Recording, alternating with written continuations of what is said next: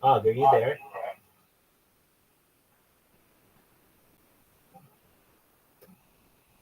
Og, can you hear me? Og, well, it says you're there.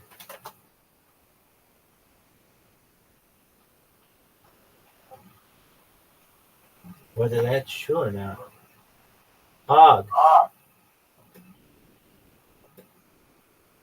Og.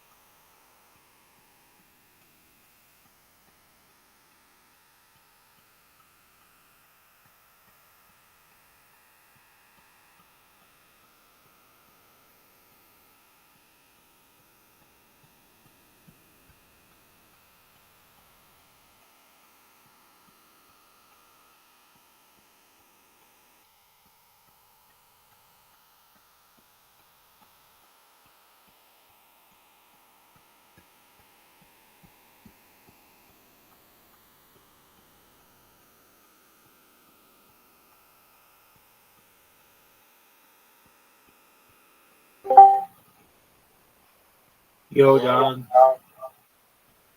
Can you hear me? Yeah, I can hear you. Can you hear me? I'm on my computer now. Yeah, apologies, my internet. They're doing something to fix it. Anyway, what happened with BlueStacks? It's nice that I can use certain features on there that I cannot use on the website. So thank you for that. That's a lot of help. But unfortunately, I can't use it on my phone, which is fine. But Hold on. That doesn't mean. Okay, so what can you? What's the new stuff that you can do?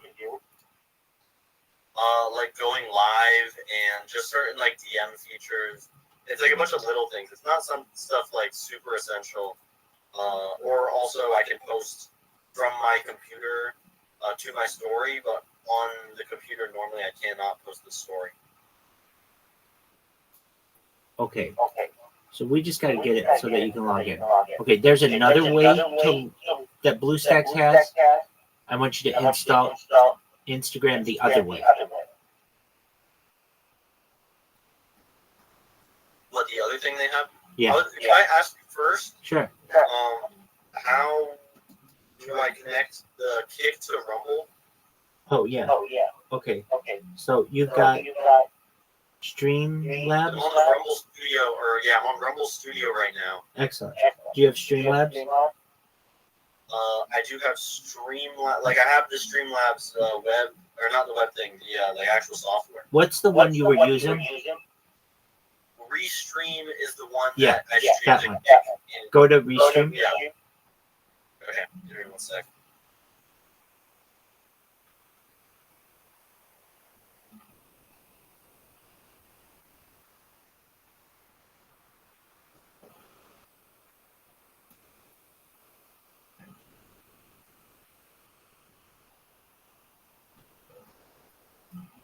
Let me see if this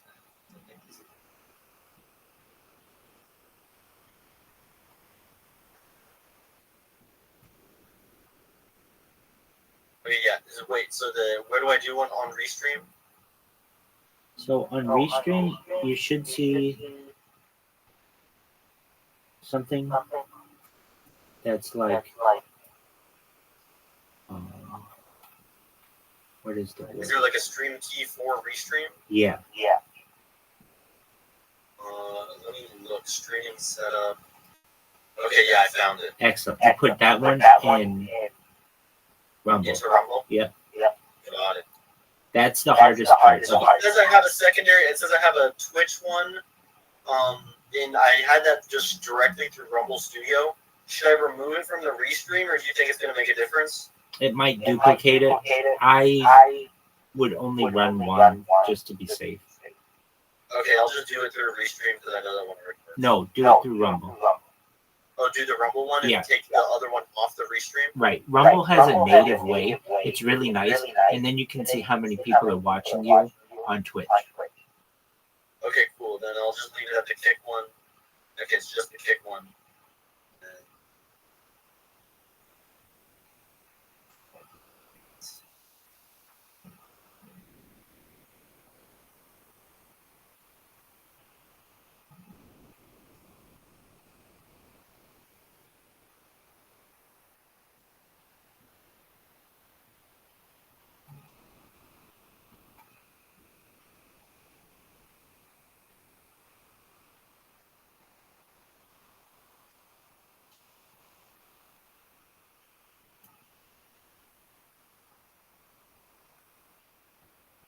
Okay, I think it's good.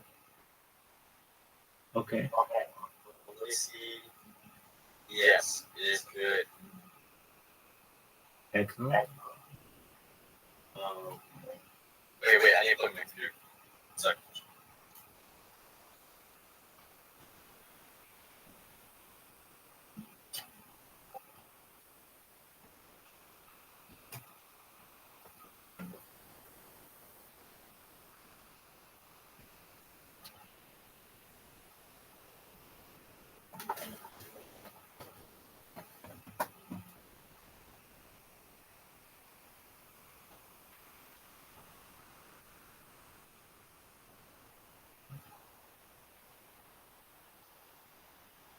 All right. All right, what was the other thing you're telling me? You want to, well, okay. So your goal, like this week, is to, in this Discord, you're going to see a section called platforms. And you want to sign up for every single one of those. If for any reason you just want to ensure that you own the username for all of them so somebody doesn't impersonate you. Yeah, that makes sense. Yes, it It does. counts on literally every single thing. And then, especially towards the bottom. 4chan didn't have accounts. What'd you say? I thought 4chan didn't have accounts. Oh, 4chan and 8chan, no. But, like, all the other ones, I mean, like, you'll know if it has an RTMP key, or I can give you the list. But basically, the ones towards the bottom there, they all have RTMP keys. And what you want to do is sign up for every single one of those and just get the RTMP key and then just throw it into your Rumble. And then you're going to be streaming. You're going to be a powerhouse streamer. Is there a limit? No. That's great. It is great. So take advantage of it while you can. Yeah. Well, Rumble's really incredible. That's what I say. I tell everyone about this, and they're like, it's like they don't listen to me. Or, well, I can tell you this. It's not that they don't listen to me. You can restream through OBS, but in my opinion, I like this more because I can do it anywhere in the world. OBS, you have to like move that software, and I like it because I can do it from a browser. OBS, you need a computer. I can do this on Chromebooks.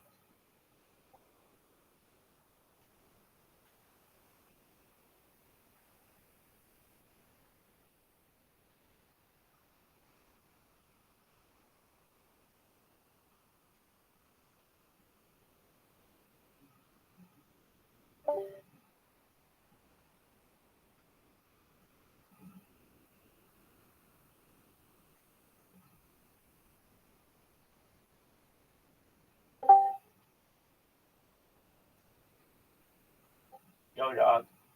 Yo. Can you hear me? Yo, dog. Yo, dog. Yo, dog.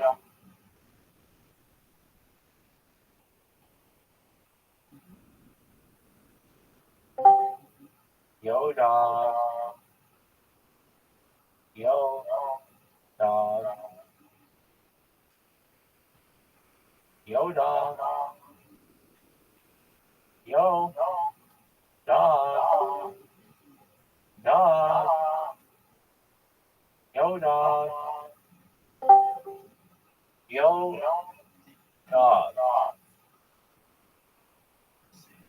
Yo, dog. Yo, dog. Yo, dog. Can you hear me?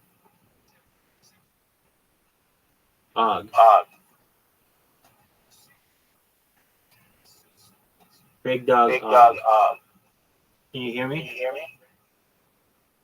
Big dog. Big dog. Can you hear me? Big dog.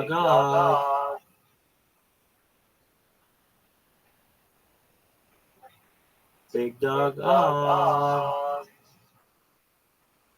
Big dog.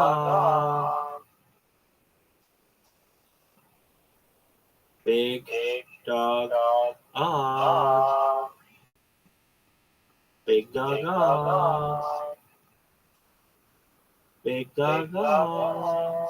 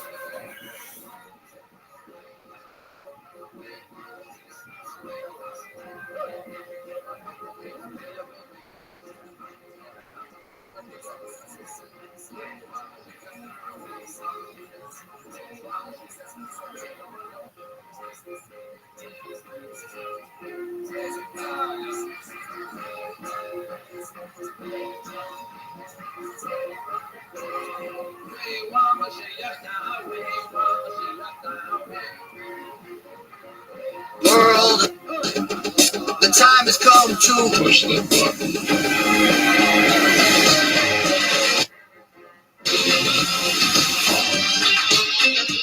Get this low mileage lease on this 2024 GMC Hummer EV pickup for around $849 per month. We are professional grade GMC.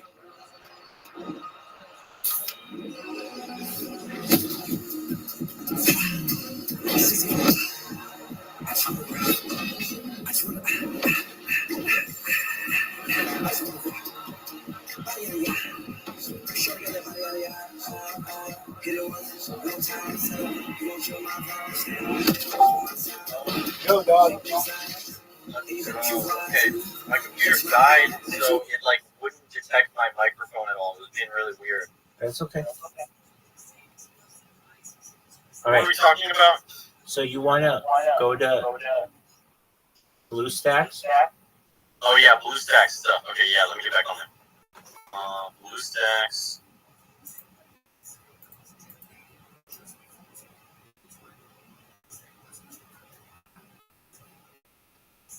You said to try the app like the other way. Yeah, there's another way. So you can choose to make it look like it's on a phone. And you want to install. So you want to go to Google Play Store? To try instantly? No. Well, did you already do that one? I did the Play app on App Player, and it was like a phone. Oh, okay. Then do the other one. Do the try instantly? Yeah. Now, when you try to change your phone number, It makes you do it through browser. Interesting. when you try to install, or when you try to change your phone number using whatever BlueStacks the first time, what did it say? It was the same thing. I can't do it because I logged in on a new device. So I might just actually have to wait and try. Yeah, but don't you say it always says that? It does, but like I don't know what the deal is. Like maybe because if it was on a different phone, it would be fine. Not really sure. Because it was on a different phone, it would be fine? Yeah. Okay. So you can log into your account when it's on somebody else's phone, I can log into my account on someone else's phone. but you can't change your telephone number. Yes. Okay. So then Or it's not changing, it's adding, it's just adding it because there is none. right. Okay. Well, what happens when you do the install instantly? Oh, it does the same thing, it just plays it on a browser. Oh, But okay. it's worse. All right. Now what you want to do is, it opens it in a browser. Does it open it in a browser within that device? What do you mean? What do I mean? There's like What did you say? there's like a device, the cell phone of BlueStacks. Can you open it on a browser in the cell phone of BlueStacks? I don't know what you mean. I don't know what that is. Okay, so you know you have BlueStacks. Does it? It has to have like Google Chrome. Do you see? Yeah, it has Chrome. Yeah. So open that Mhm. and try to log into Instagram. Why? because we're going to try to change your telephone number from that browser. I don't think it's gonna work. I think the other BlueStacks is the best hope, and I'm gonna maybe just wait a few. I'm gonna try this, but I think I'm just gonna wait a few days. Okay, you can do that. I'm trying to think if we have any other option. Yeah, there's one other option. On your phone. Oh wait, you couldn't create a new account on your phone, right? Yeah, I think it's just the phone is banned, man. I think it's like they got that on lock. You know. Let's see if that's a thing. I'm sure it is. It's just known as a device ban, but let's see here. Does Instagram ban devices?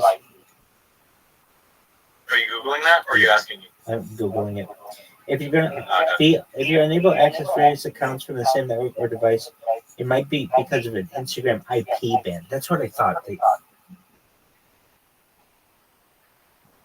Yeah, that's because the ban applies to all accounts linked to the banned IP, not just one that has caused the ban. But you're not banned.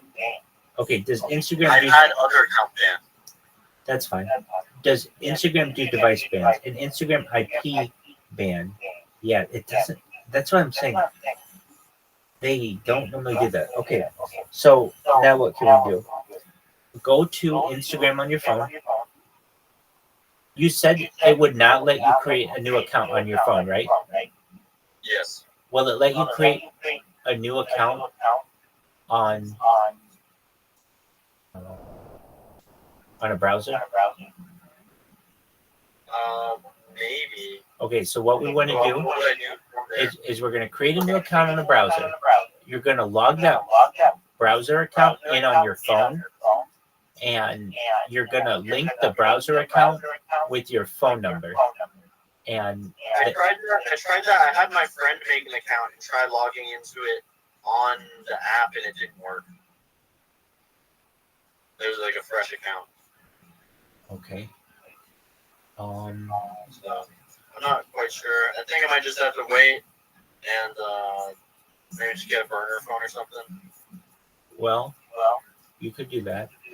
I mean, you can still get into your Instagram account. So you should still, if I were you, attempt to contact Instagram. Now, you can't call them, but what you can do is reach out to them on Twitter, to their support, Meta support. I don't know how much help they're going to be, but then also you can email them. They email their support team and just say, hey, there's something wrong here. It won't let me log into my device. Do you happen to know why? And perhaps they can be of further assistance. At the worst, you're going to have to just come up with a new Instagram account. True. I mean, I don't think I'm going to have to come up with a new Instagram account. Mine is still good to go. It's just... Or on that phone, that's right. You're 100% not right. any account on that phone. So I don't think it's account specific. Okay. It's just device specific. Let's see if there's anything else on the phone that's storing Instagram data. Just one moment. Say again? Let's see if there's anywhere else on the phone that's storing Instagram data. That's the main thing I'm wondering is like where, because I didn't think about the password thing. Okay. So you deleted like the wheat in it. You deleted all of the passwords, right? Yes. Okay. Okay.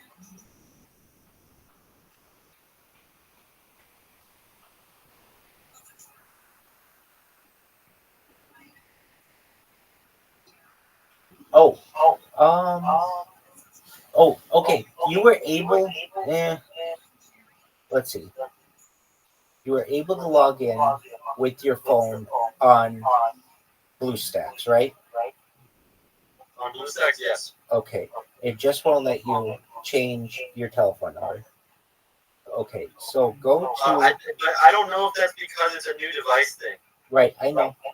So go back to that spot in Instagram in the settings, and let's just read to see if there's any other way of getting into.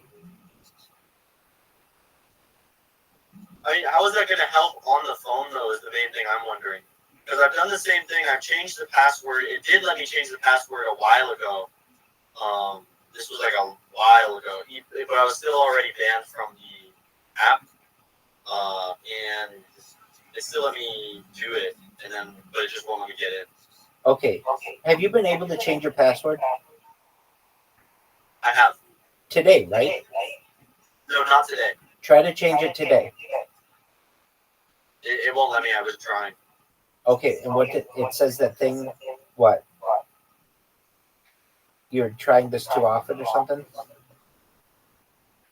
Here, I'll just do it again. Exactly.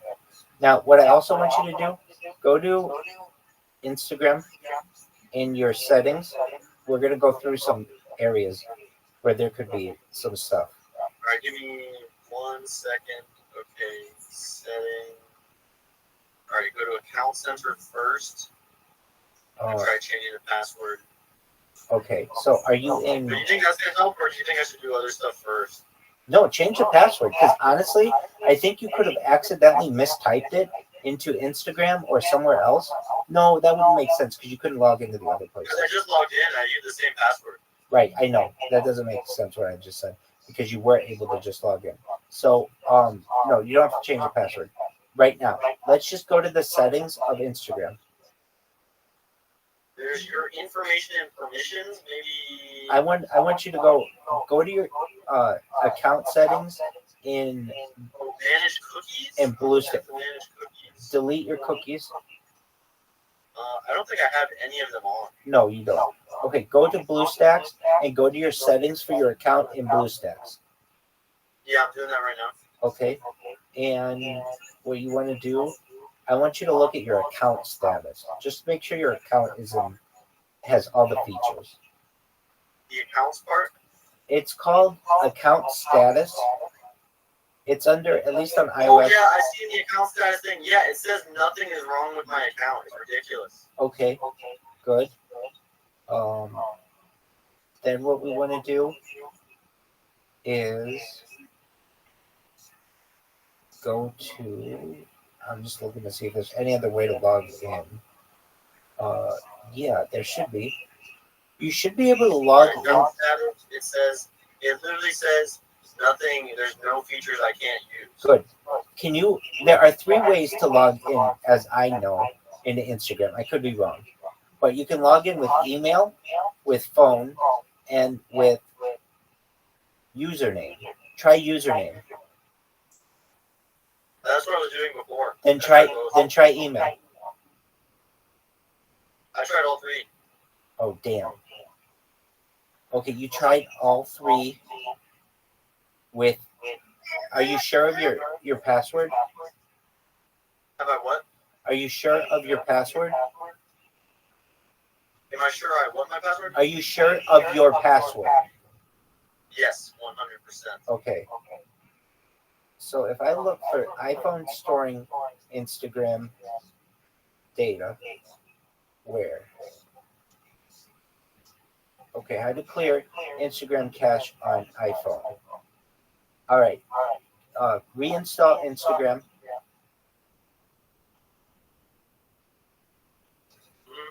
And then go to settings on your phone. Tap general. Tap iPhone storage. Okay. You'll see Then Instagram. go to it and do the cache. Okay. This is interesting. It says choose offload app and tap offload app again. Instagram will be removed from your device and the cache will be cleared. Okay, and then delete app as well. Can you just do offload app, period? Okay, it basically makes you have to reinstall the app to use it. Good. Okay, it's going. Did it give you the option to offload the app? Yeah, I offloaded it. I just did. Excellent. And then, yeah, you want to reinstall it.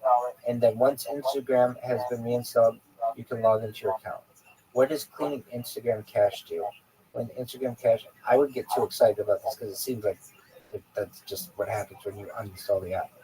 But, oh, here we go. What is the difference between uninstalling an app and offloading an app? Okay. When the, That's not where you won't let me log in still. oh, try all 2 different ways. When you offload an app, you are deleting temporary data that the app needs to run more smoothly. Offloading an Dude, Instagram. it's weird. I just downloaded it again and it's still saved. My accounts came up. Hold on. Even though I have Hold on. no Hold on. them. Hold on. So it tells us that it's not clearing it. This is good to know. Okay, great. So I've had this issue as well. Let me look it up. iOS, Instagram, saving my login. Why? Okay, logging in the same account allows me to log in. Okay, I know that. Stop Instagram from auto logging in when I install the app. Yeah. Okay, so I deactivated my blah blah blah blah blah. Is this a sneaky IG thing or is it some setting I'm missing? Oh my god, same issue. This was 3 months ago. Did you find a solution? Shit, I don't think there's a solution yet. Because it happens to me all the time as well. I'm saying to Rabbi, okay, this shit is so freaking annoying. I wanted to check out Instagram of a service that I'm going to receive. I want to log in an account. I just scroll on. So as soon as I install my account, boom, logged in my main account. Now I can't deactivate it for a week. I delete the info from my save account. Boom, you're automatically logged in. Okay, it's in your keychain password. Okay. Oh, and they got it figured out. Okay. So here's what you want to do now. You ready? Can you hear me? Yeah, what's up? Go to keychain. Go to what? Keychain. In settings? Yeah. Should I delete the app first? No. Okay, keychain. One sec.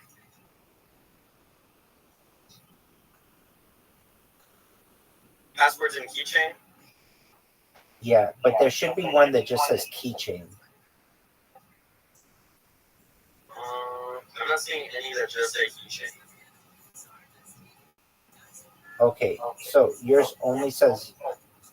Okay, so if you go to search, type in KEYCHAIN. Yes. You should see 2 things, or at least I'm seeing 2 things. Keychain, which is Apple ID, iCloud, and then it says passwords.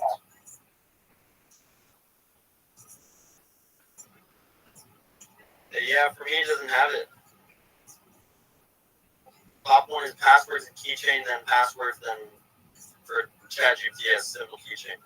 Okay. Go to both of them and make sure your stuff is cleared. And Instagram. So it says passwords and keychain. It says securely store passwords. It says sync this phone. Should I turn off the sync? Yeah, for now. Don't forget to turn it back on though a little later. Okay. Oh, here, I found something. Oh, maybe not. But okay, go into your passwords. So after doing the sync this phone thing, unsync this phone. One sec. Can you go to passwords? Yeah. Okay. Okay. The very first thing should say autofill passwords. Type in passwords. Well, can you click autofill passwords?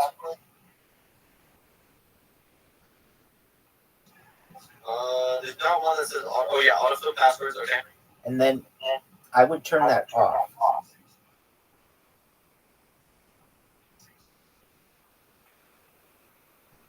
Oh, I see the keychain thing. Okay, the keychain thing was in password. It didn't come up searching though. That's really interesting. I agree.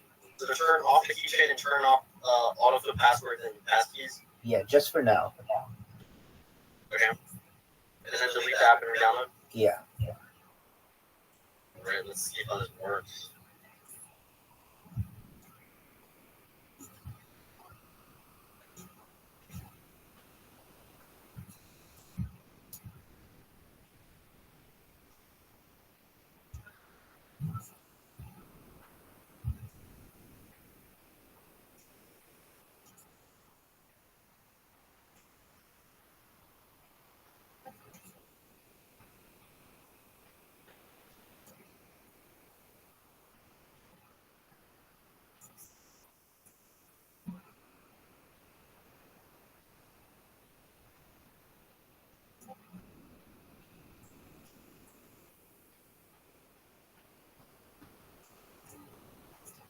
You want to hear something hilarious? Sure.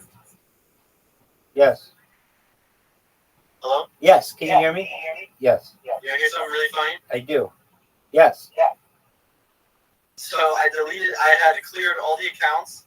I deleted it, and I turned that thing off, and I re-downloaded it, and it had even more different accounts on the auto, like, log into these, but it won't let me log into any of them than before. Weird. Super weird. Really, really, I, like, have no idea what they're doing. Like, what is going on? Okay, so what are those? Are old accounts of yours? Yeah. Like, before, I had re-downloaded it, and it was only showing 3 accounts, and now it's showing, like, 6 accounts. But they were all yours at one time? Well, they are all still mine. They're not active, you know what I mean? Yeah. Okay, so that means... Like, it's not even that they've been deactivated.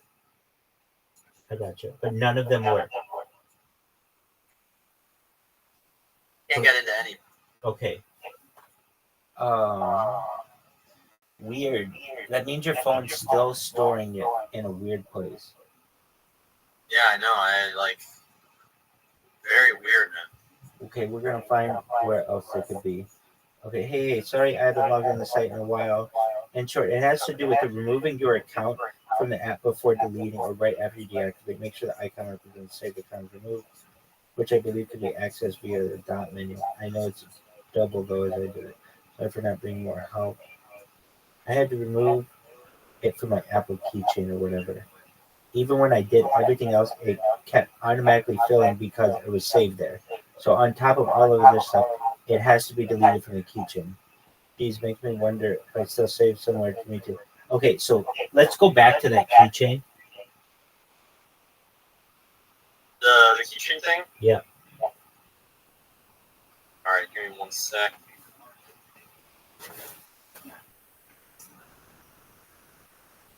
Okay. And iCloud keychain? yep. What's it say? Turn it off or what? Okay. So autofill passwords is off, right? Yeah, I turned it off. I just turned it back on, but I can turn it off again. I turned it back on after it didn't work. Yeah, turn it back on, and then uninstall and reinstall, and see if it shows 3 or 6. Got you.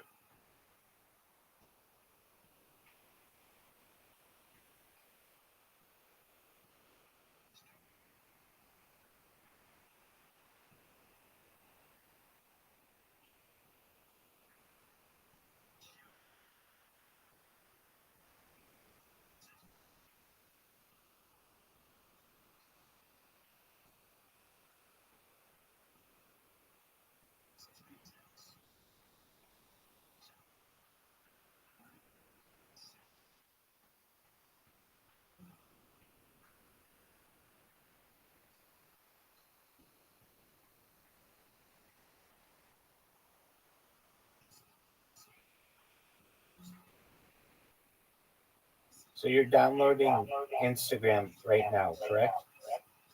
Yeah, it's still downloading.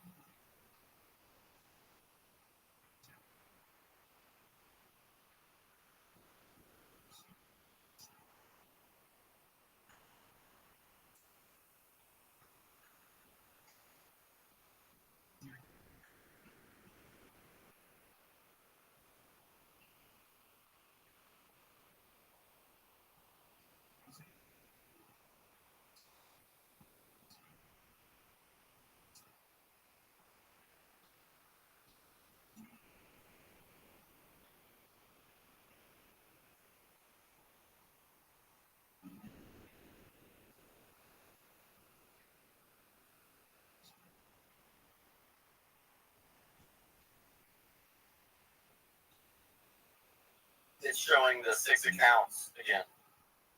Okay. Now But in a different order than previously. weird. Okay. Yeah. Go to your passwords. Huh? Go to passwords Passwords? and search, and just make sure they're isn't anything Instagram related, and go all the way to the Nothing bottom. Instagram. I'll look Facebook. Exactly. There's Facebook ones. I'll delete those.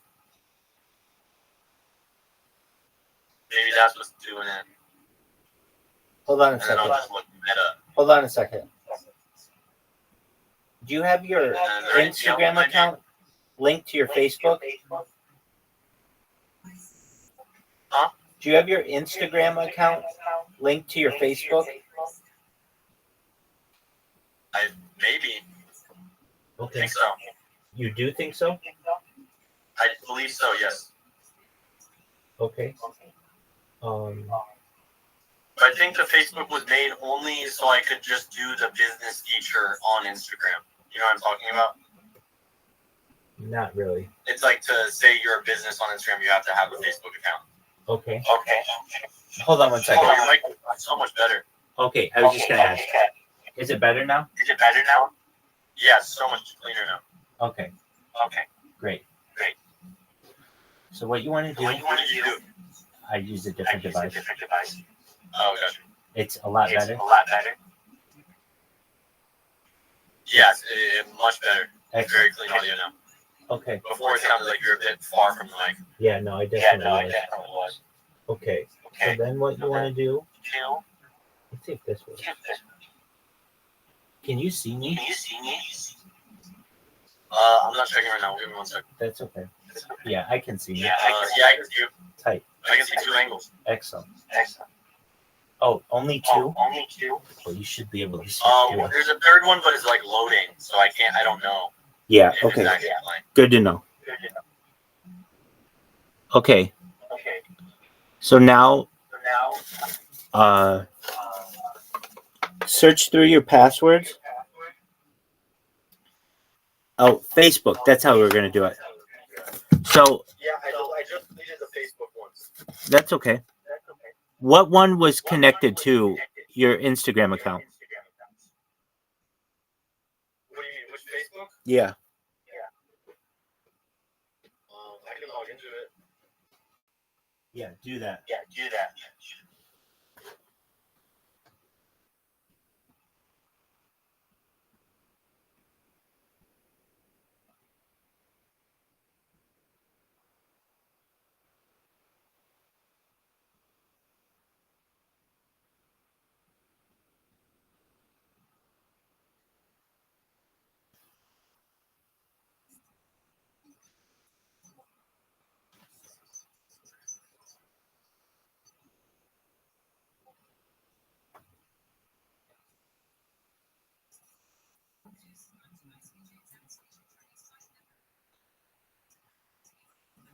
It's so funny. It won't let me use the code it's giving me to log into my Facebook account. So it doesn't want me to log into my Facebook. Okay, try to log in your Facebook from one of those. Send me the code to log into my Facebook.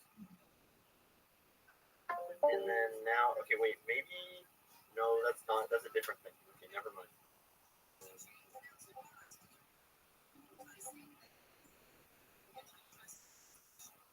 Guess I need to log into a different WhatsApp phone. I don't even know how to do that.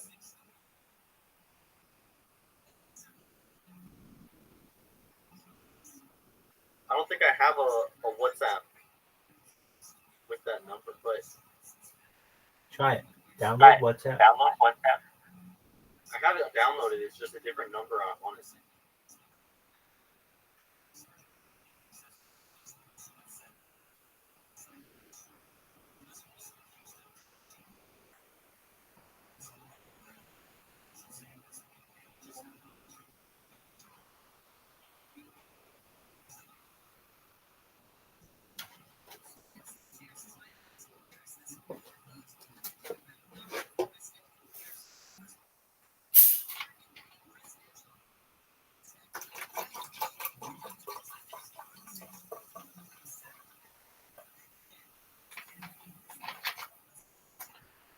Yeah, it's so weird. I think I might just leave this for another night, to be honest. It's kind of late.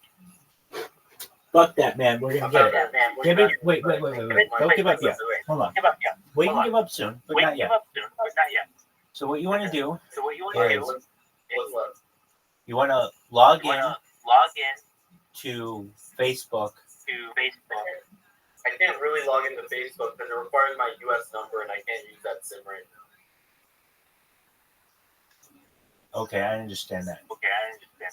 Can you Can you log into Facebook at log all into with that Facebook at account all? of any With of them? that You have to account, use that SIM you card. have to use You don't have a that SIM card. password. You don't have a password. I have a password, but it says it's sending it to I have to verify it through that number. I see.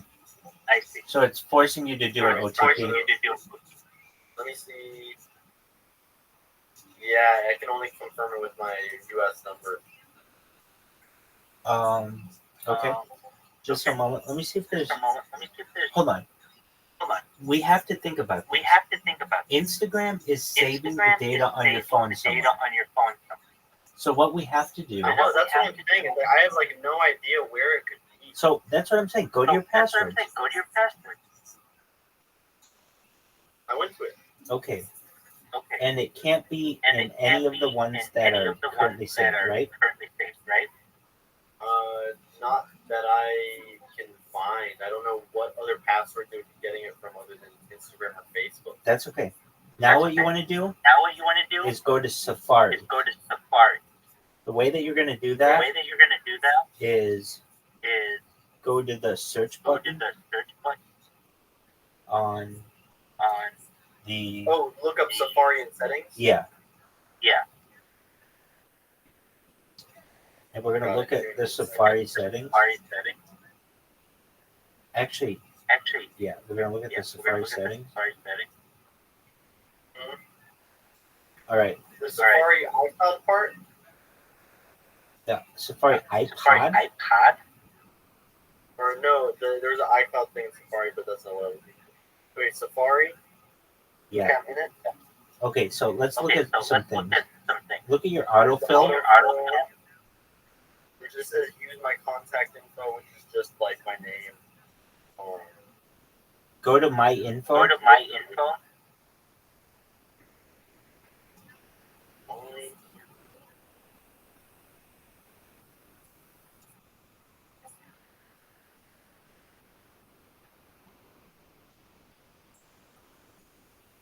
Not seeing my.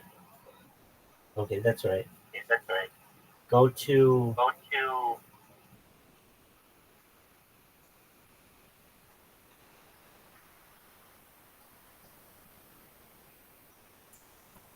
So autofill is So off, autofill right? is off, right? Yes. Okay. Okay. Now go. Now Keep scrolling down with it scrolling down with it and look for and look for clear history clear and website history data. and website data. I gotta clear it all. Well, Well, you don't have to. you don't have to. Actually, yeah, with Safari, I think you do.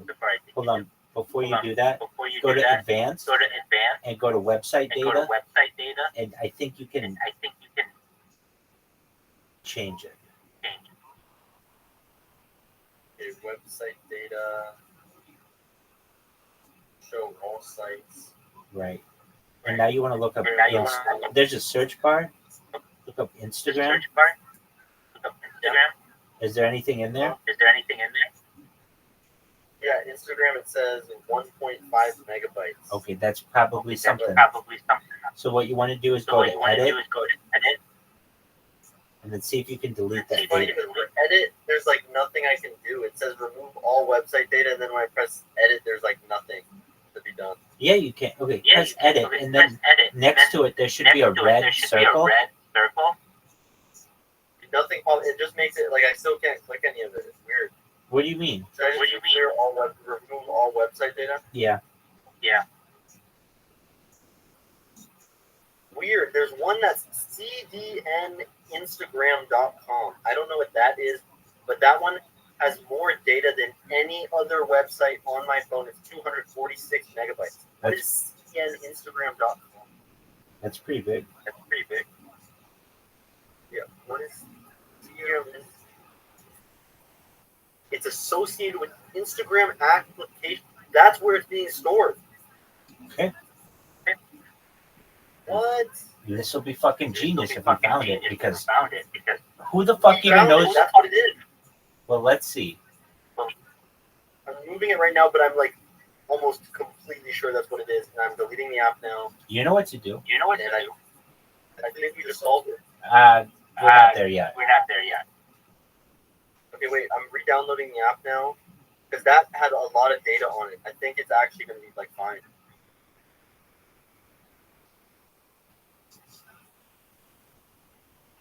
Well, it'll be interesting to see if all 6 of those accounts show up again. I'm really interested. If they don't, then this is incredible. Because I was keeping a lot of data. It was like every other website had like nothing, and then cdninstagram.com had 246 megabytes. Like the highest other one was like 7 megabytes. Yeah, that's really weird. Really weird. And that it's that hard to find that. Right. It's pretty insane. Oh, and we don't even know if that's right. Exactly. And all 6 accounts showed up again. No way. So that's still not it. Isn't that weird? Yep. Okay. So you cleared your cache, right? Or your Yeah. I'm trying logging in again, just seeing if there's any difference maybe. Right. Try it. Yeah, incorrect path, same as usual. I'm going to delete that again. Okay, wait, go back to settings.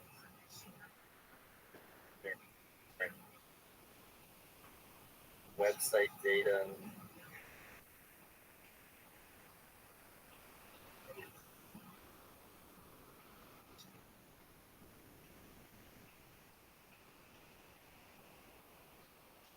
Yeah, now there's no website data for Instagram. Okay. Okay. Just for a moment. I'm just gonna read through what some people are saying. They say, "Hey, I would like to download Instagram and keep it." No, that's not what we want. There's another thought. Hold on. Let's look at your iCloud information. So let's see here. We want to delete saved passwords and iCloud. All right. So here's what you want to do. Go on iOS.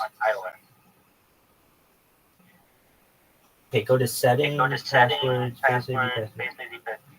Oh, we already did that. How do I delete iCloud save passwords? Okay.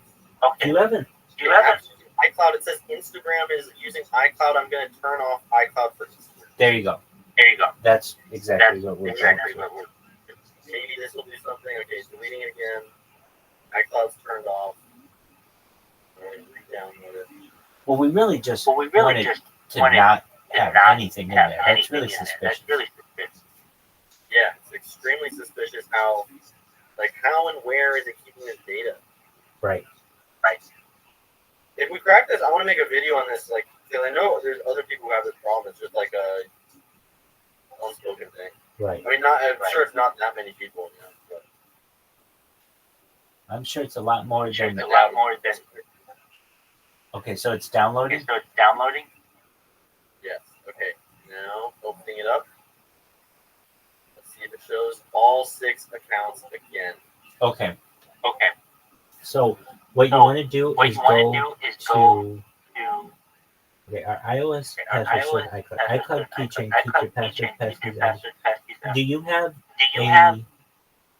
Okay, so for the iCloud Drive, one sec, I'm just gonna check. Not syncing, so iCloud Drives. Okay.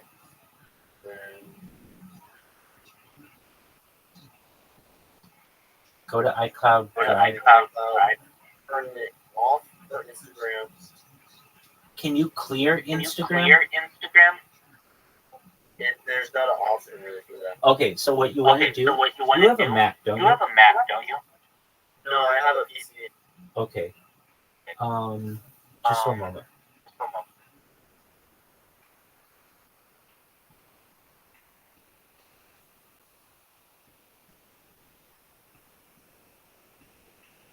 Okay, so what you want to do is go to iCloud.com.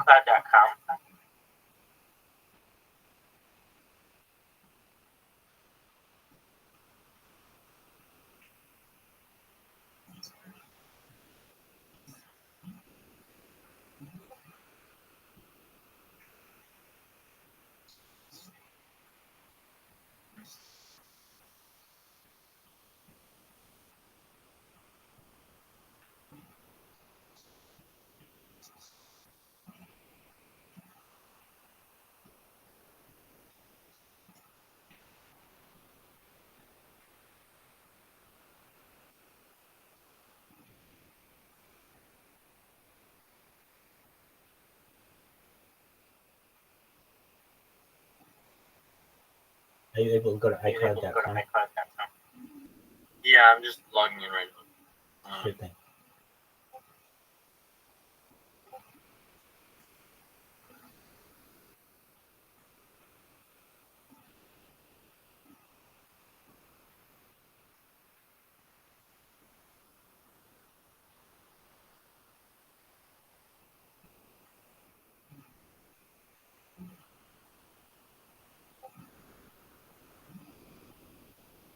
Okay. Log in. Okay, do you see a passwords area? One sec.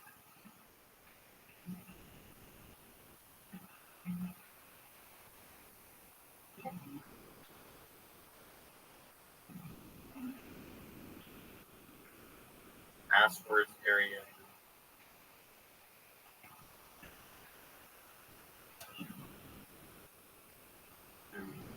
No, I don't think. Where would it be? Should I go to my iCloud storage? Yep. Okay, your iCloud storage. And then from there, what do I do? Where? Settings? Yeah. And then, okay, iCloud settings. Customize. Choose the apps you want to see in your iCloud, the homepage. Look me up by email. Sign out of all browsers. Find your device. There's nothing really related to passwords here. Okay, do you see anything having to do with apps? Browser notifications for apps? No.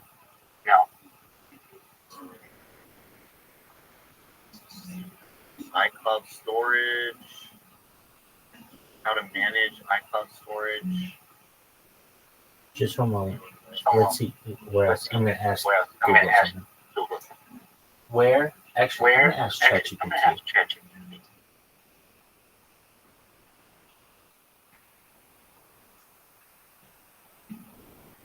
Yo, dog. It's your pimp here, Rabbi. I'm trying to help a friend. Here's the deal. We are trying to get them to be able to log into their Instagram account, but Instagram's being a little bitch and won't let him log in. So we tried all kinds of shit, like uninstalling the app and reinstalling it, deleting his passwords. It's still not letting him log in. That's all a great story. Here's the issue that's occurring. When he reinstalls the app, somehow Instagram is remembering 6 of his previous accounts, and we don't know where on the iPhone this information could be stored because we're reinstalling and it should be a clean wipe. Is there any way you can tell us where Instagram might be hiding this account information on an iOS device? Information on an iOS device?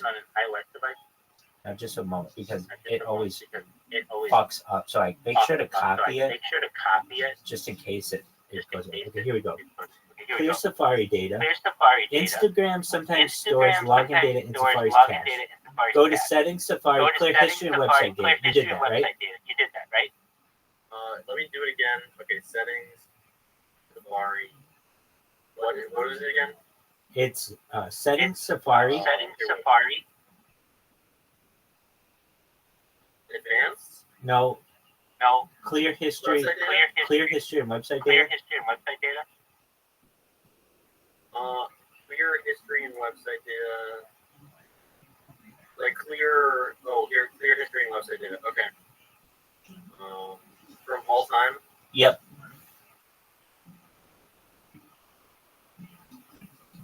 Uninstall. Reinstall.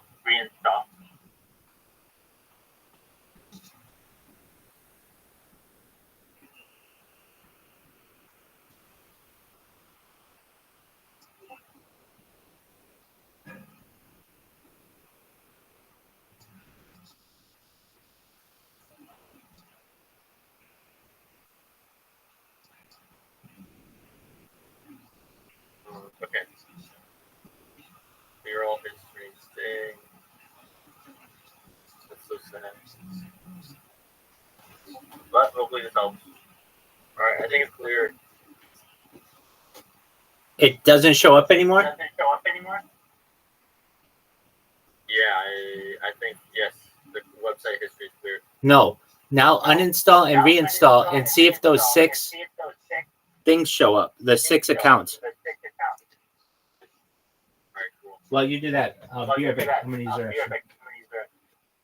Good thing.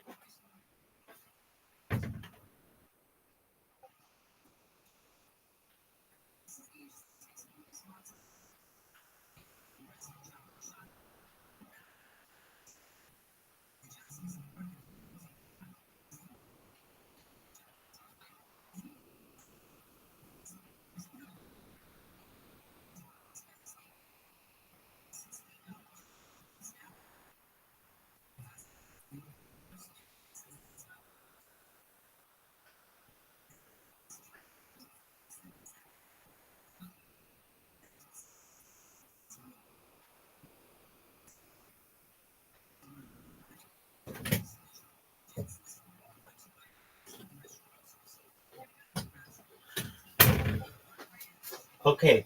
What happened when you logged in? Or when you reinstalled? Really weirdly, only 2 accounts show up now. Weird as fuck.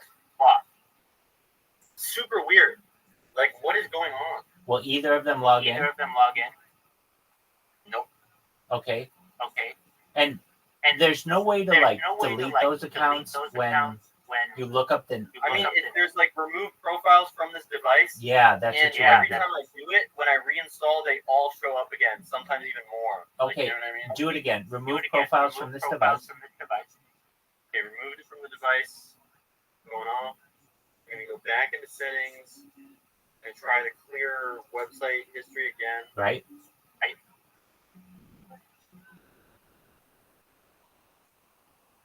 Okay, then what? Then what should I do? Before you do this, go to settings, general, Okay. iPhone storage, Instagram.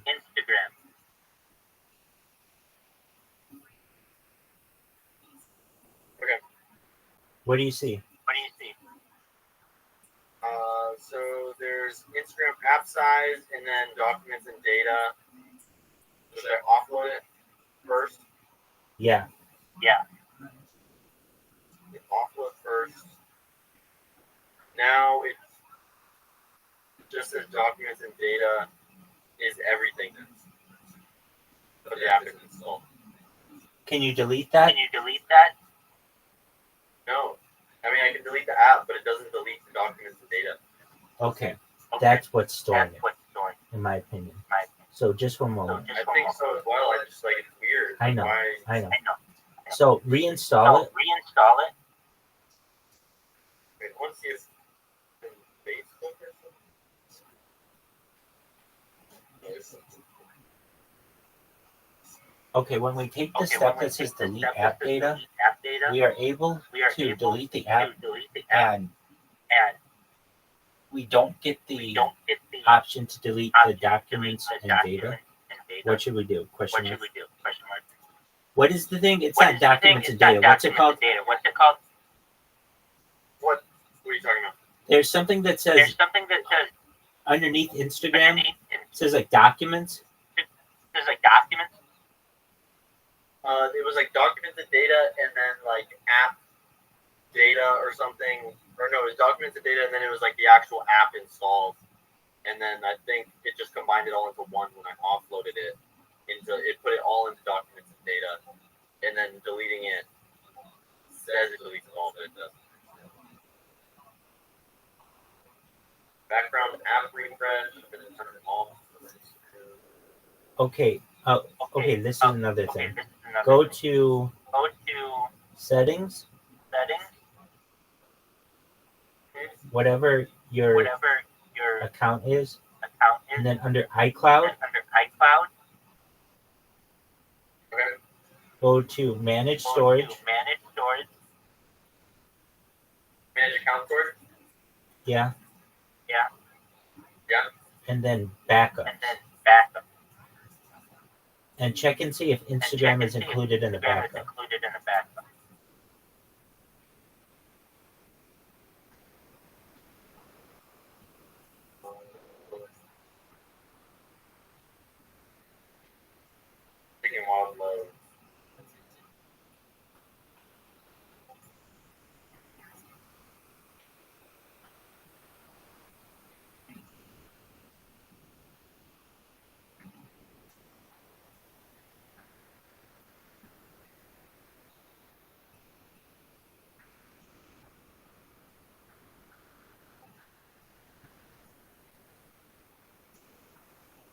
Okay, turn off the backup details for Instagram. Turn off the backup details for Instagram. It's just a switch. I can't delete it, but they're turning it off. Yeah. Okay, turn off. And then I'm gonna look for Facebook as well.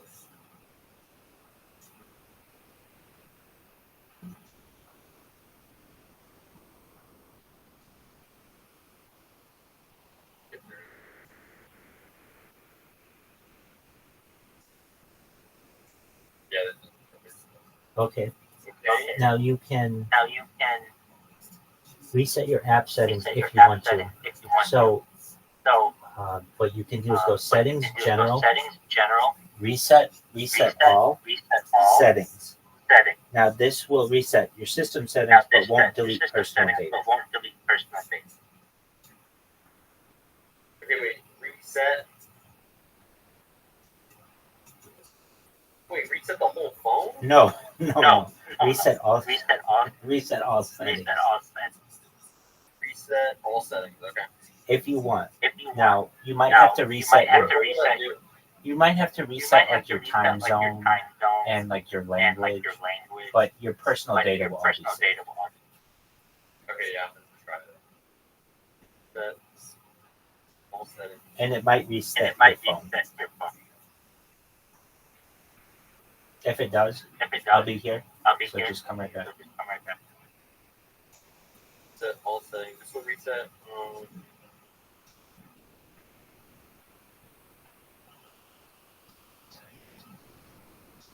All passes. Does that mean all my passwords are gone? Wait. What's it asking you? I'm trying to do all that. No, you don't want to do that. What's it asking you? Yeah. So then say no. It says it's going to wipe everything in my settings, which includes password. Then say no. Yes. Okay. So then we could, without doing that,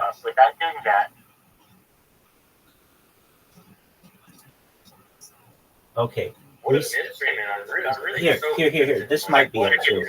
Here's what you want to do. Go to that area where it's clear website data. You want to do that. Then uninstall the app. Get rid of all the data that you know, except that one thing that says reset all your passwords. Don't do that one. Wait, where do you go to your website data again? That's in settings, Safari, clear website data.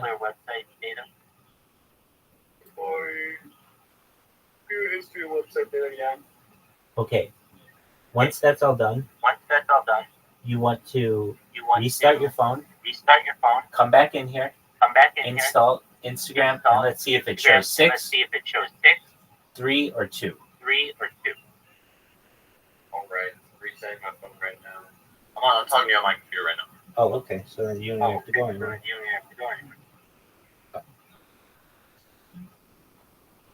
Interesting. You drink energy drinks ever? Yep. What's your favorite energy drink? There is a Monster. It's like a coffee drink. It's like mocha or That something. one is really good. We don't have it over here. It's annoying. Oh, okay. Yeah. But that one is really good. Yeah, I haven't had that in a while. What's your favorite? Now that you remind me, that Monster Energy drink probably is it. I just haven't had it in like forever. Yeah, dog. That thing's fire. They make 3 of them, I think. Yeah, it's really awesome. Say again? They make 3 of that kind. That's like coffee. There's like a vanilla, Yeah, a there's like a mocha, mocha, Exactly. normal coffee, and then like the milkier one, the white. vanilla. I think. Yeah. They're all But good. no, those though. ones are really good because it's like the Starbucks ones, but it like actually has caffeine. Because those Starbucks ones, you have nothing, Right. and it tastes just as good. To be honest.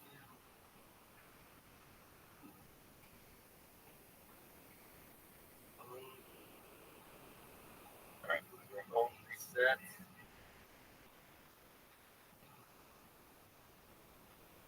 Reinstall Instagram.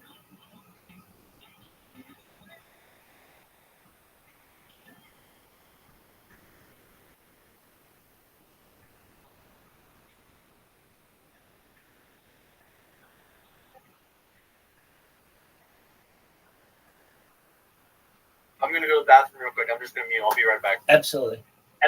While you're muting, I don't know if you can still hear me, but you were talking about adrenochrome.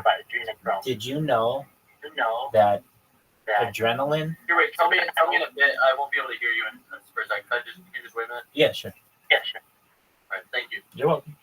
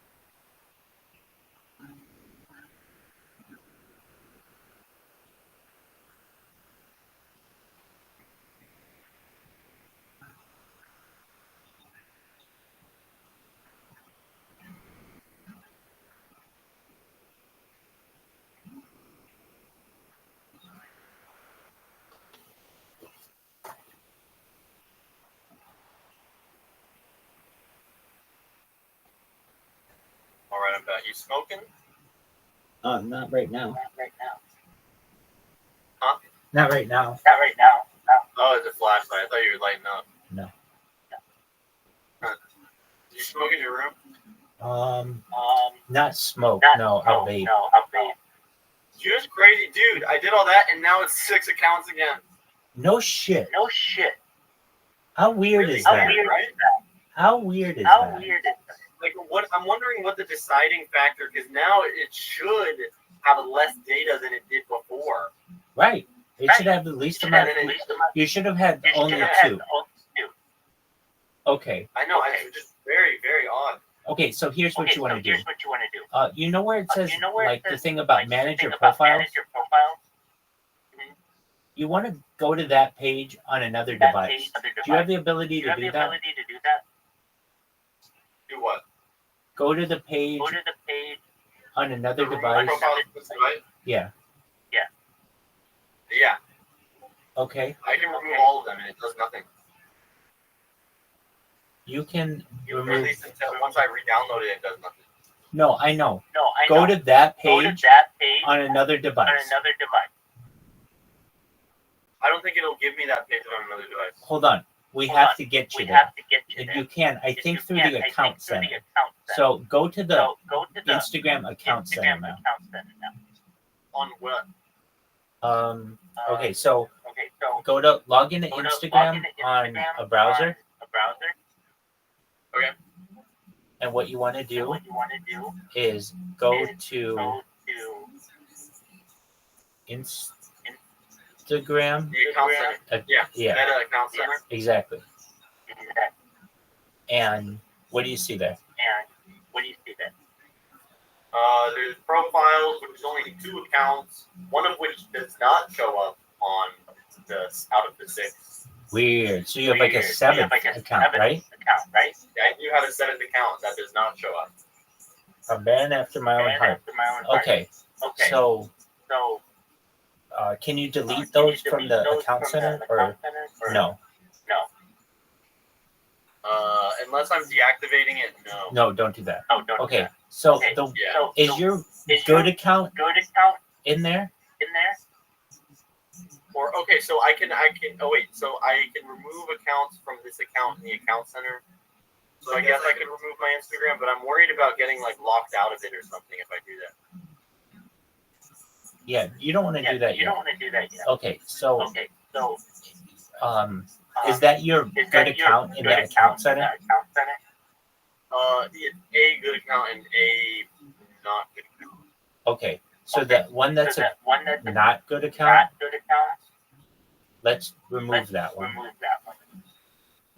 Right? Because it doesn't matter.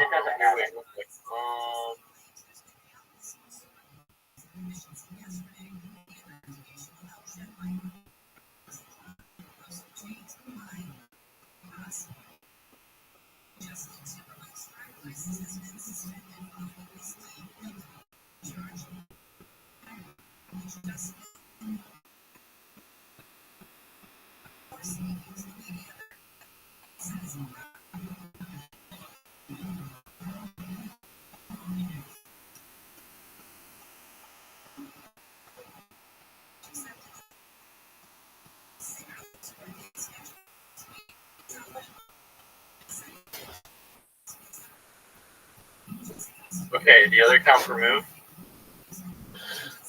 Okay. Okay. The other account is removed. Good. Good. Now Now uninstall and reinstall and see if it still shows the same amount. I imagine it will, but none of this thing makes sense. So maybe it That's won't. what I'm saying. Like, the more we look into it, the more confused I get. Like, there was that other website saving all that Instagram data as well, and then that wasn't even it, but that was like so much data. You know what I mean? Right. Like, what was that even keeping? Right.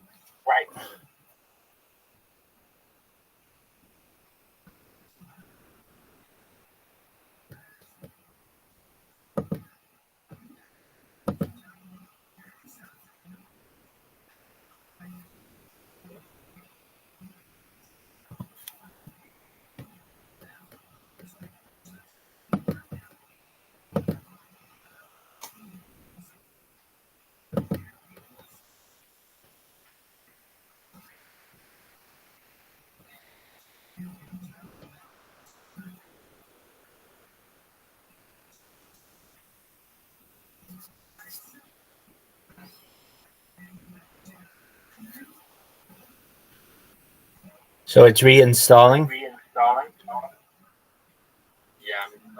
installing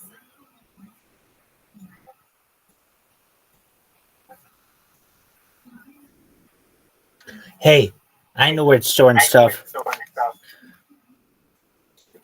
I know where it's storing stuff. Where? When you go to reinstall it, notice it's not like a fresh install. It's like that little icon. It's what? It does the iCloud install. Yeah, exactly. So we have to stop it from doing the iCloud install. That's where it's getting that. Is it possible to install something from the App Store without it being the iCloud install?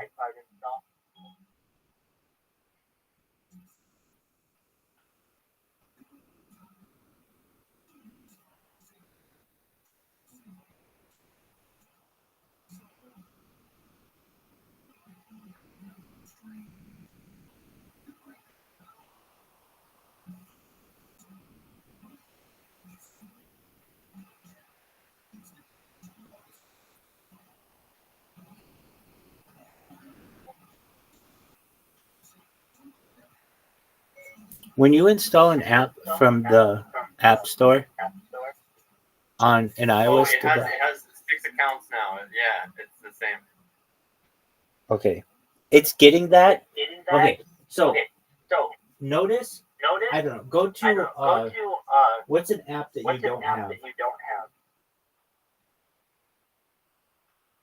What do you mean? Any app that you don't have on your phone. What's one of them? I'm gonna look now. Like, do you have Lyft? Pokemon Go. Perfect. Okay, do you see?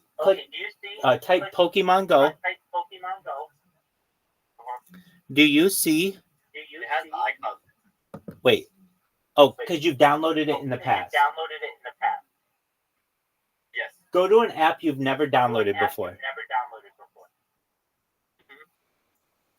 Notice the download button is different.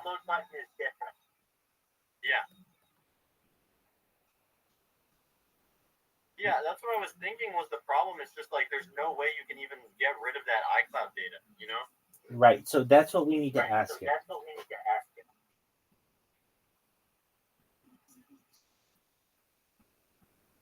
Just a moment. All right, when you install an app from the App Store, you can do a fresh install. When you do a reinstall, it has a different icon. How can you get it so that you do a fresh install, not a reinstall?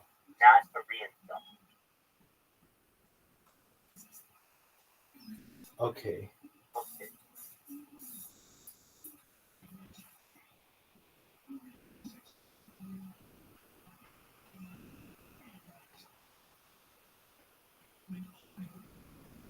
Go to settings, iCloud, manage storage, and see if iOS, if the Instagram app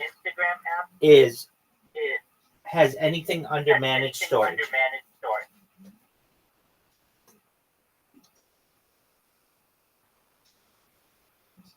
Wait, you said Instagram, iCloud, manage account storage? Yeah.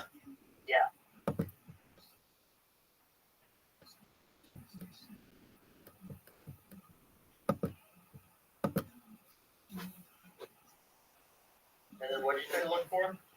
You want to look for anything Instagram related. Not seeing anything. Nothing. Okay, there's iCloud Drive. Okay, now I'm in the iCloud Drive and there's a bunch of. Oh, but this is just my download. Clear them.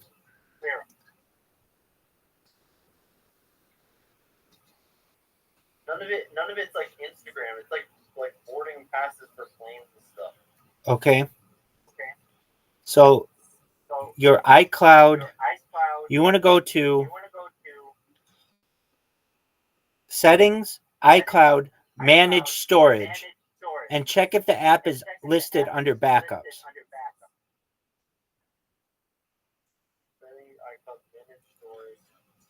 The app is not there.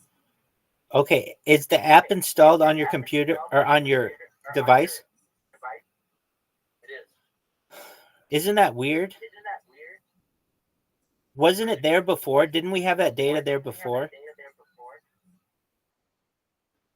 Yeah, I think I turned it off. Right. And now it doesn't show up at all, right? Yeah. It's weird. Okay. Now what we want to do is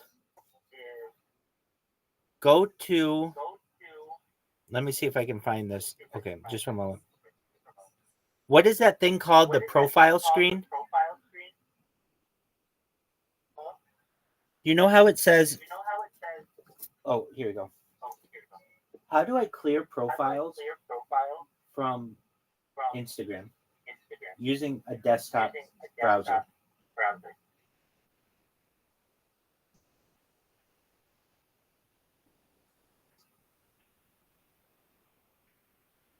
Okay, so you want to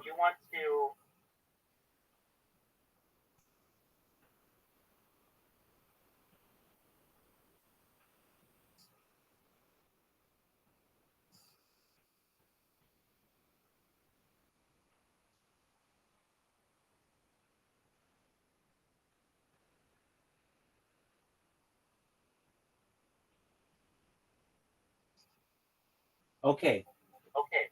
Can you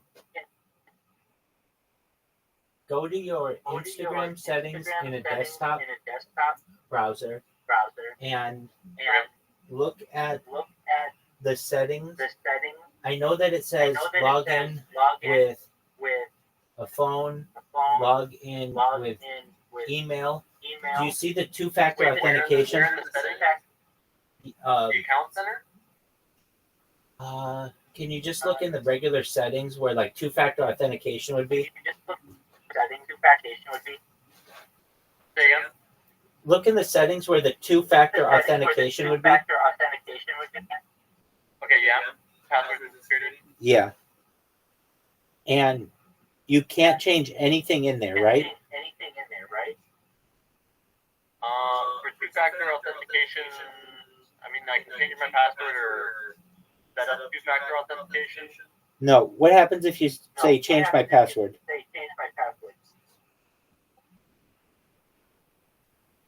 Okay, it's giving me the form to fill up my password. Good. Fill it out.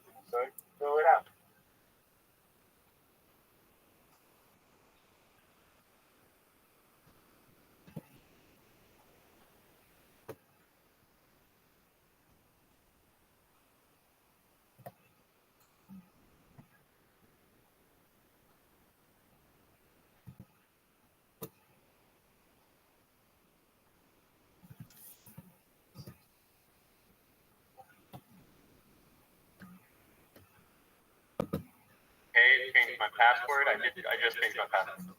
Excellent. Now try logging in with it. On my phone. Yeah. With the new password. All right, I'm gonna try reinstalling the app again. Just see.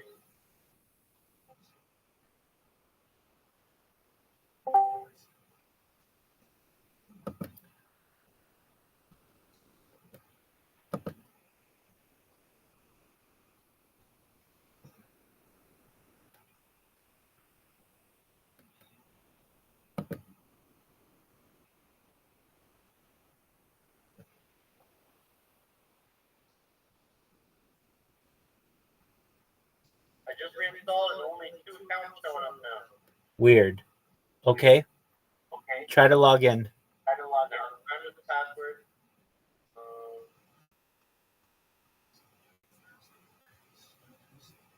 It's gonna say incorrect password. Yeah, it says it's incorrect. Okay. Now try to log in with your new password in a browser.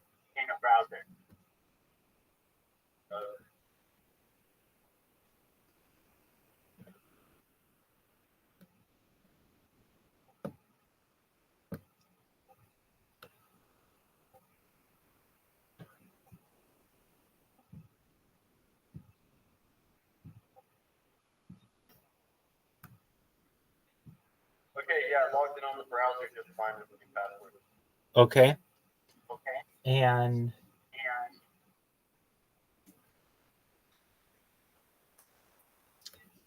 well, I think we've exhausted just about everything. So what you do is wait a few days, try it again. If it works, great. If it doesn't work, come back, let me know, and then we'll draft something to Instagram and see if they'll look into the issue. Yeah, sounds good. Are you still gonna be, or you're always live, right? As best I can be. I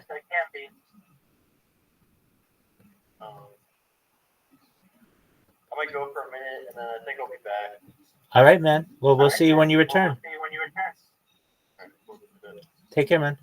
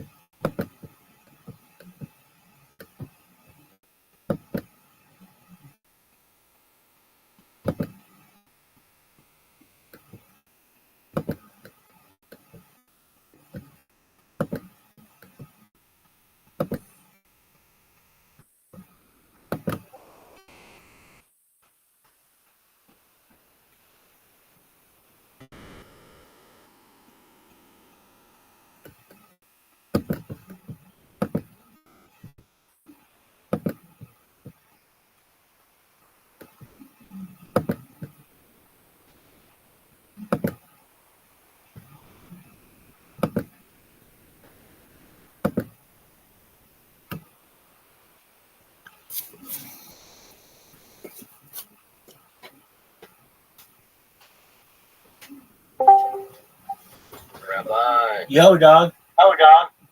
How you doing, man? Kicking ass, taking names. Kicking ass, taking names. Huh? Kicking ass, Kicking ass, taking names. names.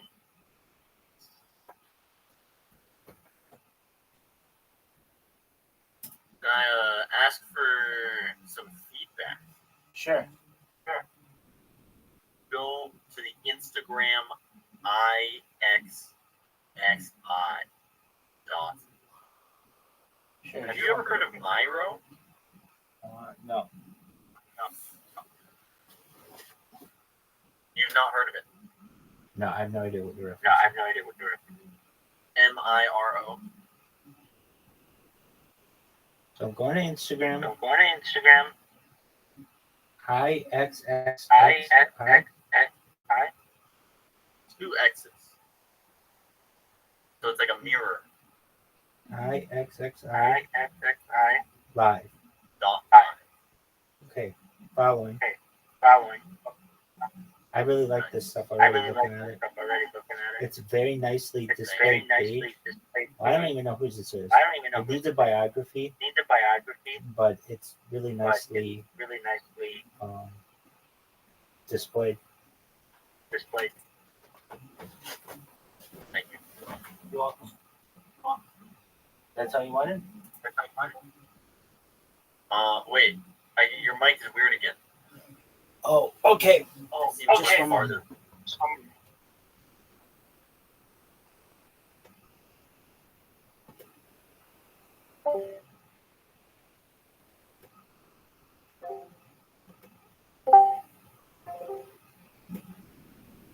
Okay, can you hear me any better now?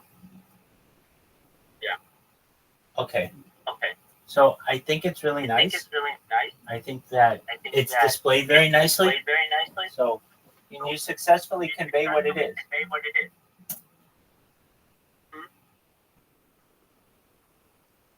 What'd you say? Just one moment.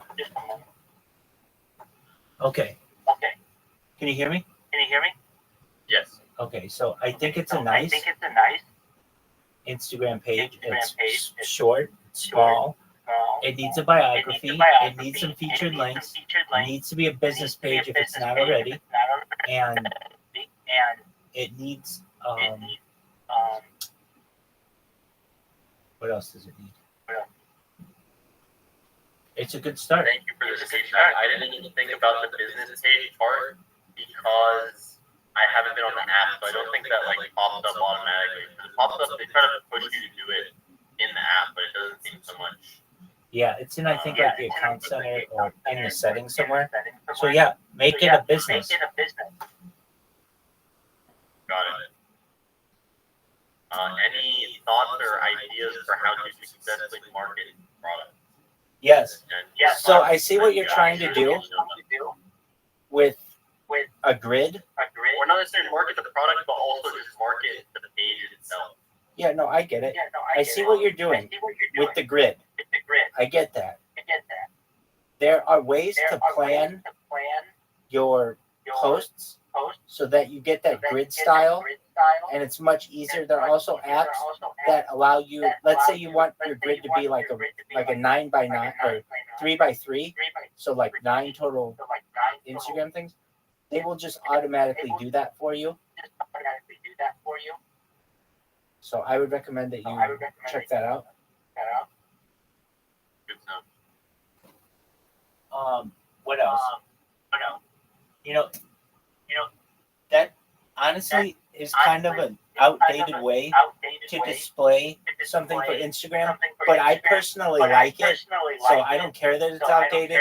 I think it's a tried and true method to differentiate your brand. I would say the bottom 3 pictures that you have are a little blurry. The whole point is it's blurry. Oh, okay. It's intentional. Excellent. Well then, The first one is supposed to be just like eyes opening, like barely, like it's like you're waking up.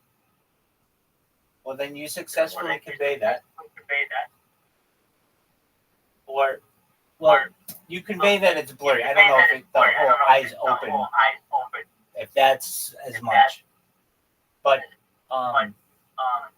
definitely get across the fact that it's blurry.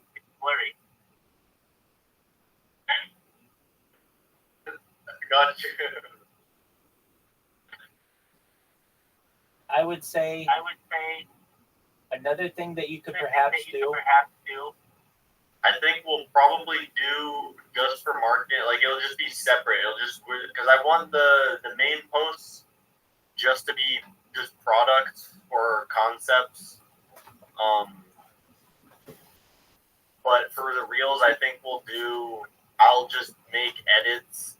Probably just have a few different ones. You can maybe get some AI visuals going that I like, not related to the audio, but just some AI visuals that I would like, and just have snippets of audio books for real, just to get like that'll just be part of the page. It'll be very different from the rest of the content. Just education, but also if it's snippets, I feel like some of it could pop off, and then people go to the page will be like, "What the fuck," you know? I do. I think that's a potentiality. Or do you have any ideas on how that could possibly be done better? Or simpler? Because I do eventually want this to be more just product we're making, because I don't want to keep it at clothes. We're going to do like furniture and just try to get other tech going, or get the clothes also a lot more technological. Yeah, just one moment. Most of the really good stuff we haven't posted yet because we just need to develop it further. Just one moment, and I'll be able to. It's a lot better than what is on the page right now. Like it's like way more developed than anything. It's like we made these custom fabrics, and I've never seen anything like it. But I want it to be absolutely perfect before we're like showcasing it. If that makes sense. Yeah, definitely. So it doesn't get like stolen, I guess, and done better before we have a more perfected version. Everything that you're saying makes sense. Okay, so looking at your page, it's It's nice. I nice. like it. I like it.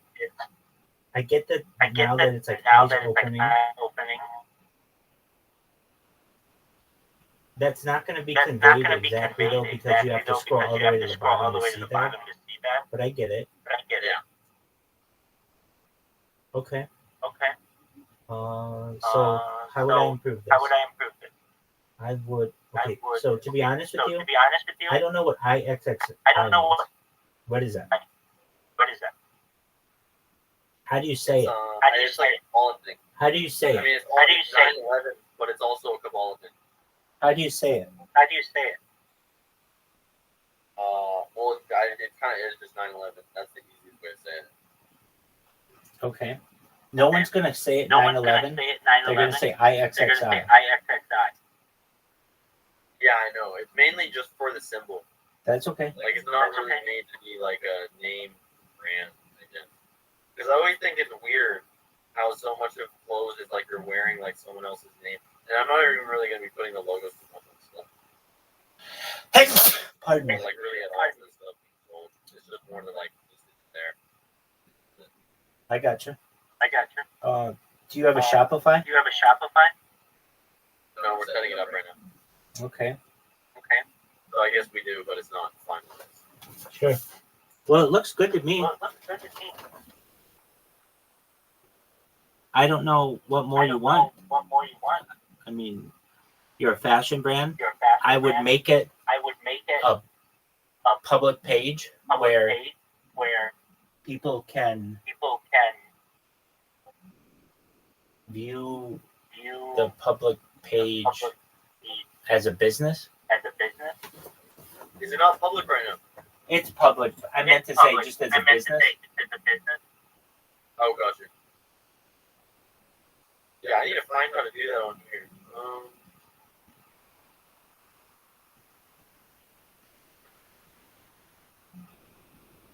Like that doesn't pop up anywhere on this. That's very interesting. I didn't even think about that.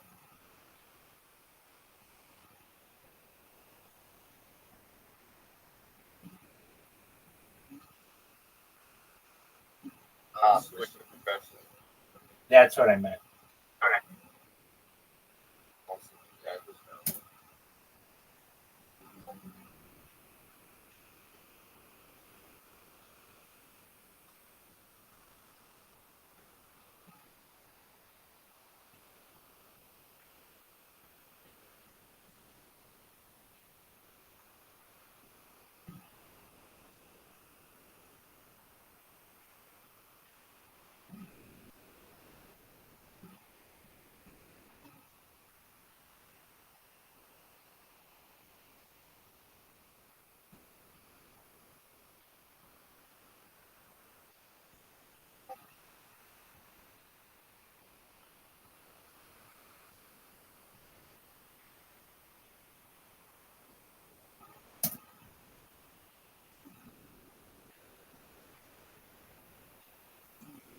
Okay, so I think it's a business account now. Excellent. Nice. Thank you for that tip. Yep. And now it lets me do live video. That is what I was missing. Oh yeah. Because I kept trying to figure out. Thank you so much for that. Because I kept trying to figure out why it wasn't letting me go live on this account. Because I want this part of the brand to be is that we are live streaming the design and making process of a lot of the stuff. So it's also an educational resource So as well as with that what we're feature doing. With that of being able to go live, you can get an RTMP key from there as well and hook that into your Rumble Studio. Yeah, I'm gonna do that. That's fantastic. And then if I can just stream all this stuff. Exactly.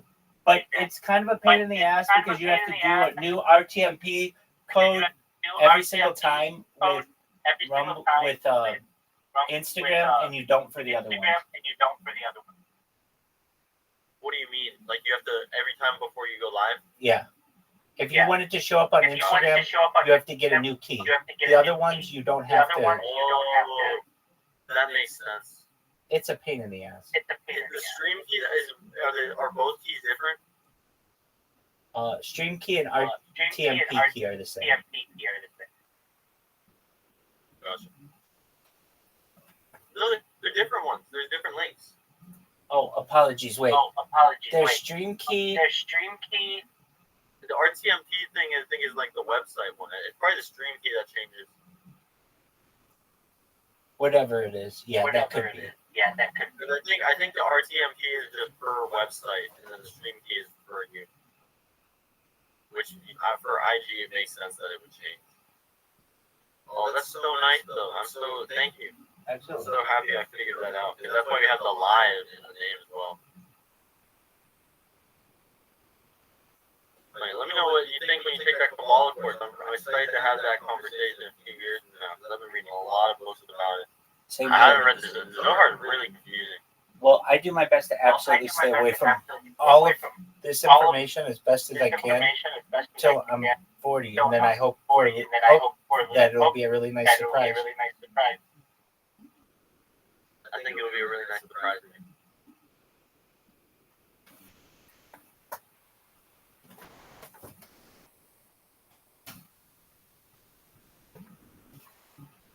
It honestly makes so much sense that you gotta wait till 40.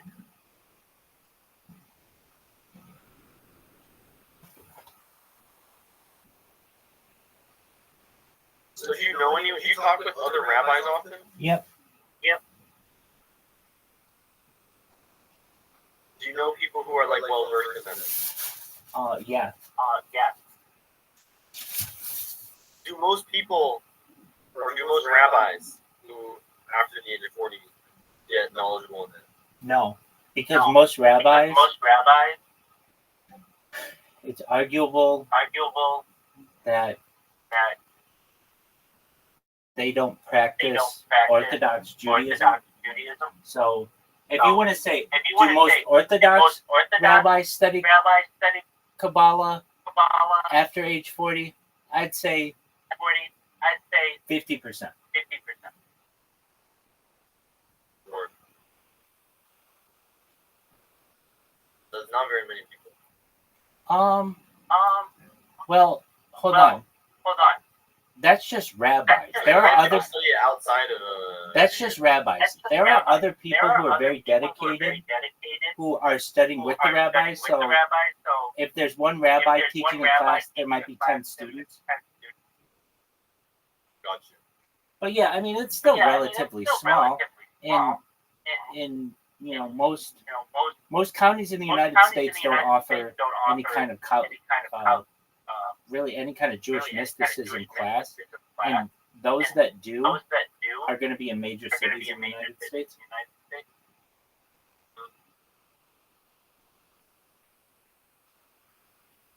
Do you know anything about the Monroe Institute? Hold on, is this the does this have anything to do with the Minister Goat? Yes. Yeah. Yeah, I mean, I know a little bit about it.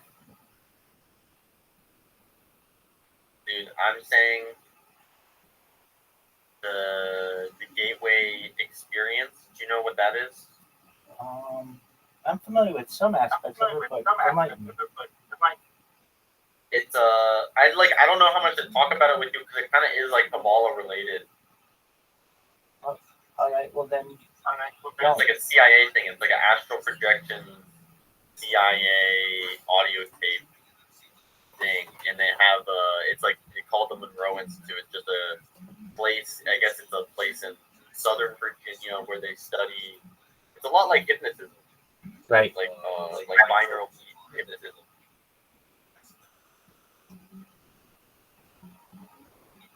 But as it gets deeper, it seems similar to Kabbalah stuff.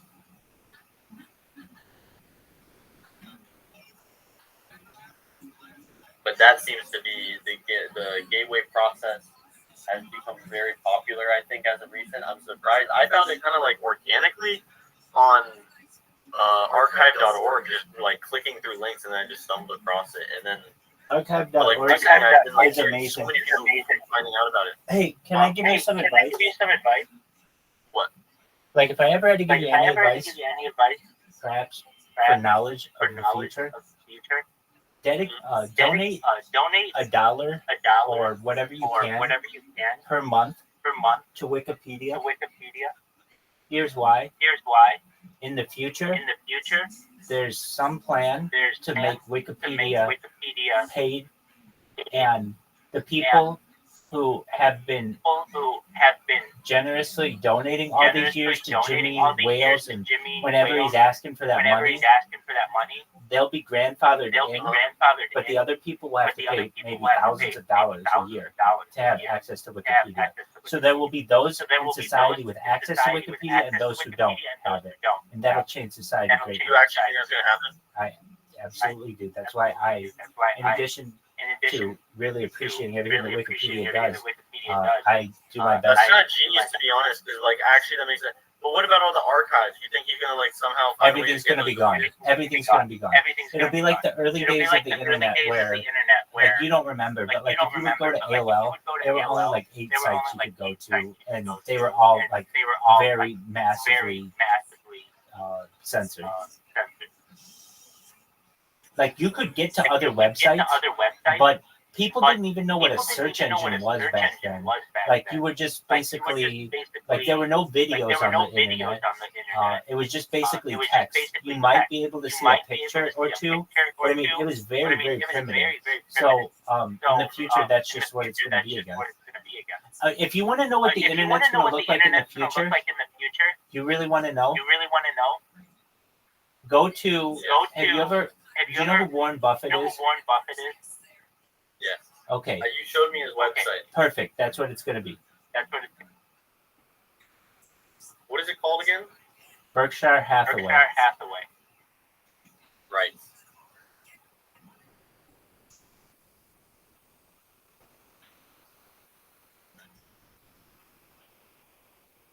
You think all of it's gonna look like that? If you're able to even Able to access even it. access. Yeah. Like so you're saying we're living in the golden era right now, and it's gonna get super gate kept as like an elite thing in the future. 100% 100% correct. correct. And this is just a data farming time. Yep.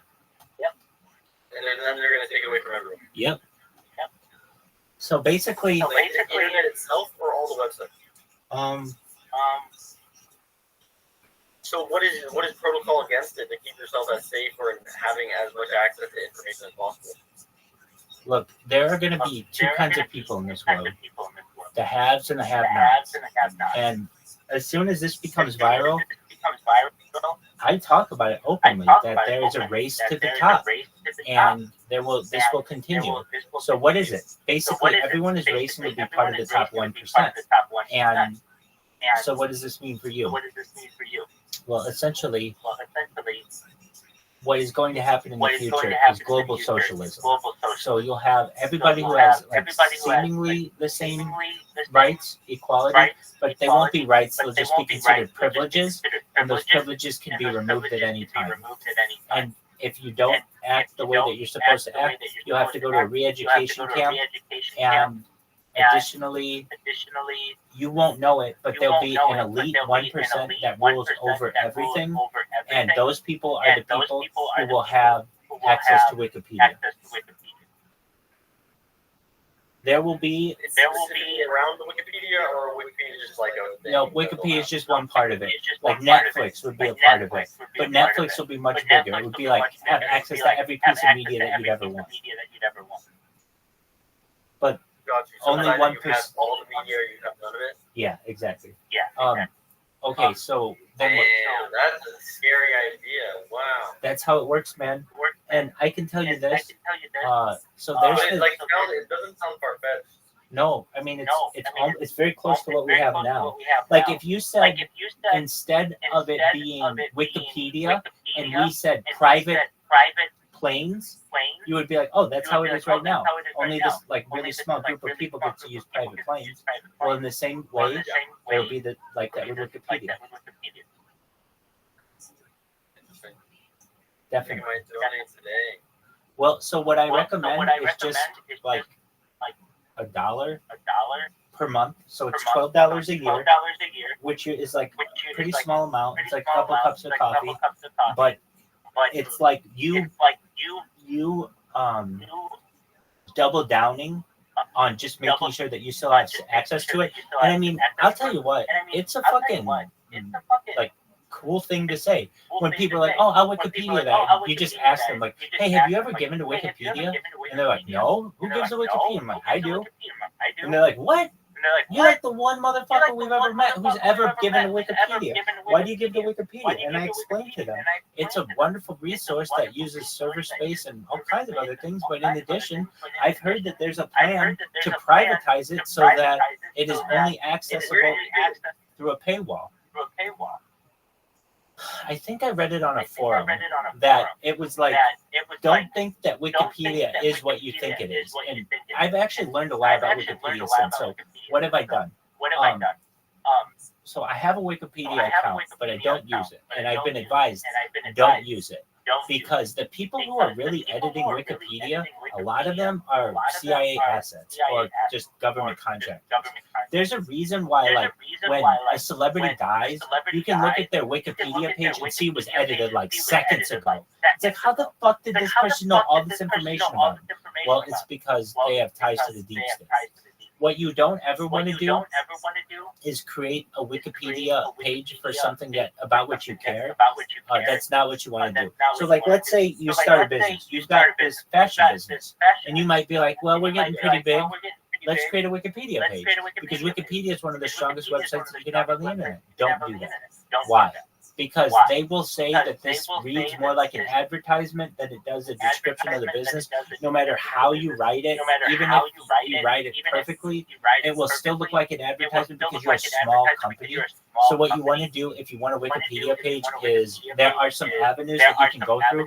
People who have published a lot of Wikipedia articles in the past, and you go to one of them and you ask them to draft it for you, and they'll do it for you for a price. It's usually pretty inexpensive or affordable for the strength of a Wikipedia page. If you create it on your own and submit it, you will have only ever submitted basically one thing ever.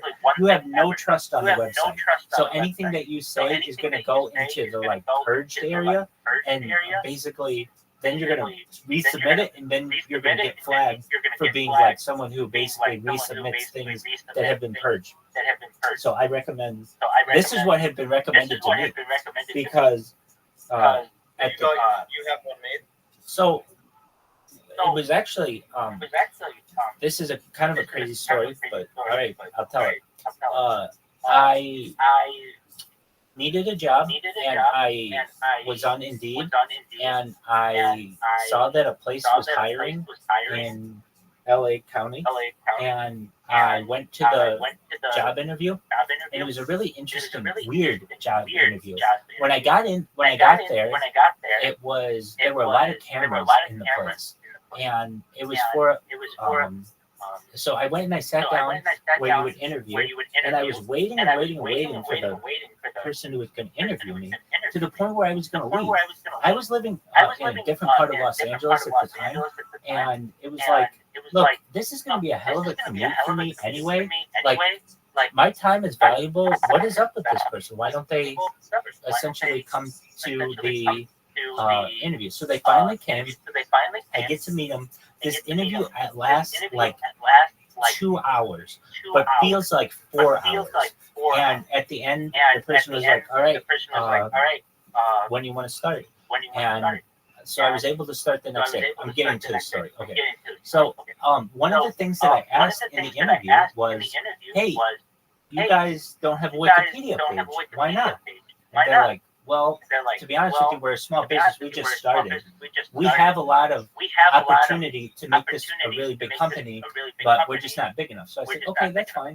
But maybe in the future we might be able to get a Wikipedia. So within 6 months, I had taken this mom and pop shop and had launched an app on the App Store and Google Play all over Los Angeles and San Diego, really all over Southern California. And it was really, really big. And we had this all over billboards. We were sponsors of the Lakers. We were sponsors. It's called Mobile Wash. MOBILEWASH. So we did a lot. Then what happened? I wanted a Wikipedia page. So I went and I drafted a Wikipedia page that sounded just like every Wikipedia page I've ever read. And it was really good. And I submitted it. I asked the owner of the company.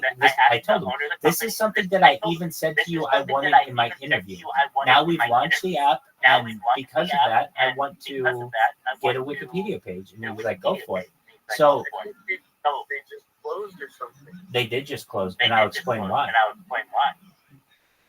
It's a crazy story. Remember I said it was a crazy story? I didn't hear that part, but anyways, keep going. Yeah, no, it's a crazy story. So then what happened? So I wanted a Wikipedia page, and I went and created a Wikipedia page and uploaded it. And it was removed because they said it sounded too much like an advertisement. So then I went and went to people on the internet, specifically on blackhatworld.com. If you know what that is, it's like a website for hackers. And I asked, how the fuck do I get a Wikipedia page? So then I had to go to somebody on Skype. There's this guy on Skype, though, and he told me everything that I needed to know. He's like, look, I read your article. It's exactly what it's supposed to be for Wikipedia.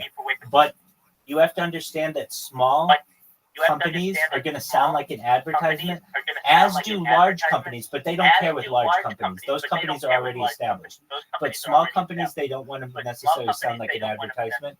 And so he said, what you're going to have to do is you need a bunch of backlinks, and I'm not going to touch this Wikipedia page for at least 3 years because it already was moved to the area that was like a pending page or something like that. I'm like, for 3 years, really? So I realized how hard it was. I said, well, in the future, what would you wanted us to do? He would say, so you probably have to wait 3 years. Anyway, they're really tough with businesses because so many of them start and go out of business, and they want it to be a quality website. But what he said was to go to him, and he would create it, and it wasn't that expensive. He was like, I think it was like $1,000 for him to do it, but to considering he would create a whole Wikipedia that would get stuck, that was key. Okay, so this business was very, very exciting. I was in commercials, on television. I wrote copy on radio. I signed personalities, celebrities. We had the Kardashians. We had Quentin Tarantino. We had Brad Pitt, Tom Cruise. Everybody in town loved the service. It was Uber for car washing. So on your phone, you press a button, somebody comes to your house or work and washes your car. It's super convenient. Everybody loved it. It was great. Okay, then what happened? The state of California in the year 2020 changed the law as to what you would define as an independent contractor. So what does that mean? Basically, all the people who were our independent contractors had their legal categorization changed to employee. And when they change them to employee, it is much, you have to pay people health care, you have to pay people minimum wage. There are a lot of issues with this. Now, Uber and Lyft received an exemption from this law, but the car washers did not. So what I knew I had to do was find another position. So I did. I became a certified, I was a project manager, but I became a certified project management professional. And I went and I got another job. Well, it turned out that the state of California sued this business, and they've been in a lawsuit for 4 years. Now, you had just said, hey, the business just closed. Right. In 2023, the owner of the business, the guy who hired me, you listen to this part? The guy who hired me went to Las Vegas and got a hooker and overdosed on cocaine and fentanyl, and they charged the hooker and her two colleagues with murder. So basically, he died. Yeah, and so they arrested those people, and there's a murder trial. Dang, that's insane. I agree. So if you're wondering, why did it just go out of business recently? Because the guy was murdered.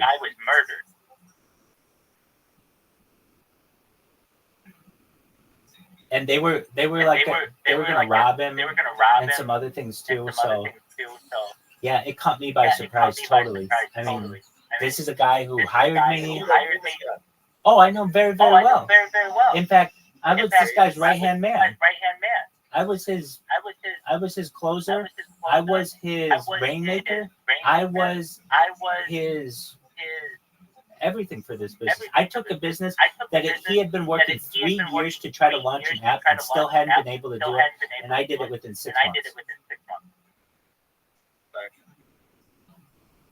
So I didn't want to see him die, obviously. He and I would just say that he's a really hard person for him to work. And the reason why I left was, and I told him, was because, I mean, it was a lot of reasons why I left, but overall, I knew we weren't going to be able to continue the business. And so I left something like June. It was like I left July 1st or June 31st, 2020, and he got sued by the state of California 13 days later. So I got out just in time. Yeah, it was like serendipity. And but yeah, for him to die, I mean, nobody wants that to happen. But to be honest with you, Og, I don't think those people should be charged with murder. You don't think they should be charged with murder? Not at all. And he's my friend. Look, I know how this guy was.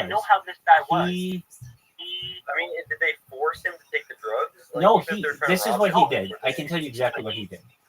He flew to Las Vegas. He flew to Las Vegas for a long weekend away from his family. He rented a car because they said that they were going to steal his rental car. So he had like a nice rental car. He went on some like Craigslist or some Backpage kind of website, and he ordered some hooker to his room who could also get him cocaine because he couldn't take it on the flight. So he would just get his cocaine there. And this was according to the news article, and they also did something on television about it. This is what happened. He met the hooker at like a slot machine. They met her friends at a certain point, and then she and he went up to his room. Like 45 minutes goes by, and she's seen leaving the room and like trying to get out of there very quickly. And it took them like a month to find them, because what happened was they went to the room to see. He hadn't checked out, and when they went to see what was going on, they saw that he was dead, and that there was like a white powdery substance in the room.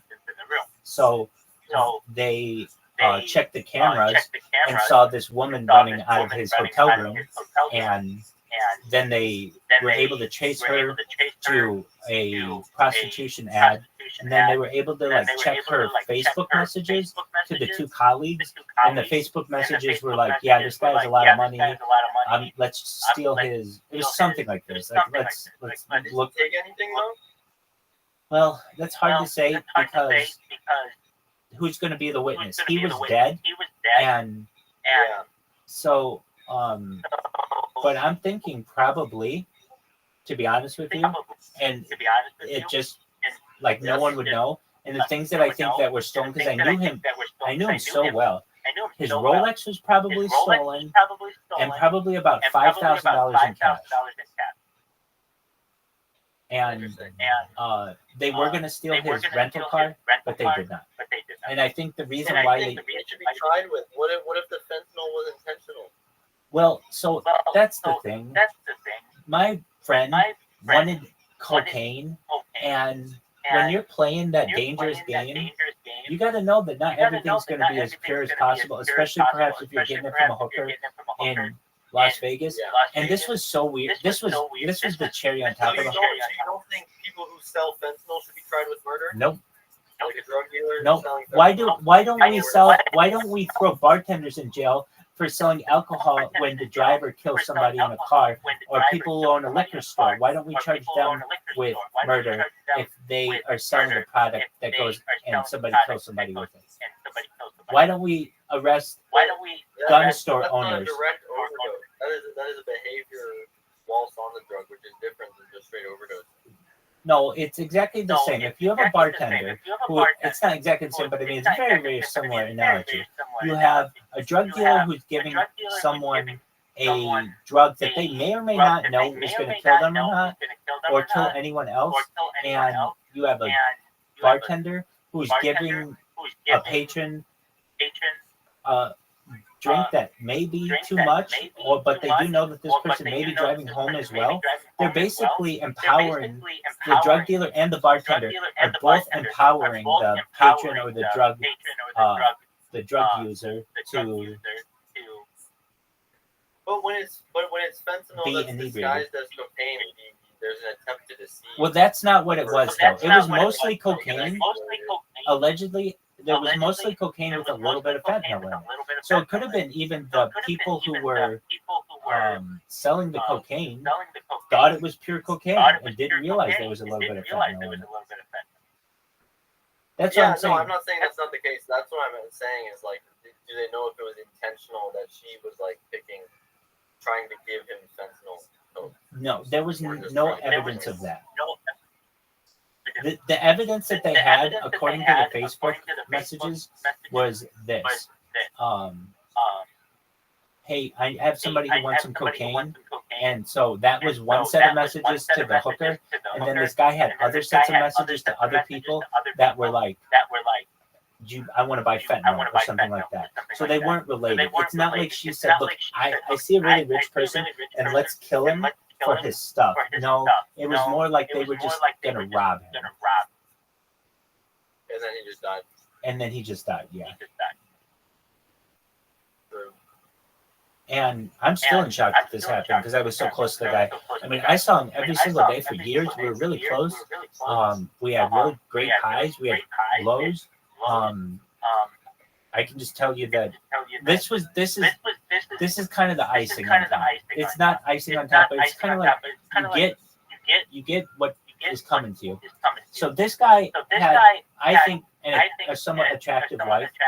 Was she the hottest thing on earth? No, but she was an attractive Armenian lady. She was going for that Kim Kardashian look, and that was his wife. And he had 3 kids. Okay. So his wife was pretty good looking. And then he gets this hooker who was not as good looking as his wife, and they have pictures of her in the report about his death. On top of that, even worse, is that when they did the article about him on the news, or like whatever, the segment on the news, they switched the pictures of the lady he was supposedly going to have sex with, the prostitute, with one of with one of the colleagues, and the colleague is just absolutely ass ugly. I mean, just absolutely ass ugly. So it's basically like this guy had a super ugly chick. Yeah, it looks like he was going for just exactly. It's the worst thing. So think about it. Anybody who's like, hey, I wonder what this person is doing with their life, and they Google them and they read that this person was like died, which is sad. But not only that, but they died in like with a cocaine overdose. Okay, that's bad. You know that they were married and that they had 3 kids, and now you see the chick who he hooked up with, and in the article it says it's one chick, but in the news report it says it's another chick, and this other chick is just dog ugly. So it's kind of one of those things where it's like, it's terrible, but it's like crazy. Yeah, isn't it? It's totally, yeah. So I'll tell you, that business was a really, really good idea. And everybody said it was a really good idea. And everybody said it was $1 million idea or $1 billion idea. So why wasn't it successful? Because the state of California changed the law. Had the state of California not changed the law, it would be nationwide by now. What was the law? It's called AB 5. And what is this? It changed the requirements for an employer in the state of California to define whether they were using independent contractors or employees. And the business was sued. I think it was July 13th, 2020. They were warned. The business was warned that, hey, the law's going to change in 2020, and you better make sure that all your employees or your people working for you, whatever, are correctly categorized. And I remember saying to the owner of the business many, many times, and bringing in lawyers. We brought in the best lawyers we could find in Los Angeles who would take the case. We found the best people we could, big law firms, really, really expensive law firms to fight the state of California, even though I knew we didn't have a fucking shot. Just because how they had rewritten the law. I mean, do I not think we had a fucking shot? It was enough to make me want to leave a job that I really, was somewhat enjoying, and it was a place where I wanted to make this business into $1 billion business, and it really had the opportunity. It definitely had the potential, and it went from that to just full of legal red tape, where we weren't able to, like, when I left, we were just on the verge of expanding to Florida, and that's when the state of California came in. And it was like, wait a second, before we actually continue to expand to Florida, we need to handle things in California. And well, I'm not exactly sure what happened with the day-to-day operations of that business, because I had left. I can tell you, I talked to some people afterward, and they said that the owner of the business, when he got sued, he basically got rid of everybody, and just because he wanted to cut ties, he didn't want anybody being like a whistleblower or anything. He didn't fire everybody, but he got rid of just about everybody, which is good for them. Before I left, I redid all of their resumes so that they could get other jobs, because I knew that they were all going to have to find jobs pretty soon. I knew we were going to get sued. It was just a matter of time, and it turned out to be 13 days later. Wow. Yeah, it was just incredibly serendipitous. And, this guy had such an interesting life. And I kind of, it was a really cool time in my life where it was like we were starting a business, but this guy had really deep pockets because it was being funded by his other business. And so it was almost like we were running a business with cheat codes. Do you ever play a game like SimCity or The Sims, and you turn on cheat codes and you can do whatever you want? Exactly. It was like that. So it was like, oh, we want to buy every single billboard in Los Angeles. We're going to do it. And we did. We're going to sponsor the Lakers. We're going to do it. And we did. We're going to make Stephen A. Smith our spokesperson. We did. Whatever it was, we're going to be on television, we're going to be in commercials, we did. We're going to be on every radio station, absolutely. We're going to be on the radio station so much people are going to complain. People are going to complain that we're on the radio station so much. Absolutely. We marketed this motherfucking thing better than, I would say anybody's marketed a small to medium-sized business in the history of Los Angeles. It just, you could easily, people would complain on the radio and on Yelp that we were marketing ourselves too much, which is exactly what you want to do when you're a small business. Everybody knew about us. We even had this thing on your car radio where, when a car radio, like a digital radio, where it'll tell you what station you're on. Do you know a radio of a car? It'll tell you what station you're on. Say that again. Do you know a radio of a car? It's got a tuner, and it'll be like 95.7 or whatever. Yeah. We were able to get our business on everyone's radio in Southern California who was listening to the biggest stations, the iHeart stations. Meaning we were inside every single person's car, every single person's Mercedes, every single person's Lexus, every single person's BMW, everything. We were everywhere. And I mean, you hear me say this with a lot of pride because I put a lot into the business, and I know that it had an opportunity to be really successful. Unfortunately, it never was able to because of the change of the law in the state of California. I can tell you this, of any person who made the most amount of money from that business, I am the one. Why? Because I was able to make more than any other employee that they had, and I didn't have to pay the bills. I was able to take home a paycheck. So, of anybody who did well in that little story of automotive history of the United States, I did. And it really is a story of automotive history of the United States, because we changed how car washes are viewed, at least in the Sun Belt of the United States. No longer did you have to take time out of your day to go to a car wash and get your car cleaned. You didn't have to wait 30 minutes or an hour or 2 hours. You just hit a button on your phone, somebody comes, washes your car. You don't even have to go outside. You just tip them on the app and they go on their way. It's a phenomenal service.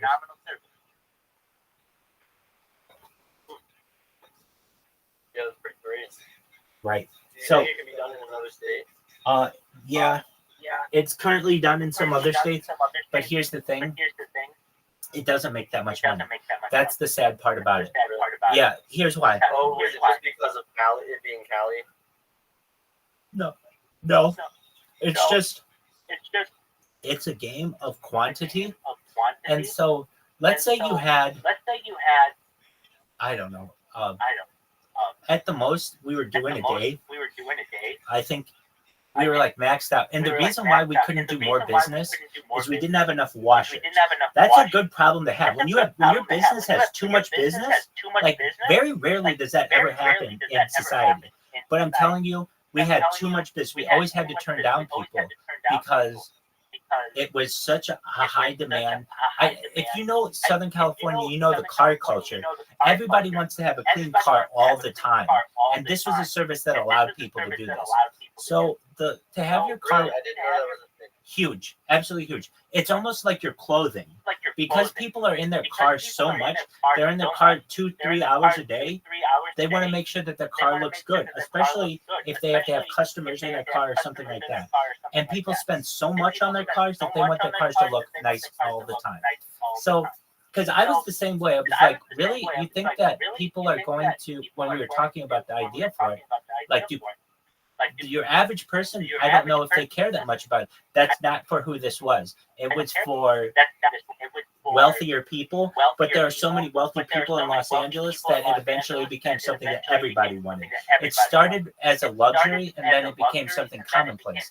And it made sense because even if you are just an average person, your time is still important, and you don't have time to go to the car wash. It's sometimes 1 or 2 hours at the car wash when you could just be sitting in your house and watching a guy from your air condition. You didn't have to leave, and he just washed your car in your driveway.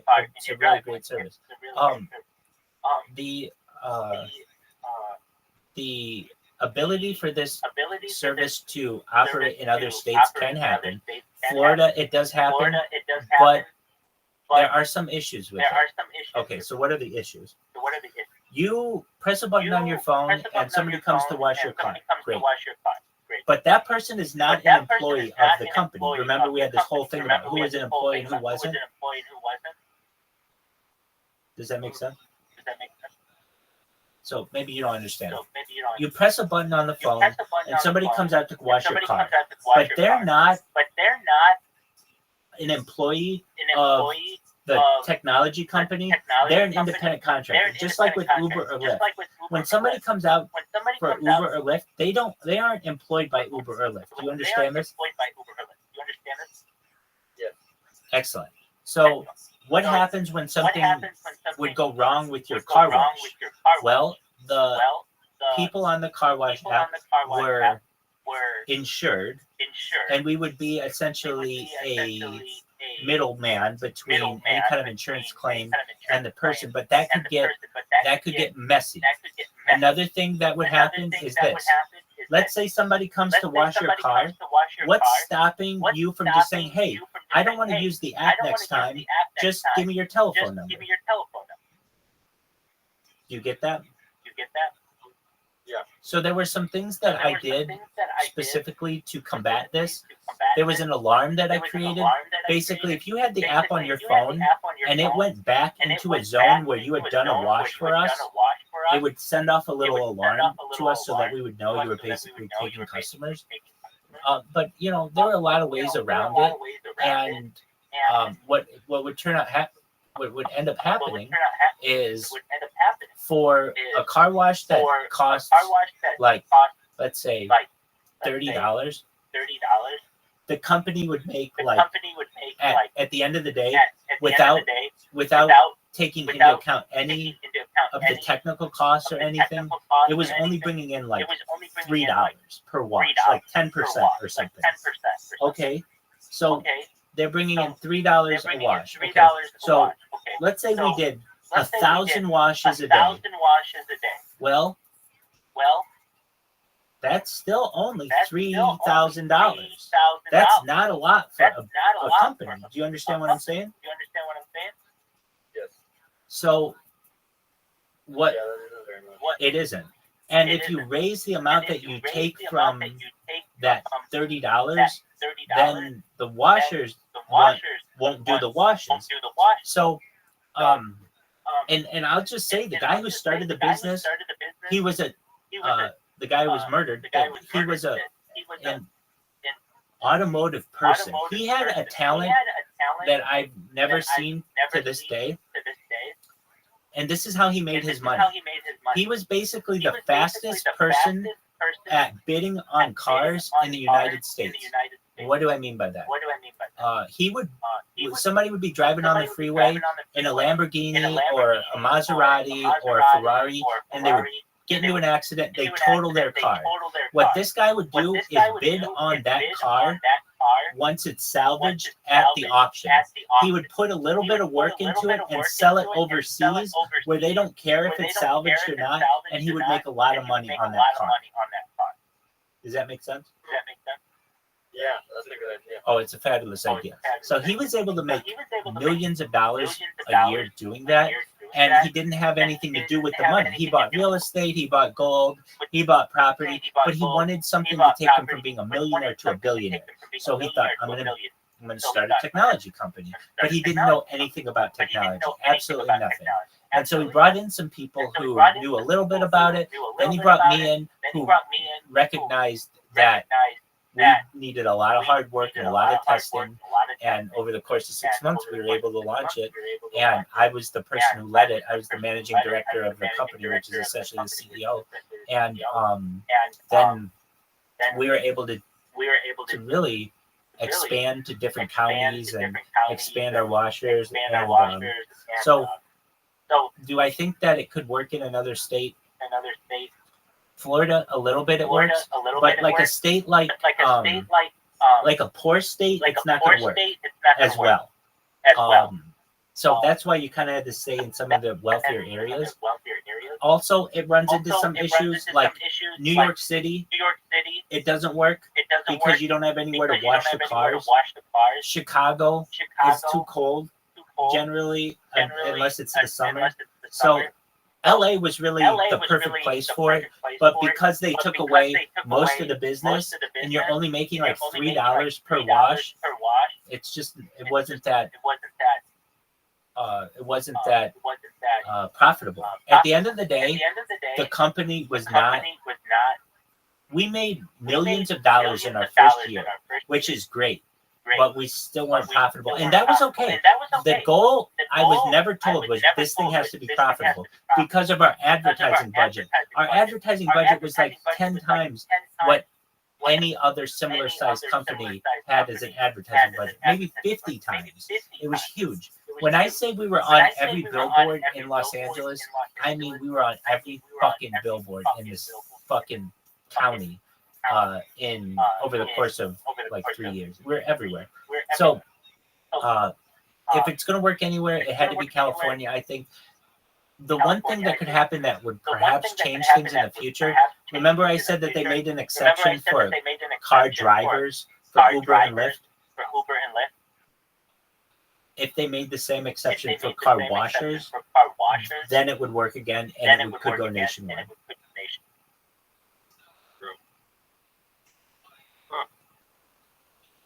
Very interesting stuff. Word dog. The story was so crazy. Isn't it? Yeah. It's wild. I'm And about to go to bed, man. yeah, you take care, man. Hey, it was good catching up with you. Best wishes with your I'll definitely call you again soon, or just hop on stream, I guess. Just hop on the stream. That's the easiest thing. Or I mean, come into the Discord. I'm in this Discord. You can always, connect with me. And I'm doing my best to get more and more people in here. So check it out when you can. Yeah, man. Best of luck, everyone. You take care, Og. You take Peace. care of it. Shout out to Og.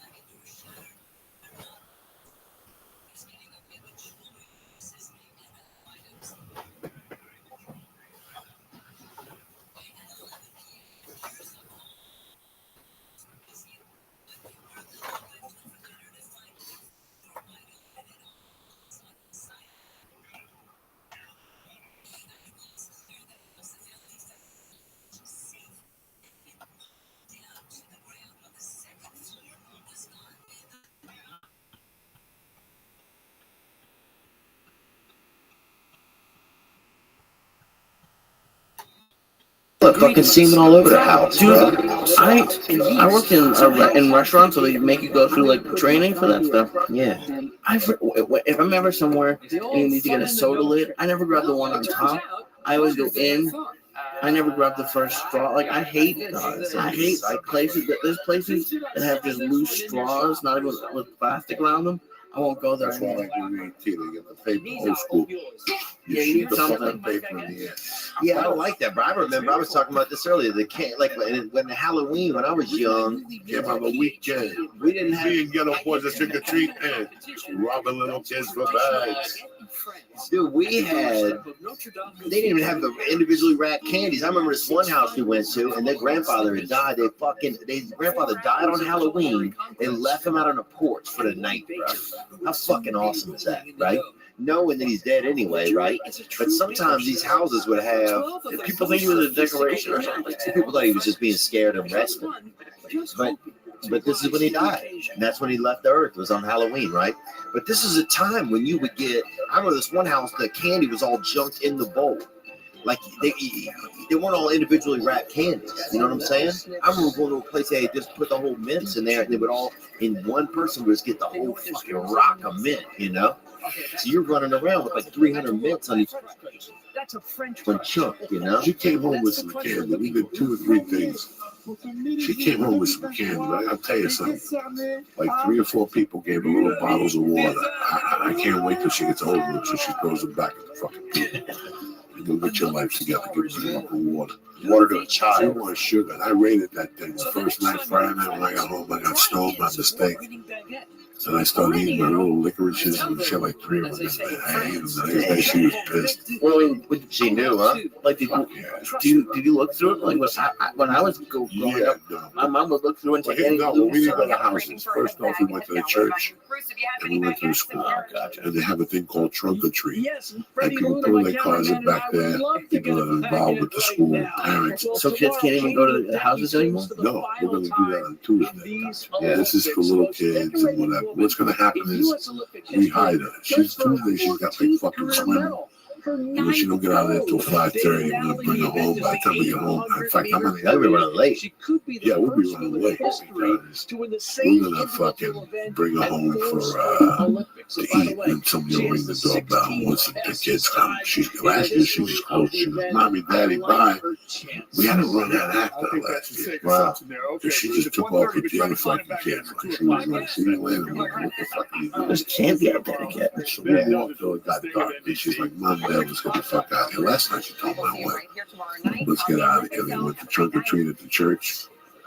My wife said, after a half hour, she came up to me. She goes, Mommy, let's go home. It's good to go. Yeah, at least she knows what's up. But yeah, they used to have. We went to houses. We knocked on people's doors. They gave you pennies, nickels. They gave you big pieces of chocolate and shit. Chunks of popcorn. Chunks of popcorn, fucking food. Sugar. One lady used to just take a fucking 2 things of sugar and fucking just put it in your fucking bag. Just scoops. Shit. No candy, not even in sugar. Parents today are fucking half a fags. Oh, They dude. give you kids dick. The reason why I asked you earlier if it bothered you was because when I was growing up, I had a dear friend. That, I mean, Tia Von, he was a sweetheart. Beautiful fucking young kid. And he had 3 sisters. All of them. Like, each one were beauty queens. God. One of those families. Yeah. It was him and a brother and 6 sisters. But all of them. Like, even the 10-year-old. Like, Jesus.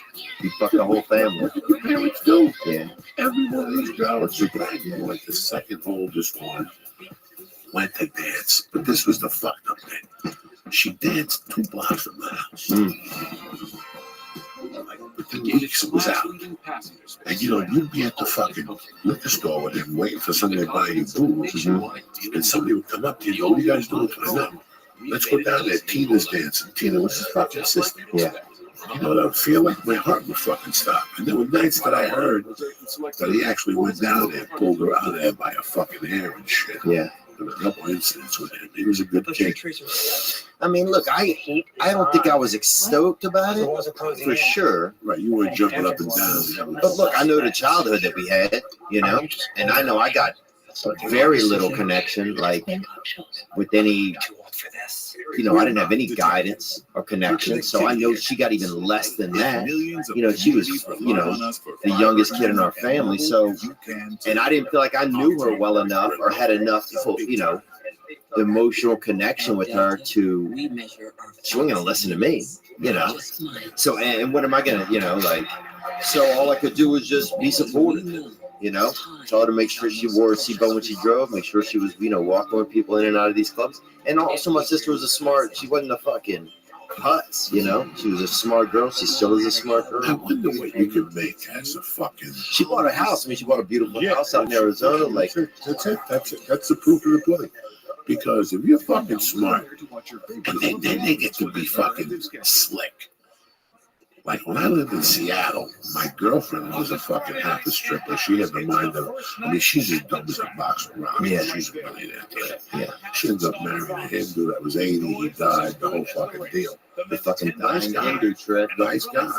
But let me tell you something, man. And I'm man enough to admit it. From fucking 95 to 97, that girl supported me. Yeah. She was making it right. Yeah.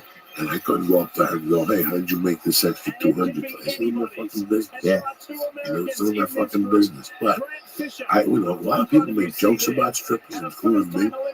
I got the utmost respect for them. It's a deep game. Well, look, I mean, it's a deep fucking game, dog. Dude, I looked up at a stripper in Shreveport that looked like a half of a, what is a minotaur or centaur? Which one they have an animal for the half lower body? I think both of those. Yeah. I think this girl looked like a centaur, But she still seemed cool. She was, I swear to God, she had the strongest fucking, she had thighs for calves. She had thighs up top and then also double thighs, no calves, like this. Built like a damn fucking, like a squirrel squash, just like fucking short, thick fucking legs, all stomach, hardly any legs or arms. But I'll tell you this, dude. I notice, and here's what I notice. I find that comedians are often we fall in a lot of same circles as like porn stars, exotic dancers, because there's some similarities. Yeah, no, we're broken. There's similarities that somewhere we feel short of somewhere. Yeah. We need some type of immediate acceptance. Like if I sit here sometimes at night and I hear But many nights I've sat there and said, why did I become a comedian? I mean, did I need attention when I was a kid? My mom was on my ass when I was a kid. Yeah, but on your ass and being and making you feel loved are two different things. No, but it was the same thing. It's not like I sat there and, fucking no. She was always, that's one thing. I lacked the love of the father. Right. So maybe that sparked it down.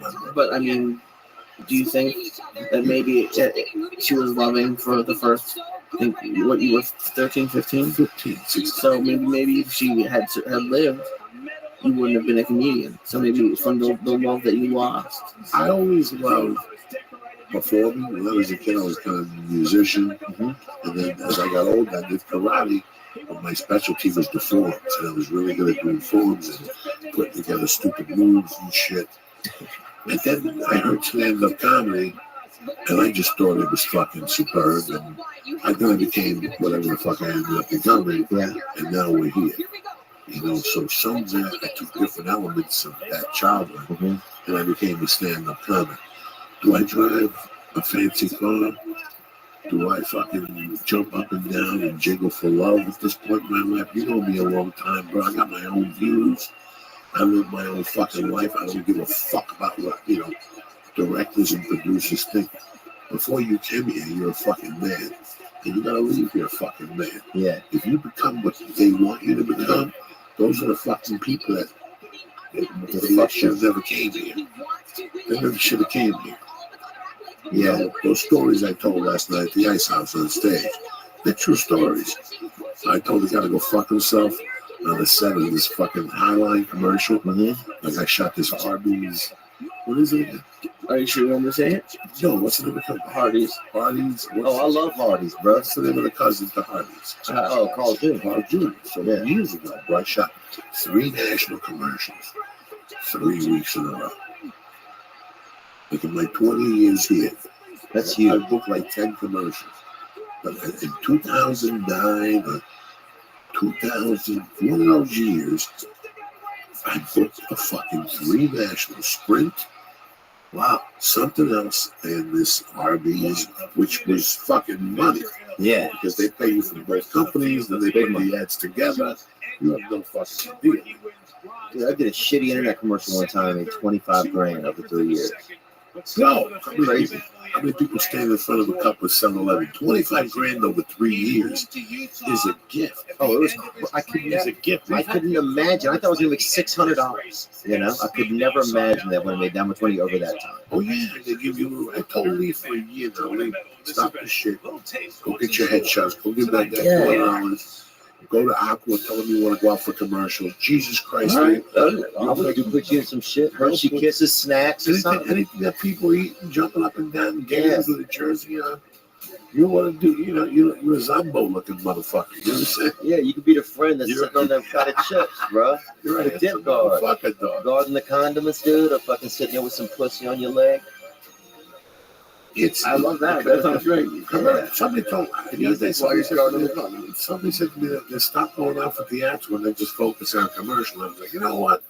I think it's time for Uncle Joey to get a commercial agent again. Yeah. Because I'm going to book a mafia commercial once a year, or a cook, or a chef, or a pizza guy, or a garbage man. Yeah. If you're not in the game, you're never going to book the game. Yeah. I signed with a check, and a week later I get paperwork. I have to put my bank account information on there. And I go, what do you need my bank account information for? She goes, well, if we ever need to get it, you got to take that off the contract. Papa just gives you a name and a headshot. Go to work, bitch. And never worry about fucking bank information, social security number. Suck my dick. I gotta give you a credit report. Who the fuck are you? Let me see your credit report, bitch. Fucking people. The audacity of these people. The audacity of these people. Where's Tony Bennett, son? You fucking people. Let me see your fucking credit report. Animals, bro. Let me see your fucking credit report. Trying to go 4 for 4, hitting gold here. 200-meter iron. Fucking fucking balls on people. I wanna be around. Oh, he sounds good, huh? To pick up the pieces.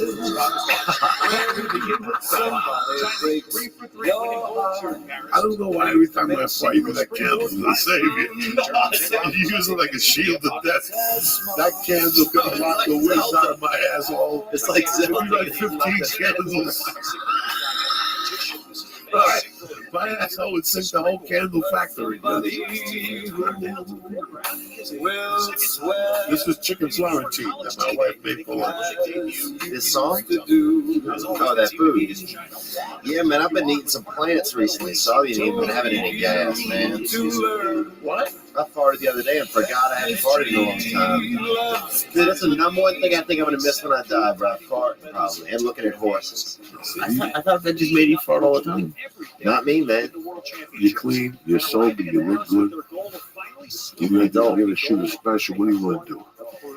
I think we're gonna do one with Showtime. We'll see. If not, though, listen. You see that album right there? It's, what's his name? He sold a bunch of them. And you know what, bro? You get yourself lean, you throw me a couple dimes. We put together a routine, we take it to the Urban Improv, we blow it up on a few podcasts. Food at Ice House. And we do 2 shows. It doesn't matter. Material. Guess who owns the material? Who's got the money on fucking iTunes? Yeah. You do it. You monitor it. And you know what? This whole business is media anyway. How many people have free internet and how many people have Showtime? Let's take a fucking vote. Yeah. You know what I'm saying? So if it's going to be Showtime, you're going to sell yourself for Showtime. Fuck it. You know what? Let me go. Let me put a fucking album out. You put pictures in there. You light Kate's asshole on fire. Yeah. You with your buddies at the comedy store will all come down and support you. Do it the night we're all in town. People rather have that than a fucking CD. And guess what? You're the Captain Kirk of the Enterprise, and you run it because you know these people are going to listen to you at work and laugh their ass off. Yeah. More than they're going to tap into Showtime Go and all. Yeah, I agree. You're making them go to places they ain't there. And you know what? They love you to death, but he went to Showtime. Fuck him. Yeah. I'll go to somebody who's on iTunes for $2.52. Not going to listen to it at work and giggle. And what about the video? Can we also put the video on iTunes, you think, Lee? Yeah, absolutely. You can do whatever the fuck you want. With the video, I'd rather you control it. I'd rather you pay. Yeah, that's what I think. Well, pay the Gino, let them get the video, and then pay another number, and let them get a Gino, and let them get the video, and behind the scenes with Lee and us, and smoking reefer, and you going home and showing your father's grave, and you bowing, and Yeah. let's go show me the camp where your sister stripped the first time, and low key. let's go see what they're doing today. Low ceiling, dude. They're developing a bunch of surface strippers. You know what I'm saying? Batman, suck my dick, suck They're all my doing ass. that. What's that? Batman, lick my pussy, lick my dick.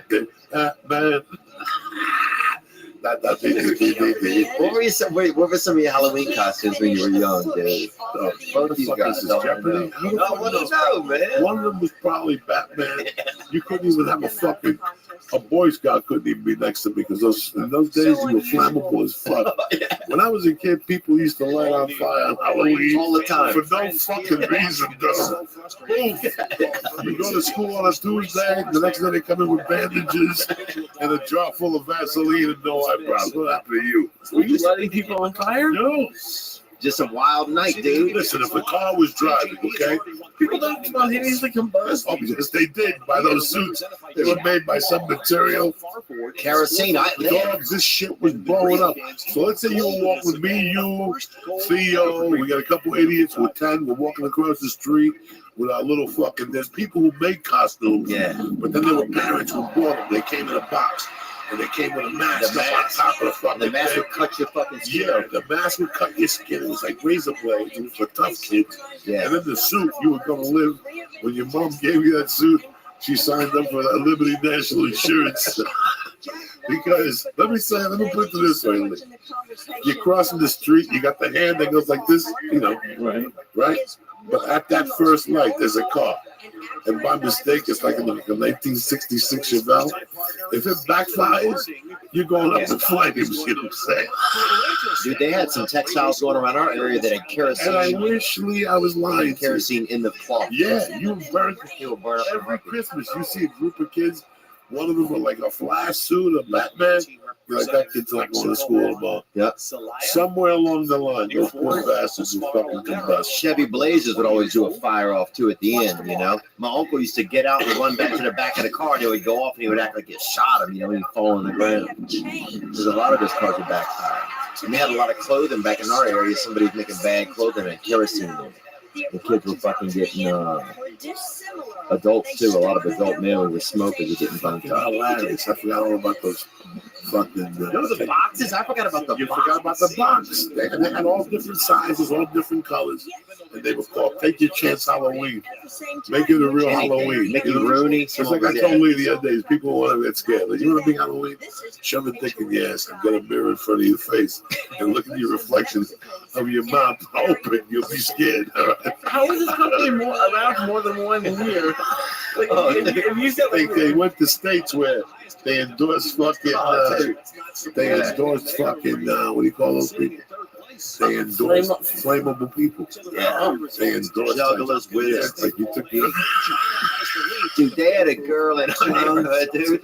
She put that mask on and her head was so big, it would like smash her face into like a shape of like a cookie, right? And it would take 3 days. Even after she took the mask off, it would take like 3 days for her fucking face to go back to form, bro. I'm gonna fucking pass She looked out. like Mickey Rooney, dude. This girl looked like fucking Mickey Rooney, bro. I told you when I was growing up, every day you live for you struggle for your life, whether you're rich or not. Because those are the kids who bought those little half-track suits, or those kids that had the flammable fucking Batman suits and shit. The kids that just, like, I put a sheet on my head 1 year, and you know, whatever, everybody's a fucking ghost. I'm a loser. 1 year I was a garbage man, 1 year I was a fucking abortion, you know. I'm a fucking student, but yeah, you put a sheet over your head with a fucking hanger around your neck. You're like a fucking moron. Yeah, like an Italian nun. Yeah, so that's what, you know. So that was the fucking story. I dressed up I probably got dressed up fucking 4 times in 54 fucking years. Yeah. I wasn't a big Halloween dude. That dressing up shit scares me. Yeah. This week scares the shit out of me. Really? Fucking Wednesday's Dia de los Muertos. Dude, I went this weekend to Hollywood Forever Cemetery. Yeah, you people do it the white way. You go up there, you think somebody's gonna come out with a boo mask on. I go deep into the voodoo world. Yeah. I go deep. I light candles. I put a cigar out. I'll probably put some Cuban food out for these fucking spirits this week. I'm crazy. I got some Guinness on there. I got to take care of. I got a meatball from rails or something. I got some Irish beef. I got to put a shot of whiskey out. You got the altar. You got to have the fucking altar for the people who fucking kept you alive over the years. Dude, a lot of. I got Balzano, Rego, Dominic Special. I got fucking Jesus, my mother, my father, my godmother. I got Zoraida. My stepfather, he could burn it up. I don't give a fuck about that. Oh, come on, dude. Yeah, I don't toast him for dick anymore. I used to toast him. Get him a donut or something. You can just toast so many people. You know what I'm saying? I got people dying left and right. I got Ralphie now. I got to get a picture of Ralphie and put like a fucking jalapeno popper. Out of respect for that fucking cocksucker left me here with these fucking Gentiles. Cow. Oh, I had a rough time on the night's podcast because he showed up to the office the other night, Wednesday night. Yeah. We heard the horn go. We were talking about him. We were talking about him. Like, you know who gave us that thing? That speaker, he gave it to me. Look how long ago it was. It was by that company that you get a magazine, Sharper Image. Oh, yeah, I got that at my house in a box. I didn't even know what the fuck it was. And honey, I got this in the mail. She goes, Ralphie sent it to you. It's an iPod charger. I still got I'm so old school, I still got that iPod. I bought that here because the speakers are sensational. And right as we were talking about it, you felt like a little breeze. And all of a sudden I could just remember him. He was just there 3 fucking weeks ago. 4 weeks ago, sitting there. And the fucking Mexican group that came, he goes, ba. And Ralphie always would go, ping a papaya. For years, Ralphie's been saying that shit whenever you play that. And dude, Yeah.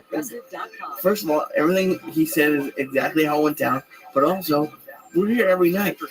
That truck, that sound is never here. Wow. It's always They came by to say goodbye. That's reality, guys.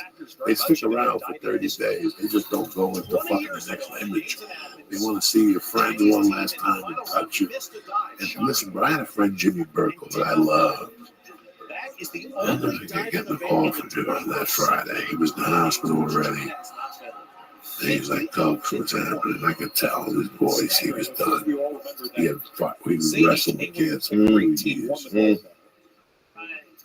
never forget getting a call that Sunday saying he died Sunday morning, and fucking he was saying goodbye, man.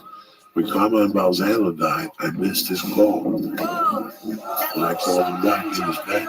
Wow. A day later, Frankie called. He goes, yeah, your phone. You just called. He must have just gone to the bathroom, got up, and died of a heart attack. Damn. They call you to say goodbye. Everybody says goodbye, believe it or not. They all say goodbye in their own way. And if you talk to people who've had somebody die recently, give them 30 days. They give you a signal before they leave, just to let you know that they got your back. It's the weirdest thing about life. Depending on the severity. Yeah, I believe that, man. They'll give you, and I know it sounds crazy, I'm talking about flat earth and whatever, I'm talking about the spiritual world. I was raised in it, so I get it. I believe that my dad opened up a lot of doors for me and closed a lot of doors. I was there a lot of nights, man, when I had a lot of choices to run. And I always made the right choice, and then I wouldn't be in this fucking chair. Something makes you make the right choice. Do it while you're diving. It's great. Everything in life, sometimes you ever watch that voice, the movie The Shining? Yeah. The Shining, the Scatman Brothers talks to a little boy and he explains to him that everybody hears that voice. That's called the You don't remember that?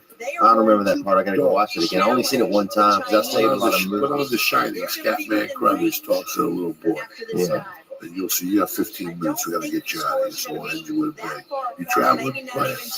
What am I doing? Me, in my world, brother, you're gonna be one of the next fucking top fucking comics in this country. And I tell you this as your older brother. And I got no jealousy. I wish you all, you stay on the right track. Tell your agent to push you out for more movies and TV. Yeah. Stop fucking around. If you want to be a host, go somewhere else. Go to Germany and host Nazi videos and make real money. You know what I'm saying? I appreciate it, man. You always are so So supportive, your man. fucking agent Inspiring. is sending you out to act with a million new acting resume. Yeah. You're gonna stay on the road till you're 90, so you might as well take a gamble. You know, look at the paycheck from the acting and go, why am I doing this, Uncle Joey? Because they might like you. And they might use you 6 times this winter. It's not a lot of money, but now you're building credibility. And next year, NBC thinks of you for this new Fireman show. They're looking for a handsome guy from the South. And bang, there you go, old Jed's a millionaire. So now, what do you shoot? 10 episodes? Are you going to get rich? Not really. But you got comedy and you're building. And you get your podcast, and you got Twitter, you're very funny. You know, it all comes at you. Yeah. I know you're on the road, killing it. I hear people fucking love it. You know what I'm saying? Staying busy. You gotta figure out how to get them in Thursday night to suck your little nutsack. That's what I'm saying, bro, because I'm bringing my I see you at the store. Here, put that on the top. You never saw this, did you? No, you didn't, cocksucker. How come you don't tell your girlfriend to watch this scary shit? Is that Arsenio? It is. It is, Lee. Yeah, it is. It's just his haircut. There comes a moment. Do you know how I knew your name was Becomes Doc? a survivor. That's the moment the real work begins. I have an obligation to seeking the truth. You know what I'm talking about, don't you? Help us get justice. I feel the weight of each and every trial. It's who I am. I can remember when I was a little boy, my grandmother and I could hold conversations entirely without ever opening our mouths. She called it shiny. And for a long time, I thought it was just the two of us that had to shine to us. Just like you probably thought you was on one. So when their network gets But they busy, all other folks, though mostly they don't know it but don't believe it. Oh, this white kid doesn't trust him, huh? forget No, he T-Mobile knows cell what the phone fuck internet. he's saying because nobody talks How to long him. have you been on Internet that? that puts you first. Get Spectrum. This summer is the perfect time to get away with a great deal Why don't you want to talk about it? All backed by America's best warranty. Plus 3 years or 36,000 miles of complimentary I'm not supposed to. add more joy to your journey.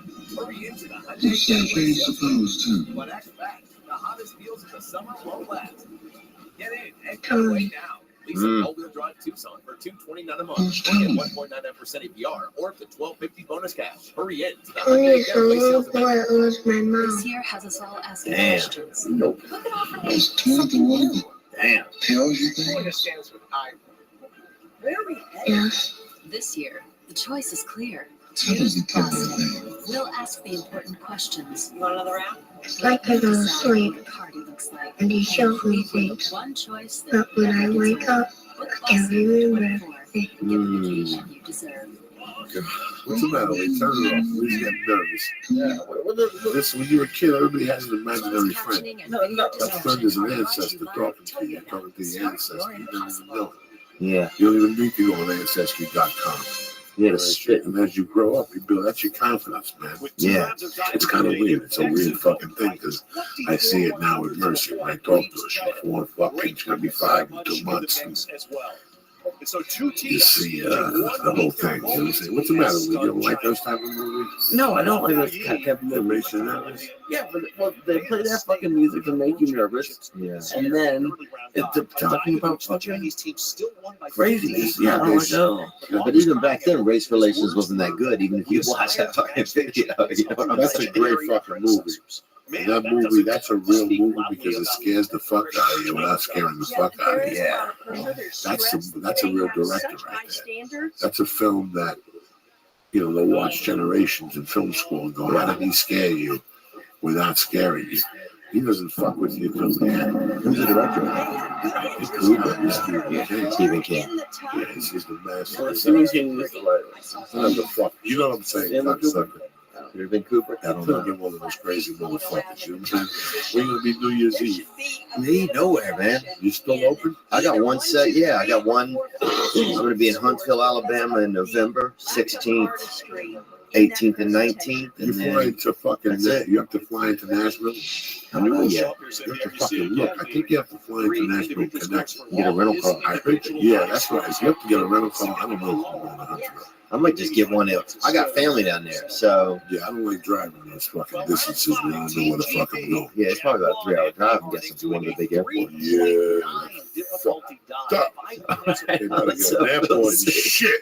They get You know, I But, think in fucking Lexington, they got an airport. Oh, I like Lexington. I love That club's great, right? They still got the leak in the ceiling over there. That club is great. The food is great. The fucking town is beautiful. Yeah, it's a cool town. People think it's not bad. No, It's diverse. It's cool. It's hip. Me and my wife have been thinking about a lot of things. That's, I love it. You get you some horses out there. I like the fucking South, man. I still want to raise my daughter in some place where it's fucking normal. Yeah. Mental state. Nashville's good, man. I mean, I think Rafi was on to something in Nashville. Nashville's a beautiful place. Ralphie was definitely into $1 something. million to get you a beautiful place out there. And you get it out. Yeah. $1 million. For $1 million out there, that comes with 2 butlers. One of them is naked. Yeah. One of them rubs you down, sticks a finger in your ass, wipes your ass. You got a bell in your bathroom. Can you Yeah. imagine having a bell in your bathroom and somebody comes in without a fucking mask on and just wipes your face like a soldier with a smile on their face? Without a fucking mask on. Have you seen the YouTube video of William out of space? Have you seen it yet? Please put it up to your boy. Just so you can take a look at this thing. When he first saw it, he said, "There goes my job career." Well, yeah, I have my whole phone layman. I'm gonna get Who Yeah, gives but a I don't fuck? need Who gives a fuck? Go by the muscle hamster, bro. Listen, you're 29. Snoop Dogg became a legend from smoking Snoop dope. Dogg never had a video like this come out. Yes, he did. Bro, you're the fucking human pectoral, bro. You are one of the funniest dudes around me. Yeah, you are, Lee. You're an angel, I bro. pick you from the fucking choir. From the Why? depths, bro. Because I do it. I looked at you, I knew you were shy, the whole fucking deal. And I knew you just needed somebody to push you over the cliff. And you're changing. You're growing up. Give some shout outs right here to my buddy, my brother Matt Holmeyer, having a hard time over there putting the pieces together. Dennis Hyde, my little brother and nephew, Bob Lolingus, Nikki Campus Life, Mickey Chaps, Arla Z. Alex, Nikki Shades, Fat Chris Blow Chair, and Kaylee. You know I love you motherfuckers. Don't forget the Funny Bone Omaha, Thursday, Friday, Saturday. And don't forget I told you this one. Don't forget I told you Gotham. 4 shows. Me and Dean Del Rey. Friday the 10th and Saturday 11th. Don't fuck around. Anyway, you got any dates to promote, my brother? I got. Drop one on me. Drop one on these people. This is the church. I got it, baby. They want to see you, baby boy. Let's do this shit. I'm going to confess, baby. I got November 16th through the 19th at Stand Up Live in Huntsville, Alabama. There you go. Right there. Come on and support this Sabbath. Let them know you're part of the church. Don't dose them. These family. Yeah, keep it low. And I'm in Calgary, December 1st. If you got an AA book, give it to them. Guy, underline the evils. What up? Hit me where it hurts. And then you're in Calgary. And I'm in Calgary December 1st, and I got my podcast this past weekend that you can check out when you're done checking out Joey. For you comics that are struggling with any addiction, think about this young man. Get me up. He took over. He banged the fucking stripper in a cab, and he changed his life. He went to church. He met a friend. They went together. And look at him, 18 months. He looks good. He's still funny. A lot of people think if I stop getting drunk, my friends won't like me at the open mic. Then you need new fucking friends. Yeah. You know what I'm saying? This is it right here. Be yourself. And he did it in the major leagues. If you're in the minor leagues and you're having a hard time, just think of fucking this fucking savage. He did it and stuck to it. This is a handsome guy. If I looked like him, I'd be having threesomes every night. Oh, man. 1 8-ball every hour on the hour from 10 to 12. Oh, drop it off in the fucking mail slot. You know what I'm saying? I beat my own ass. Hold on to the dog. I don't want to beat the 8-ball. It'd be that type of party. What else, dog? Anything else you want to drop? Not much, man. I just love you. Watch these little leaves. I love you. I appreciate you. I got a scoop, too. Look at this fucking beauty right here. Look at this. Look at this Ali Molly. Plaque psoriasis. My skin was no longer. 89? No, baby. And Look at the guy playing the air drums and Lee just panicked. symptoms define you. Emerge as you. That's Lee panicking right there. No, not yet. Clearer skin. He can't handle it. Not yet. And the majority. Not yet. He's moving around. He's fidgeting. It's just 6 doses a year after 2 Oh my God. He takes a breath of fresh air. He bumped him. He bumped him. Oh, man. Look at Paulie. Now he's coming to kind of. He looks at the He's fucking Buzz Aldrin out there, brother. Oh, you made my day, Lee. Every time I see you, you make my day, Lee. Look at Paulie. Oh, my God. We torment Lisa. I gotta go. I love you with all my heart, my brother. Love you too, man. You know the gate, how to get out. Yeah, thank you for everything. Lee, thank you so much, man. You too, man. You got it. You're doing a good job. You know I love you, motherfucker. Hold on. Dive for China. Yeah, you know what it is. Yeah, it's 10:15. I'm not taking No, bro. What do you think? Send them my love. Thank you so much. You know I love you. Same here, bro. You're doing your fucking thing. Well, look, I appreciate the support. If you ever need anything from me, I'm here for you. Come on. You know your fucking family here. This is how we do it on the fucking church on a beautiful Monday. This is how you start off a fucking Monday, people. You people are going to wake up today. You were feeling hoop-doop-de-hoop. I had a long weekend. I took my kid. Listen, it's fucking hard work. We all know what we signed up for. I'm working more hard. I'm working harder at 54 than leave the door open than when I was a fucking burglar. You know what I'm saying? When I was a burglar, life was fucking easy. Now I got to get up every morning and really steal with 3 fucking hands. So, like I said before, think of the out of this poor bastard. He used to be out 7 nights a week in the Hollywood game. Look at him, he's sober. He looks fucking great. He's always got a story for you. And that's the way we fucking do it here in the church. What's happening now? Before you get out of here, let me read you something real quick. Let me tell you about a little something, and then we'll get you the fuck out of here. Tip top. I'm not gonna hold you up. There's a bunch of podcasts you want to listen to. Who the fuck am I? Anyway. Like I told you at the beginning of the fucking show, all right? There's not a lot of things I like and I believe in. Lee was on it. I was on it. You know, Lee really stuck to it for a long time. I mean, I think he just got another shipment. Another shipment coming, and my dad does it every week. The dad still lives on it. You're single. You don't want to shop. You listen 4 days a week. You go on Blue Apron 3 days a week. It comes to your house, right to your door. You pull it in. You take it out of the box.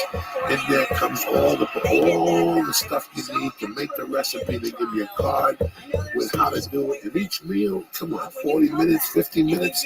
You take a shower and bam, your meal is settled. You're ready to go. That's what Blue Apron's all about. Because you choose from a variety of new recipes each week. Or you let Blue Apron's culinary team surprise you. Recipes are not repeated within a year. So you'll never, ever, ever get bored. You customize your recipes each week based on your preferences. So Blue Apron has several delivery options, so you can choose what fits your needs. And there's no weekly commitment, so you only get deliveries when you want it. Each meal, listen, comes with a step-by-step, easy-to-follow recipe card, proportioned ingredients, and can be prepared in 40 minutes or less. Did you hear that? 40 minutes or less. Blue Apron's freshness guarantee promises that every ingredient in your delivery arrives ready to cook, or they'll make it right. Check out this month's menu. They got sweet pepper chicken with bok choy and rice. You know how to make bok choy? No, you don't. This is your opportunity to learn. You ready for this one? Black bean and cheese tortas, Jesus, with roasted broccoli and lime sour cream. You know how to make that? No, you don't.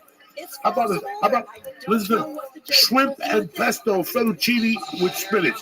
There's a 30-minute meal. And a customer's favorite, seared chicken, roasted fall vegetables with caper butter, pan sauce. There you're sitting there. What am I going to have for dinner? Blue Apron. That's what you're going to have for dinner. Here's what I'm going to do for you with sandwiches. What do you think you hang out with Uncle Joey? Because I'm some mook from the other side? No, because I'm hooking you up, sandwich, okay? I told you, check out this week's menu. What I'm going to do is I'm going to get $30 off your first meal. And that coming home to your house, free shipping. Did I tell you that already? Free shipping. You go to blueapron.com/Joey. Check out the menu. You're going to love how good it tastes. You're going to love how good it feels, and you're going to love to create incredible home-cooked meals with Blue Apron. So don't wait. Right now, you want to save money? BlueApron.com/Joey. It's a better way to cook. BlueApron.com. You're going to tweet me and go, Joey, I'm living like a doctor over here. Number 2, listen. Thanksgiving's coming. You've been single for a long time. You don't smell. You got a nice job. You got a little bit of credit. You owe your father $2,000, but who cares? You're waiting for him to punch your ticket anyway. You want to look good. You want to feel comfortable. That's how come you got to have MeUndies. MeUndies makes feel-good undies your butt will be proud to wear. They'll be the most comfortable pair of underwear you'll ever own. And to check it out yourself, go to MeUndies.com/Joey with tons of styles and patterns, from camouflages to polka dots. You choose from both men and women. MeUndies will have the perfect fit for you or your personality. You follow me? The MeUndies feeling is unmatched because they're naturally soft fabric that is 3 times softer than cotton. Now, for a limited time only, check out MeUndies' first ever glow in the dark print. Joey, what are you talking about? Glow in the dark print. Joey, you must be kidding me. Glow in the dark print. Lights out. Why not update your underwear drawer and glow at the same time? Can you imagine you meet a girl in your dreams, you meet her in that Tinder stuff, you come out of the back and you got glow in the dark underwear, it's dark with a candle on. Who's talking about Halloween here? MeUndies, that who. And if underwear isn't your thing, MeUndies always makes the softest socks in the world. Listen, like I told you for years, I've been using MeUndies, especially when I go to jiu-jitsu, especially when I have short time. Why? Because it's hot out. You want to have a minkia, nice and soft. Rectamundo. So what happens is you don't have no moisture down there.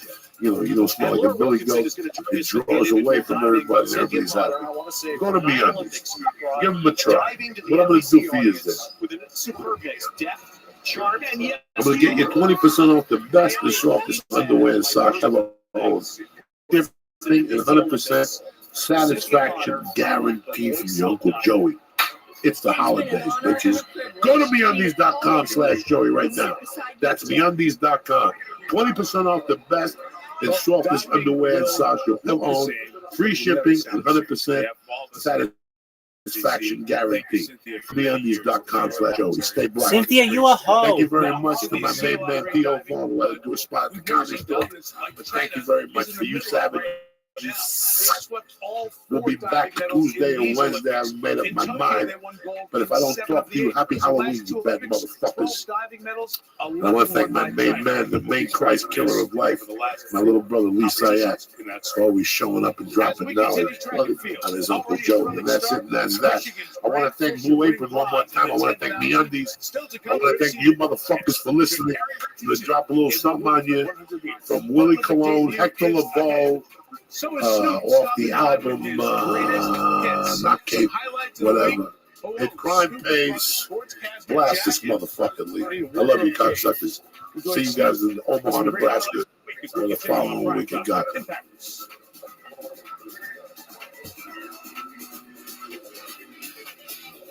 My favorite time growing up was when the power would go out. And we would all get around together, you know what I'm saying? When the power would be out at the house. Welcome to Podcast Bill. The Church of What's Happening Now is brought to you by ZipRecruiter.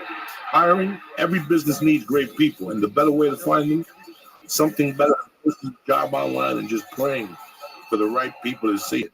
ZipRecruiter knew there was a smarter way, so they built a platform that finds the right candidates for you. And ZipRecruiter doesn't stop there. They even spotlight the strongest applications you receive, so you never miss a great match. Businesses of all sizes trust ZipRecruiter for their hiring needs. The church family can try ZipRecruiter for free. Free, gratis. Just go to ZipRecruiter.com/church, CHURCH. That's ZipRecruiter.com/church. ZipRecruiter, the smartest way to hire. And to my family, Aubrey and Onnit, the best supplements out there. I came back yesterday. I was jacked up to the fucking gills from the flight in high altitude. I took some New Mood and an Alpha Brain. I fucking took a nap. I woke up tip-top magoo. I went over to the Chinese people and got a little massage, a $45 massage. I gave Johnny Woo a $20 tip. He rubbed that fucking acid I had in my muscles out, and I went home and I relaxed like a fucking savage. You know why? Because New Mood and Onnit made it happen. Go to Onnit.com right now and get 10% off of supplements. And tell them Uncle Joey sent you. On the checkout, press in church, bam, CHURCH, and get 10% off your order delivered right to your house. Kick this motherfucking meal, Lee. Oh, beautiful. Shit. What a better way to start a week than with fucking Theo Vaughn in the house, ladies and gentlemen. What do you think about that? Happy to be here on the church, man. Great to see you, man. Great to see you, Great man. things always, and you're on your way up. Following your footsteps, man. Not my footsteps. It's just what happens when you work hard. You're leaving these giant tracks out there. It's just the results of fucking sticking with it. You know, I went to Denver this week. Yeah. And last Wednesday, we were leaving Thursday morning. And I didn't know about what I was going to walk in myself into, you know. I did another board lead Wednesday. And I went to my daughter's ballet class. And while I was sitting there, I had like a nervous breakdown. I get water from my wife. My wife didn't know. I didn't tell nobody, you know. I was going home. I was going back Colorado to where I got on stage for the first time. Wow, that club was the first time. I got on stage for the first time at the Den McCarthy once. And that night, I got like the full aptitude of what, and I had to leave down, so I even went to do a spot with Leo over at the fourth wall, just to rant, you know, for 5 minutes, just because I was about to have a nervous fucking break. I was going home. Wow, this is the place where I started. Like, people don't understand, when you start in your home club, you're never going to get love there because they always remember you as you were. Yeah. So people always have beefs with their home club. Oh, that's interesting.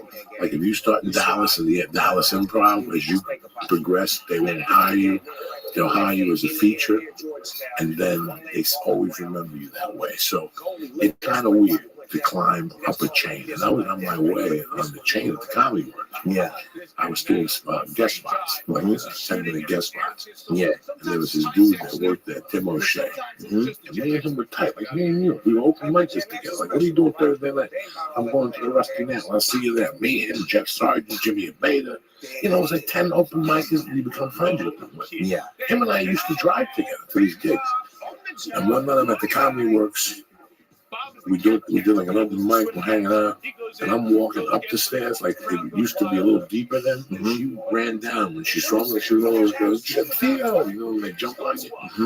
And when she jumped, I grabbed her ass, and she landed right there. I didn't grab it maliciously. That's a natural grab. That's a natural grab. Yeah. He saw it, and he went to her and tried to convince her to go to management, saying that I sexually harassed her. So they banned me from this club for 20 years. No. And she never said nothing bad about me, Wendy. She just banned me. It was between me and her. Yeah. And she goes, I can't have you here because the attorneys and stuff are going to get involved. And it shattered me, but at the same time, it made me leave. It's the final straw in that I have to leave campaign in my life. Like, things ain't getting better. Right. They just get worse every day. And if they cut my legs out with Comedy Works, the other two clubs suck. Right. You were done. So I was done. Because you went, you got to have something to prop you up. There were C clubs. Yeah. Three remaining clubs were C clubs. Yeah. They're going to feature me too. And what are you going to do? You get $250 a week for the rest of your life and stay in Denver? You'd have been stuck. You would have been stuck. So I made the move because of Wendy. When I bumped into her on one of those tours, those Dave Chappelle tours, you know, in the summertime, she asked me if I was mad at her. I said no. We made up. I told her she saved my life. I was in prison. She didn't ban me. And I'm back there headlining. And it was just weird. 6 sold-out shows. Wow. In my backyard where I first fucking started. Where'd you start? What was the first stage you got on? You know, I think I started actually down in the comedy scene in Louisiana. There's nothing. There's a lot of people, a lot of guys down there. They're just haters, really. When you get out of there, there's a lot of angry dudes there. You know? Now, okay, what's the closest city to you? Baton Rouge? Yeah, Baton Rouge. Baton Rouge used to have a funny bone. That funny bone. Did you work it? Oh yeah, I worked that. Okay. Yeah. When the girl was the manager. Nuh-uh. When the guy, this guy named Tommy, he was a DJ as well. Featured for John Reed, and it was awesome. How long did it take you to start featuring there? Pretty quick, man. I was featuring at like 3 years in. I was featuring just because I had like out of the gate. I had a pretty good 15 minutes. You could stretch it at a bar, drop some F-bombs, call somebody fat. Next thing you know, you're at 20 minutes. So like I was stretching it pretty good down there. And then I don't even remember. And then after a while, it just stuck with me. But I can imagine, dude, I can really imagine that feeling of going home and feeling some appreciation. Because sometimes if you get out of there, you're the crab that got out of the pot for some people. Well, then that's the other side. The other side of that was that's also a place I went to prison. Yeah. That's also a place where my daughter was born. That's also a place where I have an ex-wife. It's just a lot of mixture all going in. And then I get there, and I'm asking about the comics that I came up with. And one of them is around. They all got out of the business. They all did this.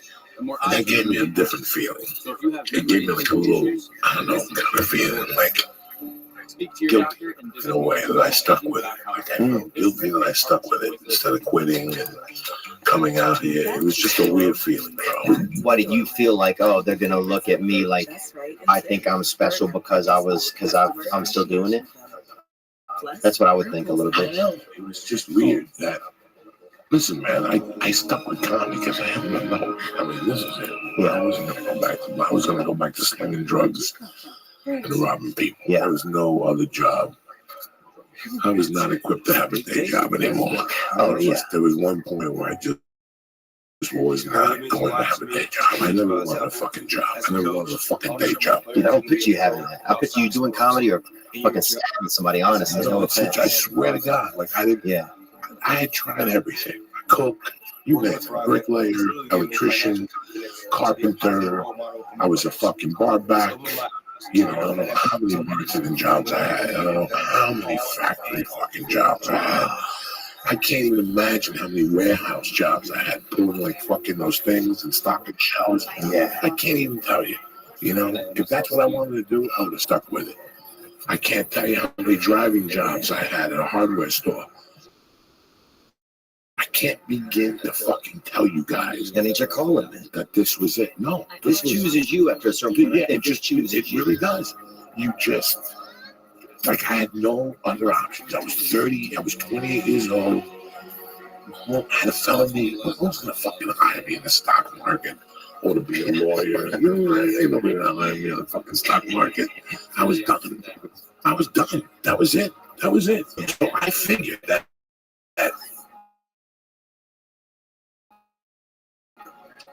least case scenario, you can be a road kid to $700-800 a week, live in your car, and live like Charles Bronson. Sleep in your car and learn how to camp. I mean, I'm dead serious about this. Yeah. This is how disheveled I was inside at that time with the world. I just wanted to drive in a car. That's it. I just wanted to be alone for a couple of years in a fucking car. And guess what? That's exactly what I did. Yeah. I was in a car for 5 fucking years in a car. Some nights I slept in a car, some nights in a hotel, some nights in people's couches. Yeah. And do I regret it at all? Fuck no. Fuck no. It prepares you for the rejection. It makes this shit seem like nothing. Right. You know what I'm saying? Yeah, it makes you start to own, like, whatever. Like, you, no matter what you put me through or say to me, I've created enough shit in my own life that you don't even know about. You know, I got arrested at 6 o'clock for assault. The show started at 9, and I bailed out at 5 to 9 in Idaho. I still have one up in Idaho. Yeah. So, I mean, I went through the fucking mill as a road comic. I was doing C.W. Kendall work, David Trimble work. You know, anybody who had one-nighters, I did them. I took this Doug Stanhope format. You know? Yeah. Took this all Trimble. That's what Stanhope did. Stanhope wasn't busting his ass in New York, bringing 5 people to a fucking show. Yeah. Stanhope started in Vegas. He got Evening at the Improv as a feature act, and he was unstoppable after that. You know why? He got he put a fucking stick on the back. I mean, I didn't invent this. I just mimicked somebody else. Yeah. I just mimicked somebody else. When I saw him in '96, I had never seen anything like that. Wow. I met him in '91 as a feature act. And he came back to the Boulder Comedy Club, and I was the house MC. And now he was a headliner because he had done a spot at Evening at the Improv, And it was different. He was the headliner now, Right. and then I didn't see him again. From '92, I didn't see him again. But they were bickering about this fucking kid that's ripping up fucking rooms. I mean, there was amongst chitter chatter, like, and they kept saying his name is Doug Stan. I'm like, I know that motherfucker. He slept at my house one day. He was so cool. I was the house MC at the Boulder Grove. And it was part of the Trimble. You know who David Trimble is? Yeah. He's a booker in the Pacific Northwest. Yeah. So he used to book Tuesdays, was the broker. Wednesdays you had off. That sucks for a comic. That's when then you spend all your money you made on Tuesday. Yeah, that sucks for a comic. You only get for those. In that time, he was giving you $125 a night, and he paid you $50 up front and $75 the check. So you picked up $50 cash. That's it. So you had to either figure it out. If the headliner was cool, I had a condo, I let him stay there. There was a couple guys I let stay there that were just cool. They left them more. And Doug Stanhope was one of those guys. So, what was he like? Do you remember kind of what he was like, or what? At that time, I knew he was funny. He was young. He reminded me he was just young. He was a kid. Yeah. He was just a wise ass kid when I first saw him. I was 29.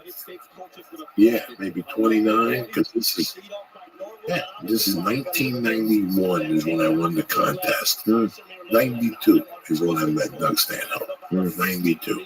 And then again, 93. And then I lost a job. And I never saw him again. And like I said, I had bickerings with him. And then he won the San Francisco comedy competition. Dang. No, he was not working the punchline. He wasn't working. Nobody was hiring that motherfucker. He popped out of nowhere. His act was so fucking blue. And he was killing it. Like Tribble, you know, when you get the paperwork from Tribble, there's certain hotels that are Mormons. Mm-hmm. Red Lion Inns. You can't go to those fucking places. There's Mormon hotels? No, if you do Provo, Utah, and it's a Red Lion Inn, they'll tell you that they'll tell you on the fucking paperwork. This is a Mormon room, watch your language. People get offended. Then the next night they put you in a room that says, this is an active room. Yeah.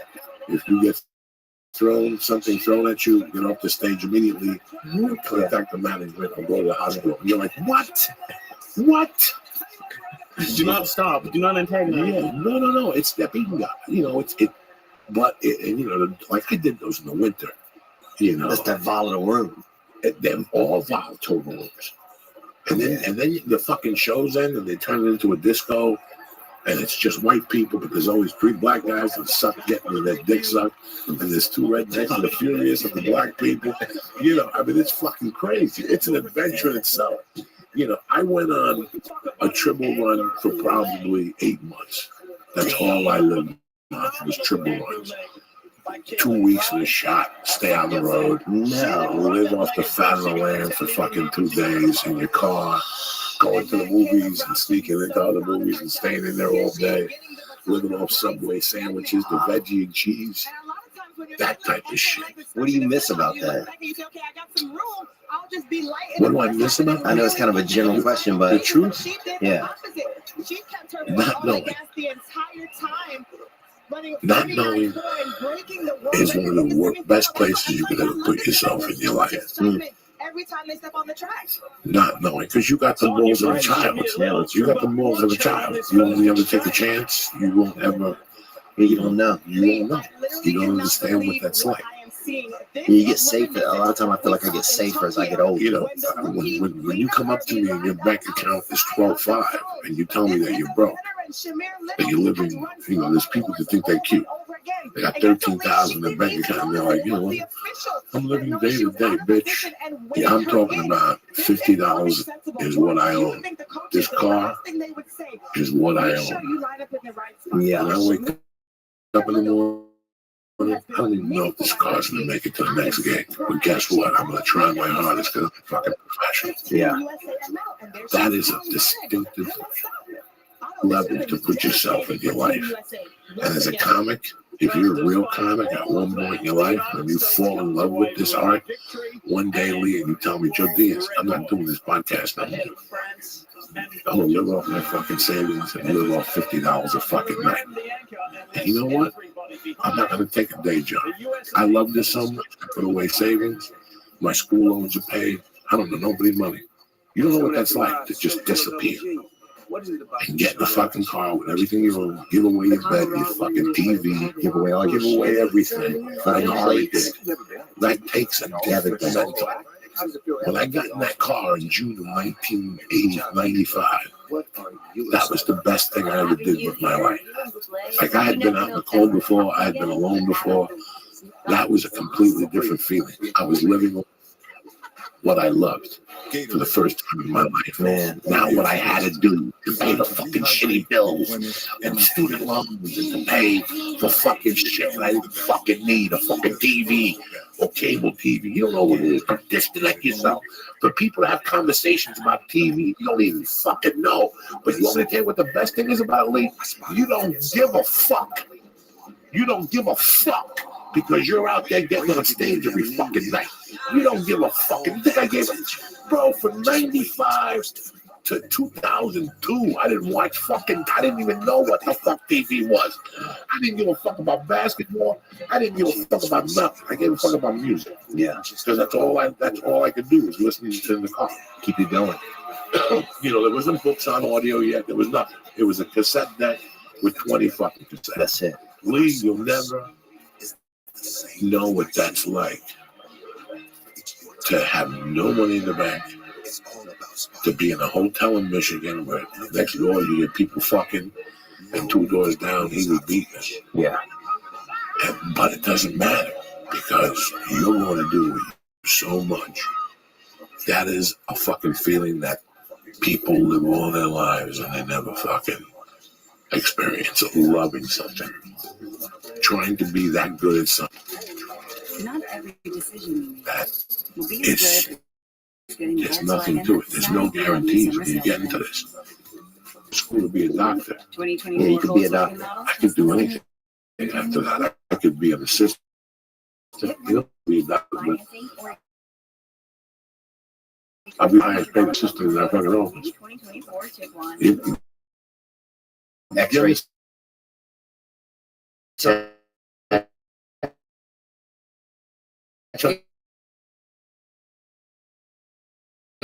It's Ways out. idea. Designed to read. It's like when you take a gun and point at a man and you take a life. That ain't too life. That puts you in a different perspective. That puts you in a different world. You have no disregard for human life. Now you do it again. Now every time you have a beef with somebody, I come up to you and I just shoot you in the fucking head every time I have a beef with somebody. Where you're, I had tons of practice about not knowing. In '83. Oh yeah. I used to wake up and go to a diner and put breakfast on the arm till 5 o'clock. Well, you're conditioned. You don't even realize. So I would force myself to make money by 5 o'clock and give the Charlies back their breakfast money. You know, it was 7 o'clock and I take a 20 ounce just to get this. I got what? I got 100 Quaaludes. Let's make something happen and get the over. Get them on the phone. So I got lubes $4 a piece. We didn't get 25 and 250. I just made $45. I just covered breakfast. Kind of like I have 2 or 3 more drinks. I got a $20 sack of Coke. But I'm not gonna do that. I'm gonna buy lubes and sell more. I'm gonna give me 50 because and it started minute. So what, Joey? You made $46. $46. Thank you, Jack. Yeah. Yeah. When you get something.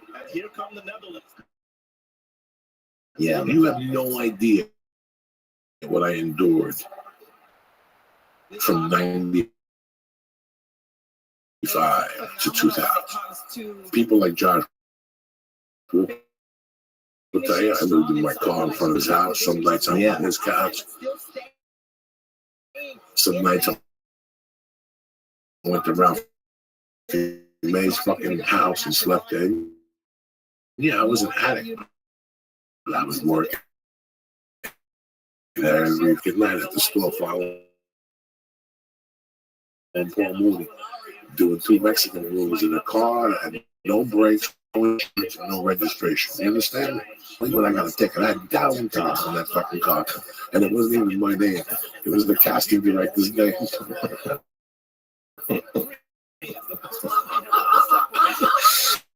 Dude, that's the best, man. That's one thing I do remember about, like, you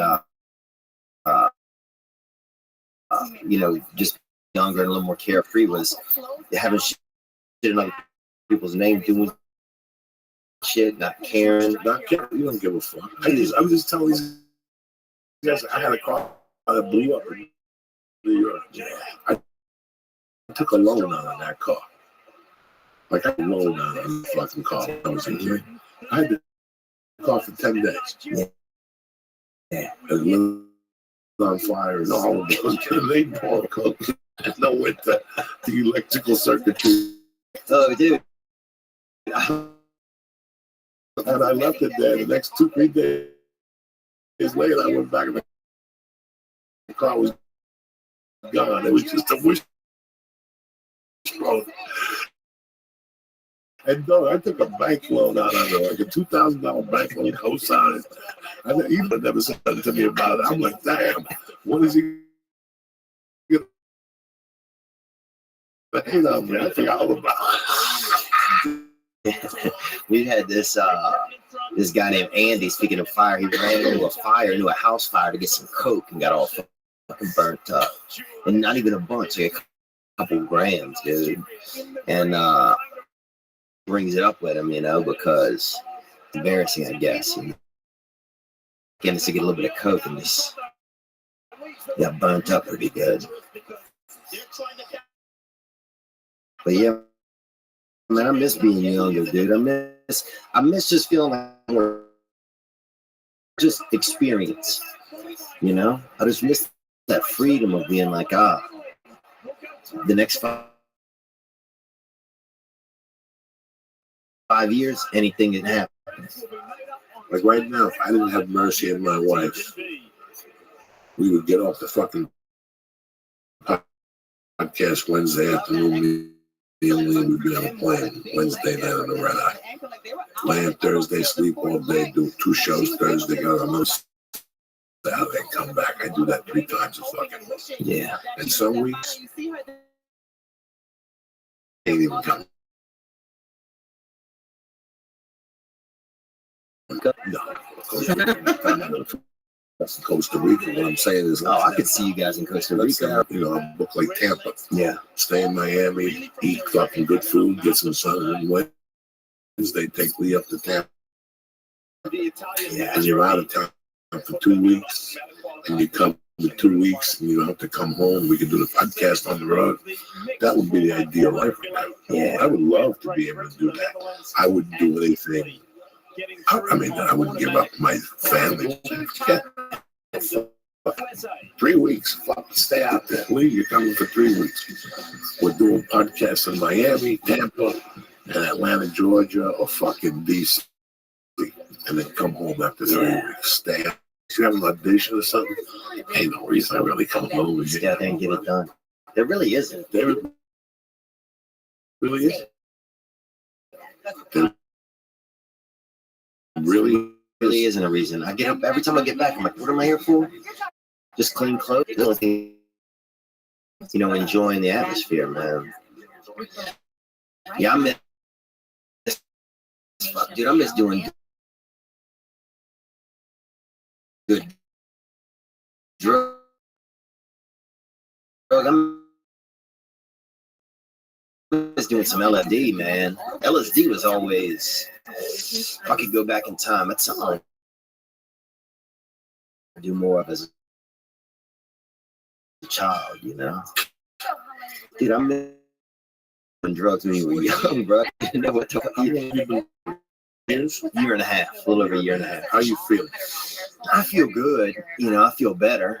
I think I feel a little bit more emotionally okay. My biggest thing wasn't I wasn't addicted to drugs or alcohol, but I was. Get to certain places in those feelings of doing drugs by myself because I could be by myself where I felt the only place I still felt comfortable, and I could do drugs, which made me feel good. So you have antisocial issues like I have from time to time. Yeah, it would just get bad. Yeah, and there wasn't. I didn't have any. Resources built up that made me feel okay.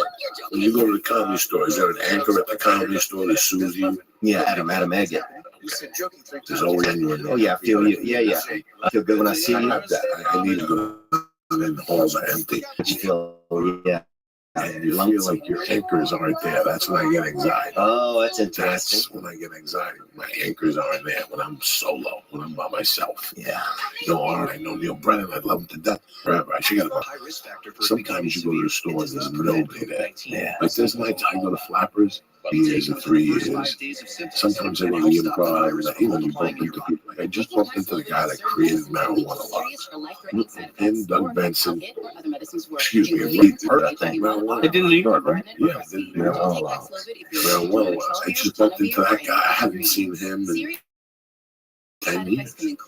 Yeah, that's a joy, seeing people, I mean, yeah, when you go up there, it's like, yeah. I love seeing, certain people I know are always around. Like Tripoli, I can always talk to Tripoli a little bit because he always has new conspiracy theory. Somebody's, fucking kids for cheeseburgers or something out in Milwaukee or something, something crazy. There's always something wild. I saw Syed, I think, where was the other night? You got up a new what was that? Yeah, that was exciting, man. That was crazy. That was awesome. There's just, some of you just get so excited to see. And I feel safe there. With the I was getting bad Thursday and Friday night at the fucking Comedy Works. Yeah. But once you get up there, the anxiety becomes. It must have felt good, bro, walking out on that stage. Man. Well, it always feels good when you walk on the stage, but it's so weird that feeling before you go up with your lips as soon as you touch the roof. And it goes into the mouth. For years, you hear a flow, energy,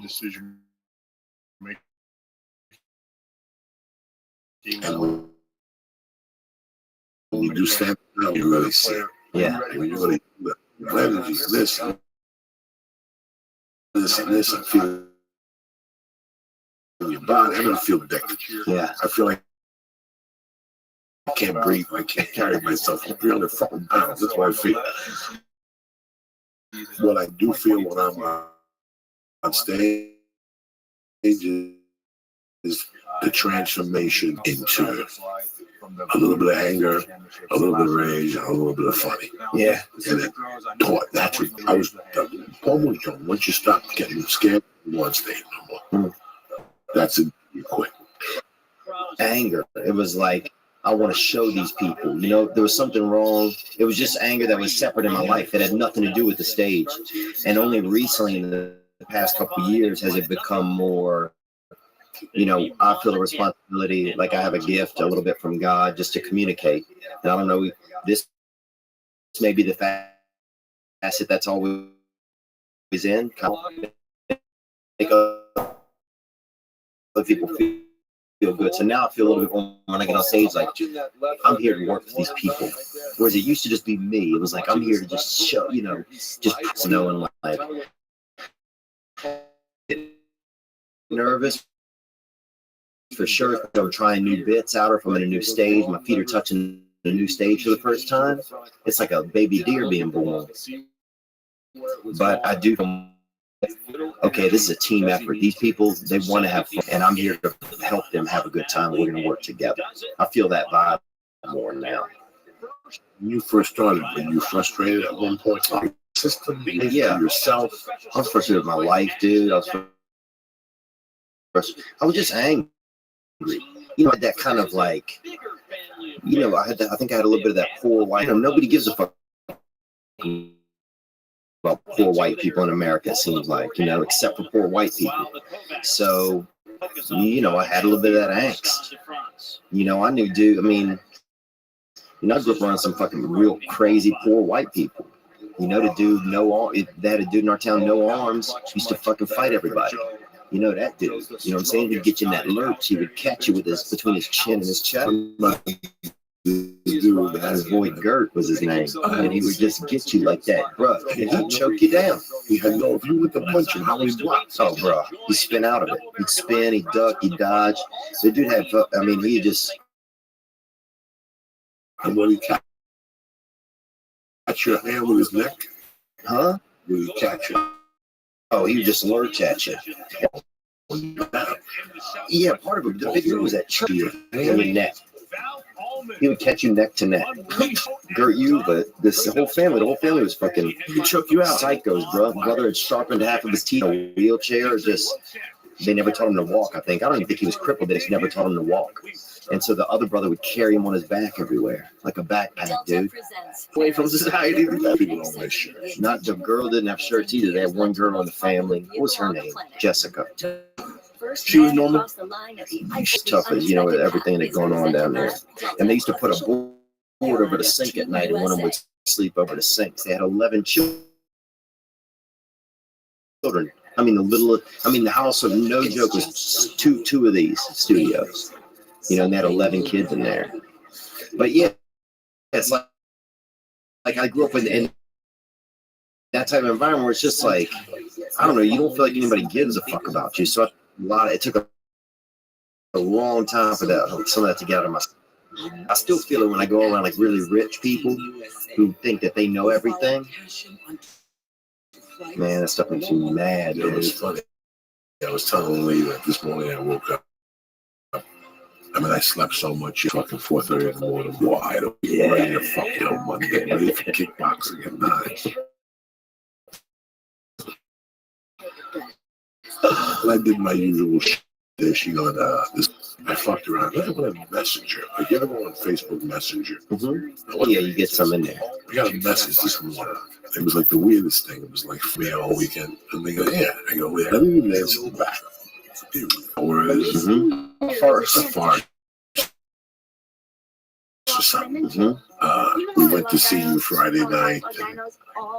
They were like drug geniuses. They had to be Rogan people. When I went back to their page, they had 10 pictures of Rogan. They went to see Rogan like in 8 places. They're the ones that always ask Rogan crazy. Oh, there's no better look than Rogan gives that look. Gives you that look. Are you fucking crazy? They just say stupid shit.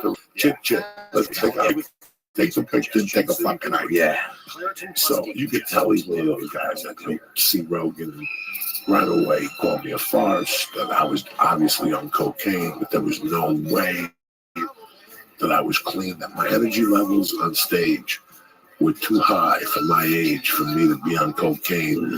He said, but I knew how to hide it. You weren't sniffling or wiping your nose. Dog, as soon as you do a line of coke, this shit starts dripping out of your fucking nose. Yeah. That's the first tell. I could look at somebody now. Now I can really see. Oh yeah. Because then when I was under the influence, I couldn't see it. Now I can really see it. Dude, everybody, my buddy, this one dude used to he would start to do a little dust, you know, but start touching his asshole, bro. By the end of the night, if we had a couple of bags, he'd have 4 fingers in his fucking ass. Dude, he had like there's some of the people eat their hair. You see those videos where people eat their hair, you know? He just had like a weird tick like that. But he would just in his ass, in his own ass. Oh my God. Yeah. I had a guy that used to do this. He would hold up and like he would be talking to you and he'd go. He would just be talking. Let him out from time to time. So every 8 minutes he would tell you this to tell you that look at that bug. Do you see it like that?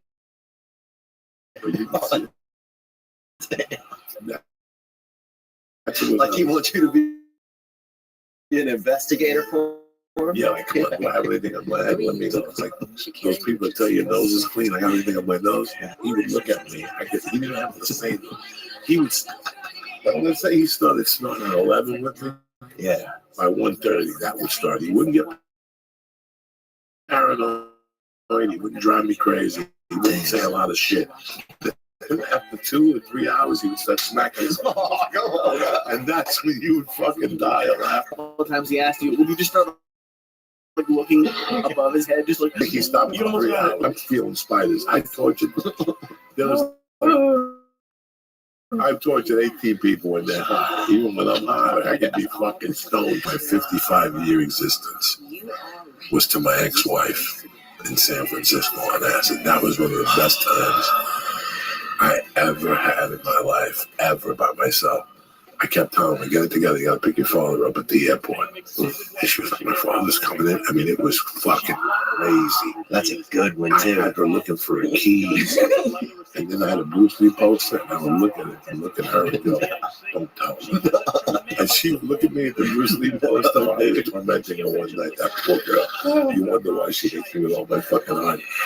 That's so vague and good at the same time. Oh my God, I got on one of those 12-hour fucking Grateful Dead hits acid. For like 9 hours, you're just burned. We were burned. It was 1985. We were burned. A bunch of koalas playing volleyball with your brain, I bro. got in San Francisco. The first hour and a half is mild, and then it just goes into overdrive. And you're seeing shit, you're hearing shit. Yeah. You can't focus on the TV.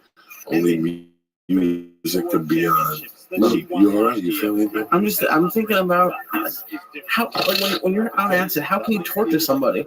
Like that's like, well, you just think of something that's casual enough just to catch a little bit of their, just a couple of their senses at the same time, and people will squirrel out, dude. My buddy met him out in the yard on a mattress one time. It's the only way he could function, dude. Another buddy of mine took all his clothes off and started driving. Drove like 5 hours. Dude had no clue where he went, and he came back in the morning, and he was still, he was out of gas, but he was. And butt ass naked? They're still butt ass naked. Yeah, some people just have to. They get in a lane when they're on the dust, man. Let me tell you something, bro. I miss that. There was a time in this country where if a movie came out, there was an undercurrent. And there wasn't Twitter, and there wasn't Facebook, and there wasn't social media. But there was an understanding that if you went to see that movie, you were going to see that movie. Wow. Okay, that was it. On a Saturday, and we get the bus, the number one bus to Jersey City, and we'd go behind a fucking alley, and we'd smoke 10 joints when we were in the 7th grade, and you get fucking baked. Oh yeah, and going and see the Pink Panther movies, or Kentucky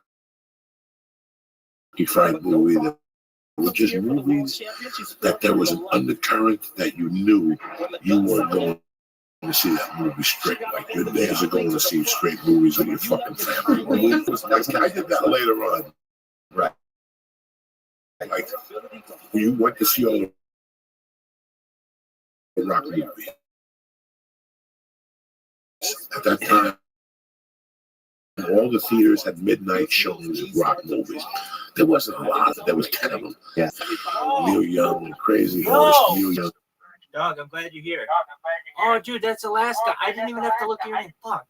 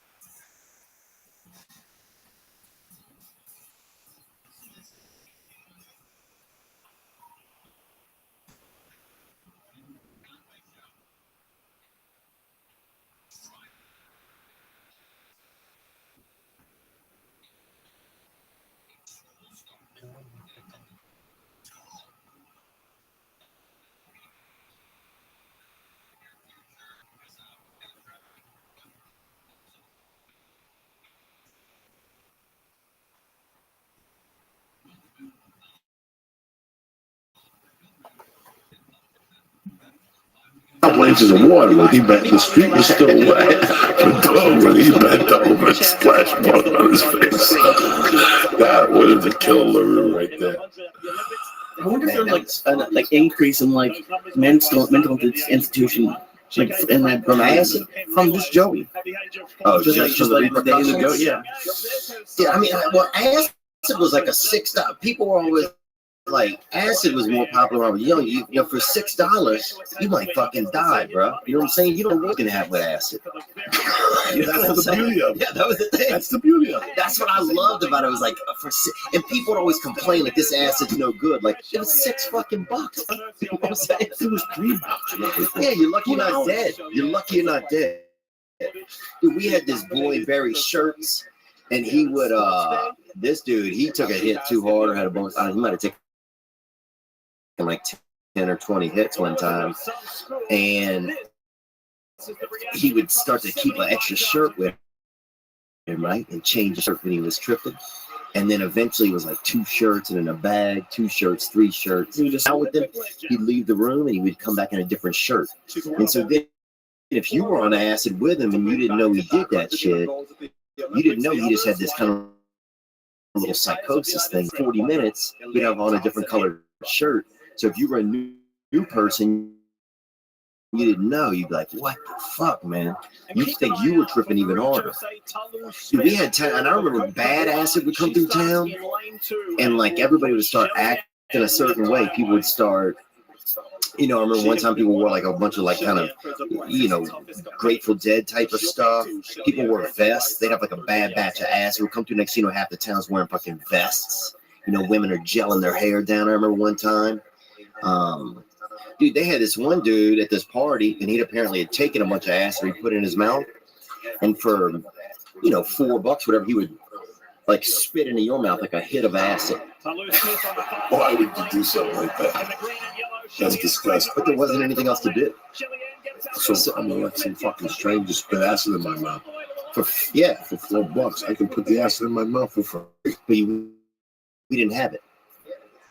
Oh, you didn't have the $4. We had the $4, we didn't have the acid. He had it inside of his system. And for $4 or in his, you know, he put it in his mouth. And then for $4, he fucking fired into you. So next thing you know, bro, we spent about $36. We're fired up, dude, at this dude's party. This dude, I'll tell you, this dude, Icy Mike, right? So this dude used to get ice from anywhere. Like he would get water, and he had like a nice freezer. His family had one of those. You ever go downstairs in like some people's house and they keep meat in like an extra freezer? Like they don't want you stealing their meat, so they put it in like a special freezer down in the basement. Or the freezer has like a flat top. It has like a door on the top, and you open it like that, and the whole thing's a freezer. There's no refrigerator. You know what I'm talking about? Like a big freezer. Yeah. So these from different places, you know, fucking local water, fancy Lake Mead, Lake Pontchartrain, Mississippi River. He had water from everywhere. He had water from Ireland, France. He break you off some fucking ice. Everybody's sitting having ice from other places, you know. It was kind of. Are you sure this wasn't? He just didn't write it on the bottle. Like it was off faucet. Oh no, you could taste it was from different places, man. Some of it was brackish. Some of the shit was fucking, you know, Iceland. Some of the ice you might get the fucking water from different places, man. He went himself. Oh, maybe his family went. I think his dad did some kind of traveling work. You thought he brought back gallons of fucking water? You lost your goddamn mind. But I'm telling you, there's no other way. I got tricked. No, there's no way he could have gotten these flavors in this water. No fucking flavors. They did this. Remember when Penn and Teller did the show called Bullshit? Yeah. 10 years ago in this fucking town in Beverly Hills, there was a water bar. Mm-hmm. With these idiots went in there, and they would drink fresh waters, different curated waters. Sounds good. So one day, fucking Penn and Teller went in there, and they took the hose from the back, and they gave people that hose water, and they asked them what they thought. And you should have seen my people making assholes out of themselves. Wow. This water is not even tasty. They would give them 3 glasses of the same. Dude, this guy wasn't smart enough to do that, though. Yes, he did. He tricked you motherfuckers. But you could. He had no proof. I just went around the world. Yeah, what do you do? Send me a gallon of water? Who the fuck are you going to call? No, we loved it. It was good, man. Water for the fucking neighborhood, like nigga put on his face. I'm telling you. But let me tell you what happened. Are you fucking crazy? Oh yeah, it was exotic shit, man. If you could see the bottles and stuff, and he had it like we get the trays up and break everybody off a fucking cube. We'd all be sitting there having something, He sold you a drink, which was cool that he did that. He was a great guy for doing it. He was brilliant. Yeah. He took your mind away from the fucking whole fun day. He bullshit you. He said, I got this from Antarctica, and there you are. Someday I'm going to Antarctica. That's what happens. It happens. Trust me. Listen, when I lived in Jersey, I dreamt of fucking getting out of Jersey. Yeah. When you hear about New Jersey, yeah. When he did Slippery When Wet, the one after that, there's some songs of his lyrics that we were trying to break loose. Like when I was a kid, that's all I always knew there was something out there. Right. Like I love New Jersey, I love North Bergen, I love my friends, but I gotta tell you something, I always knew there was something out there. I wasn't going to stay there. I knew that was not going to be my calling. I knew I was not, and I lived 8 minutes from New York City. Wow. The place where everybody wants to be. And I loved it, and I was telling my wife, my most favorite, if I could go back into a city that was the way it was in the 80s, in the 70s, I love the Bronx. Yeah. But those other people were out of this world. My mother had a dry cleaner up there until about 1971, and I would spend my weekends up there. It was fucking great. I got bit by a dog, I got chased by gangs. Like, I'm the fucking Bronx. Like, I love all that type of. Now it's very gentrified and stuff. Oh yeah, New York's changed, man. Fuck, I go back to New York and I can't believe it. What is it now? The city is everybody's just rich people. I can't believe it.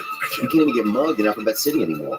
No, there's not even people out at night, like 2 or 3 in the morning, like they used to. It's very select.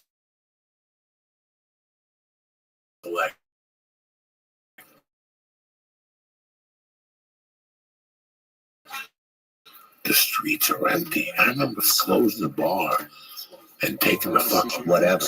Let's go over and get a brown bag of beer. That's what we do. Yeah. We got a job to go. 4 for the toll. We got a 6-pack. 2 6-packs. We'll bring up the fucking. You can't have any fun anymore. I remember the first time I went, and I ended up stealing a sex toy out of there because I got a little bit keyed up on some cocaine and got nervous. But you could have fun though. Did you sniff it and jerk off?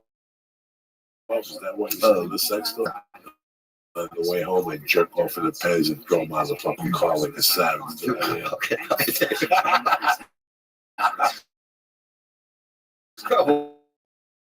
One time I was with this girl and I was so drunk, bro. She was driving us and I had to puke so bad and I just took my hat off my head right out the window and just kept talking to her like nothing had happened. Dude, another time, this dude, my buddy Billy Conforto, rest in peace, bro. He died. He drove in embankment, but he used to do pills and everything, and we were boys together. We're co-bus boys. 35, 40. He looked like Don Flamenco. The little Italian guy. Like that guy with the room went down on the, gave me some somas one night. I tried to maybe take advantage of me. I don't remember. That's a good thing about pills. But I remember this girl, this hot chick that I knew was at this bar we ended up at, and I was like, I need a ride home. I mean, I sat in my passenger seat, right? And the only thing I remember is we made plans to go to church the next morning. So in the morning, I come out of my house, I have no clue how I got home, open the car door, and there's vomit everywhere except like in the shape of this woman right on the front car seat, like I was the devil himself.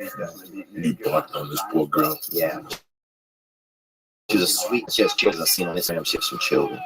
This old day. Because your mind. There was a time where if I didn't have coke, there was no reason to go out. Yeah. I'm not going to that bar. That's not. Yeah. There's no reason. Like I equivalated. I equivalent. It was the equivalent. Like if I didn't have coke, I couldn't have fun. It's a big thing for that was it. Yeah. From the ages of 18 to 22, I didn't have to. That was my fun.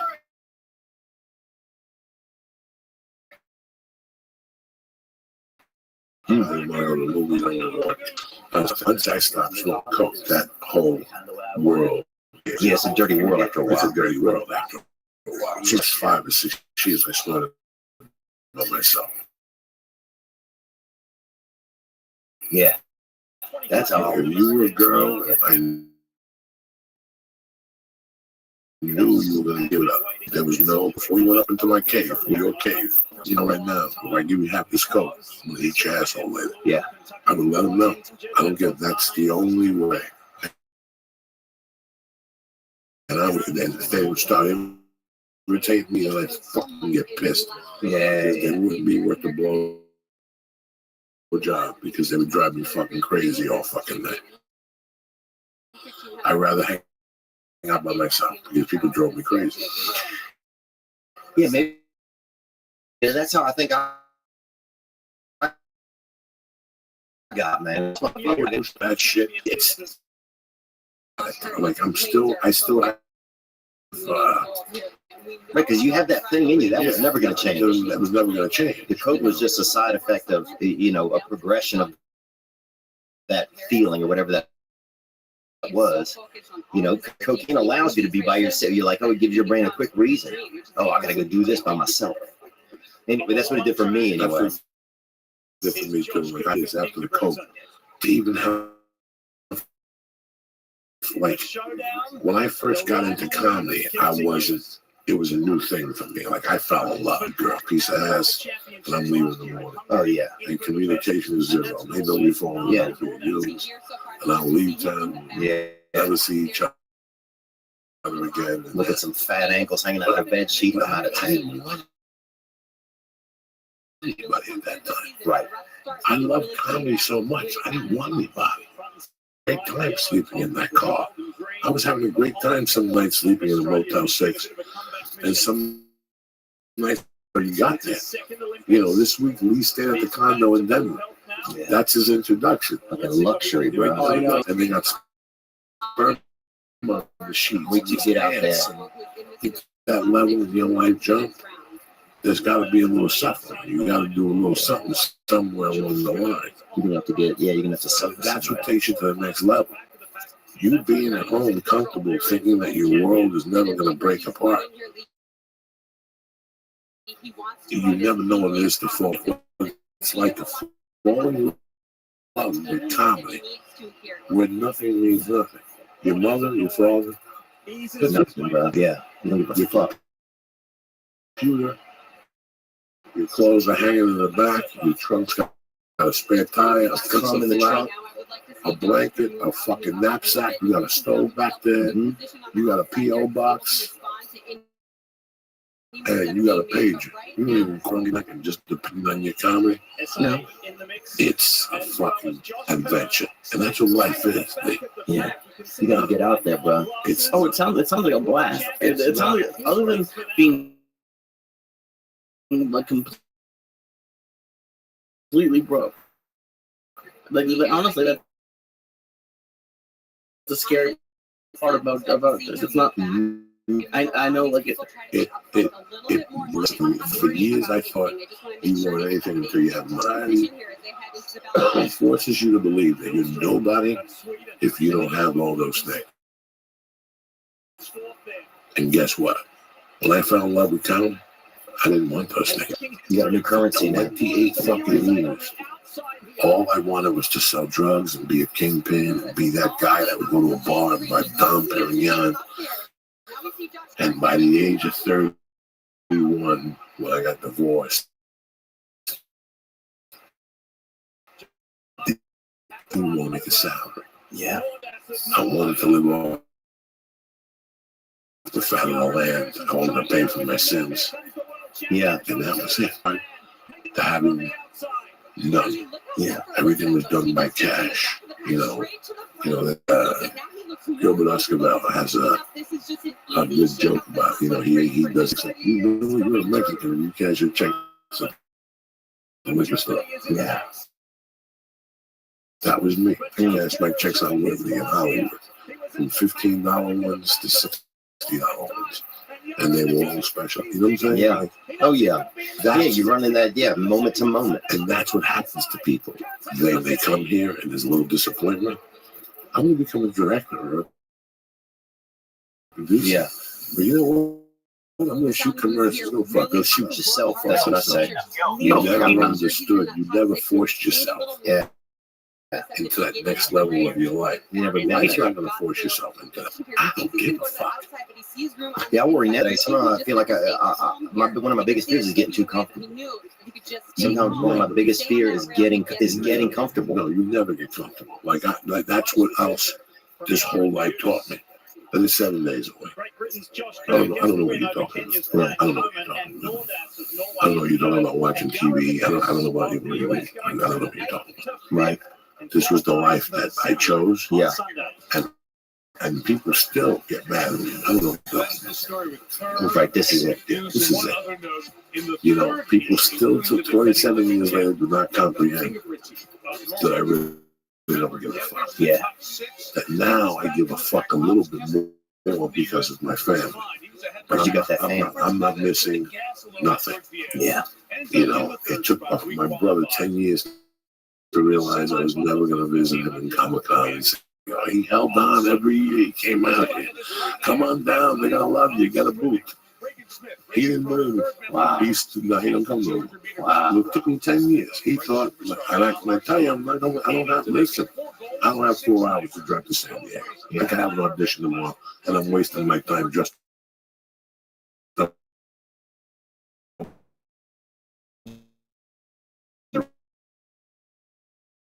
bunch of people that fucking go to the beach on roller skates get mad at you because there was too much of a good time. There's no good time.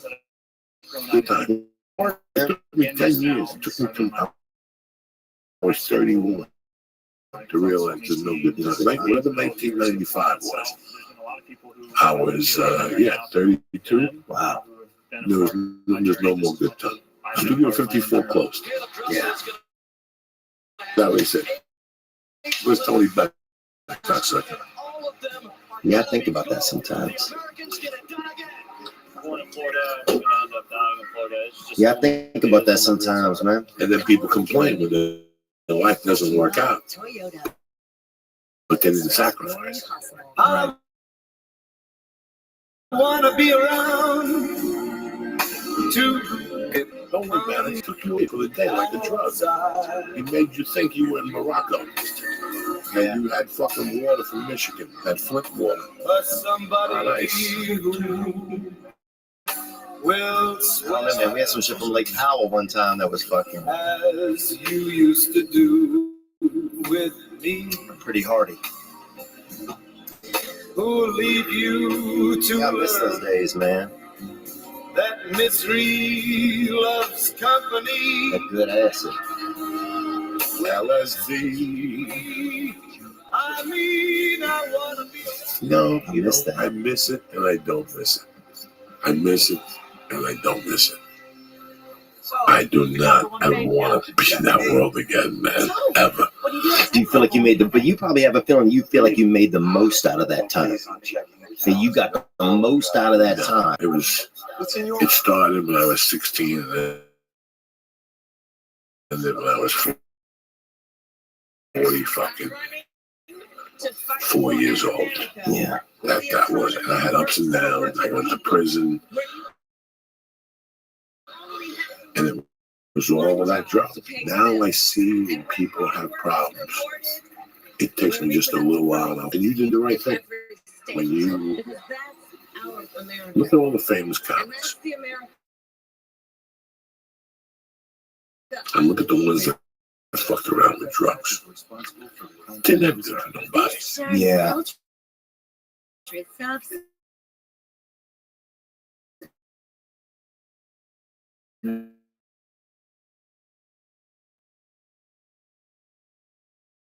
Prior, the Mitch Hedbergs.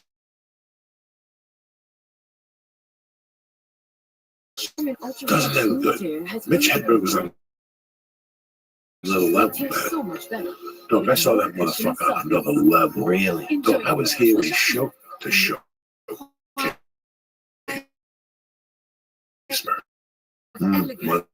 Monday was for fucking writers and producers. And Tuesday was for showrunners. Wow. Like that's the strength of Mitch Hedberg. But they don't even do like that shit anymore. Like when Mitch Hedberg died, I was furious that day. I still remember like cursing him to somebody like that dumb, just angry because people die to get to that level. Yeah. I love Mitch. Yeah. I didn't see him. He was living on the road with a fucking train. The girl. Yeah. God bless his soul. Yeah, when you get bent up, you're not spending time with your friends. You're not spending time with your loved ones. No. You know what I'm saying? Whenever you're fucked up, whenever you're really getting fucked up, like him, I'm sure. Yeah. You know, it's funny. There was a time, God, I could get Eddie Murphy time, and I'd be doing coke and have like an entourage. That's not why I don't want it. Yeah. You know what I'm saying? Like, I just didn't. I've always be right. We're all very uncertain. But I can still get everything. I thought about it for a while. I'm like, I want to do that. Yeah. I thought I wanted to do it. I really thought it was adventurous. But once I heard the comedy lifestyle, I read the books, and I did the just not knowing. Just that gift of not knowing. Just knowing I'm going to pick up $50. Right. Yeah. To cover my hotel, but guess what? Today I'm doing what I love doing. What the fuck? What the fuck? You're going to get a job that you hate and then meet a girl. You're going to marry her. You're both going to get fucking fat. And then you're going to start owing money. And now your job owns you. You got to work 6 days a week to make that fucking nut. And then guess what happens? One day you just die from the fucking stress. You know, much beautiful. How many I always look at numbers. Yeah. You know, and that's why I said to you. Great. Me and him have had 1,000 arguments about the things in different situations. We went to see an office one time when Van Nuys, the guy wanted $16. That means the first 16 that you make on this podcast. Yeah. Yeah. You know what I'm saying? Like, just to have luxurious offices. I'm not one of those guys. I drive a fucking suit. Right. So that I was looking at, they had the new cars that were coming out. 200,000 for a car, 100,000 for an Escalade. Really? Are you fucking kidding me? Yeah, that's There's crazy. a lot more to life than fucking paying that shit to impress your fucking friends. Festiva, man. Yeah, that's it. Doesn't matter what the fuck you just do. I went to Dan Tanner's and I sat out there and watched the people drive and what they were pulling up with. And I pulled up with a white fucking Subaru with my wife. And people were looking at me. You know what, man? That makes me happy. I don't live for nobody. I don't need to drive a BMW.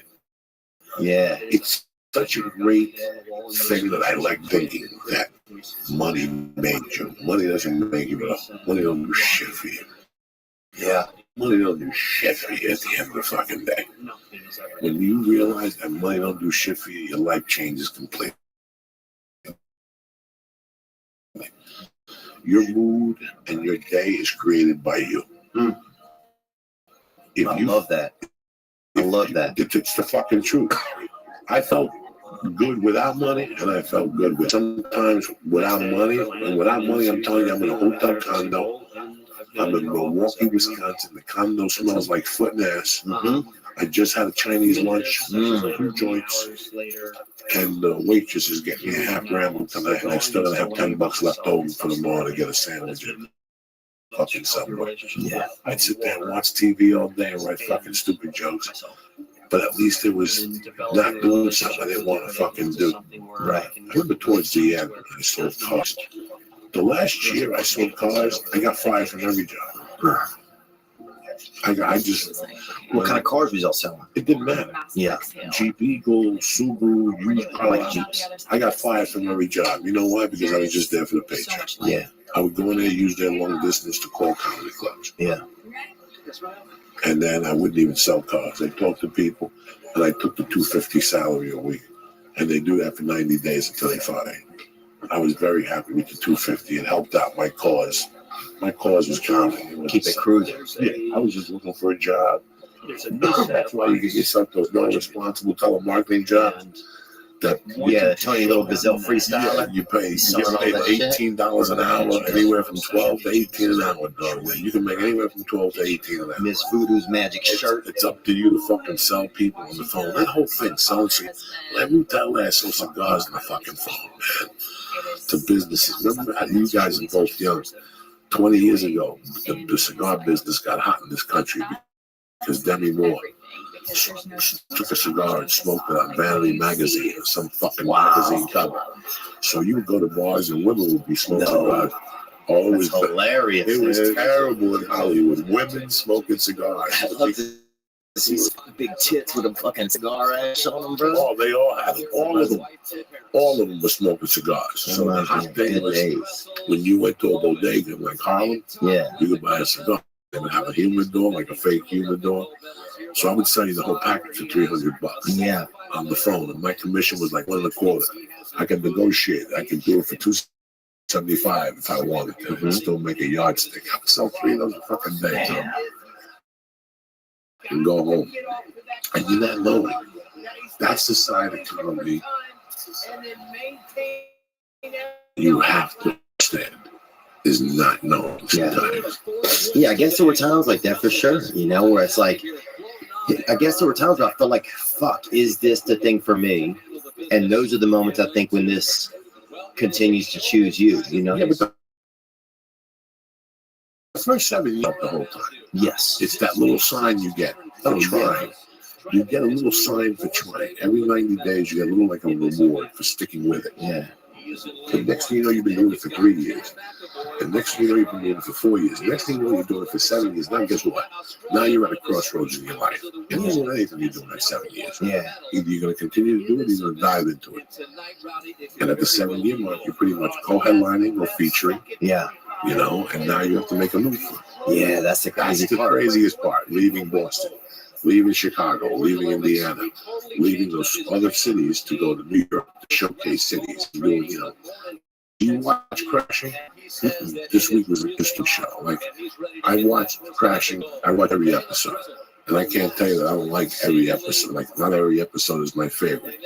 But this season, it's really picked up. Last week, it was about Artie, about him confronting Artie about his drug problem and trying to help Artie out.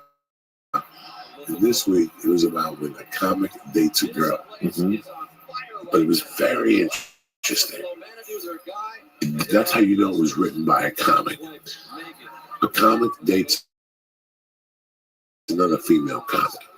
They start dating, they start fucking, you both go to the same open mics. You write the whole day of a female fucking comic. You want to fuck them in the ass, and move on. But do not date a comic, because at one point, someone of that is a very good episode. Something that you can't listen to this. This is a very good episode, and you're going to know exactly what I'm talking about. So they get the NACA. For those who don't know what NACA is, it's a convention that you go to, and there's a bunch of colleges there. It's the worst. And you get on stage, and a bunch of colleges with you.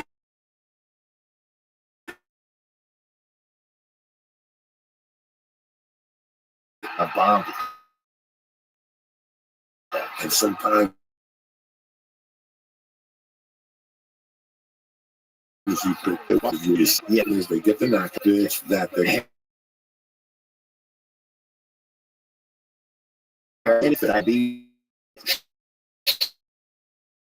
she went up the first night and did her fucking act.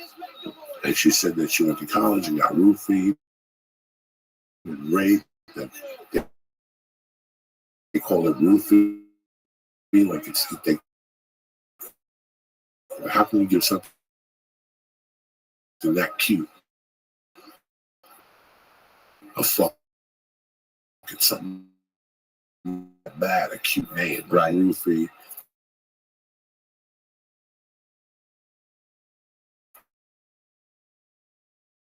She sold.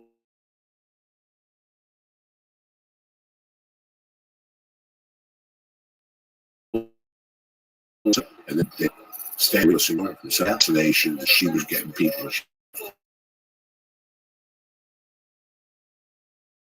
look for something to give away after the show. And he wrote a joke about the shirt. So he went out there, he watched what was working, and he did it. He didn't, hi guys, college kids, you know. Remember guys, that college kid laugh at. Right. Schwarzenegger, he ended with an Arnold Schwarzenegger impression. Yeah. He says, get it up. He did great. And in the room, she could dunk on stage today. And what it means is that a lot of comics come here. Bro, I know 20 comics that I saw on the road that I'm like, these motherfuckers are going to be stars. But they move to LA and they take advice from their agents. Yeah. And they start writing material to sell a TV show instead of writing material that comes from their heart, what they really, really say. Because what comedy is your world colliding with another world. How you live it. That's it. How you see it. That's what the comedy is. How I collide with the world. You know what I'm saying? There's a stop sign. You ain't gonna stop, or you can fucking go through it. You know what I'm saying? Like, to be a comic, you need that little je ne sais quoi of rebel in you. There's got to be a little touch. There's got to be a little original rebellion in you. No wiggle. It was a free wiggle. It was a great episode because she told him, you played for them. You didn't do your act. And what did he say? This is broke, and this is a career move, which a lot of people haven't done in colleges, and they do great. In colleges pay great, and it's a great living. But like I said, you have to really change your act. It's like being an act on a ship. I have nothing against it. It's a fucking living. Yeah. You hear that siren? Okay, nothing. The ship I could do, but I couldn't. I remember going to NACA in Nashville, and I ate it, bro. But I did my college. I did my shit. I booked a couple of them. Did you like doing them? No, I didn't like it. Let me give some shout outs real quick. My man B from Colorado who showed up at 22 pounds. I'm sorry I didn't get to see you, John E. McClain. Rasta Jeff, you bad motherfucker. Brian Allen. Christopher Berryman. Jimbo Slice. Benzo. Omar Rodriguez. And my man Jack Shipway.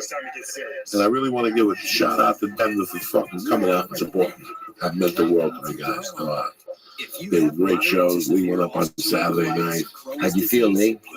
Oh my God, it was amazing. That's awesome. It was just crazy being on that, because I've heard about that stage for years, and then I know Rogan filmed a special there, and it was crazy. It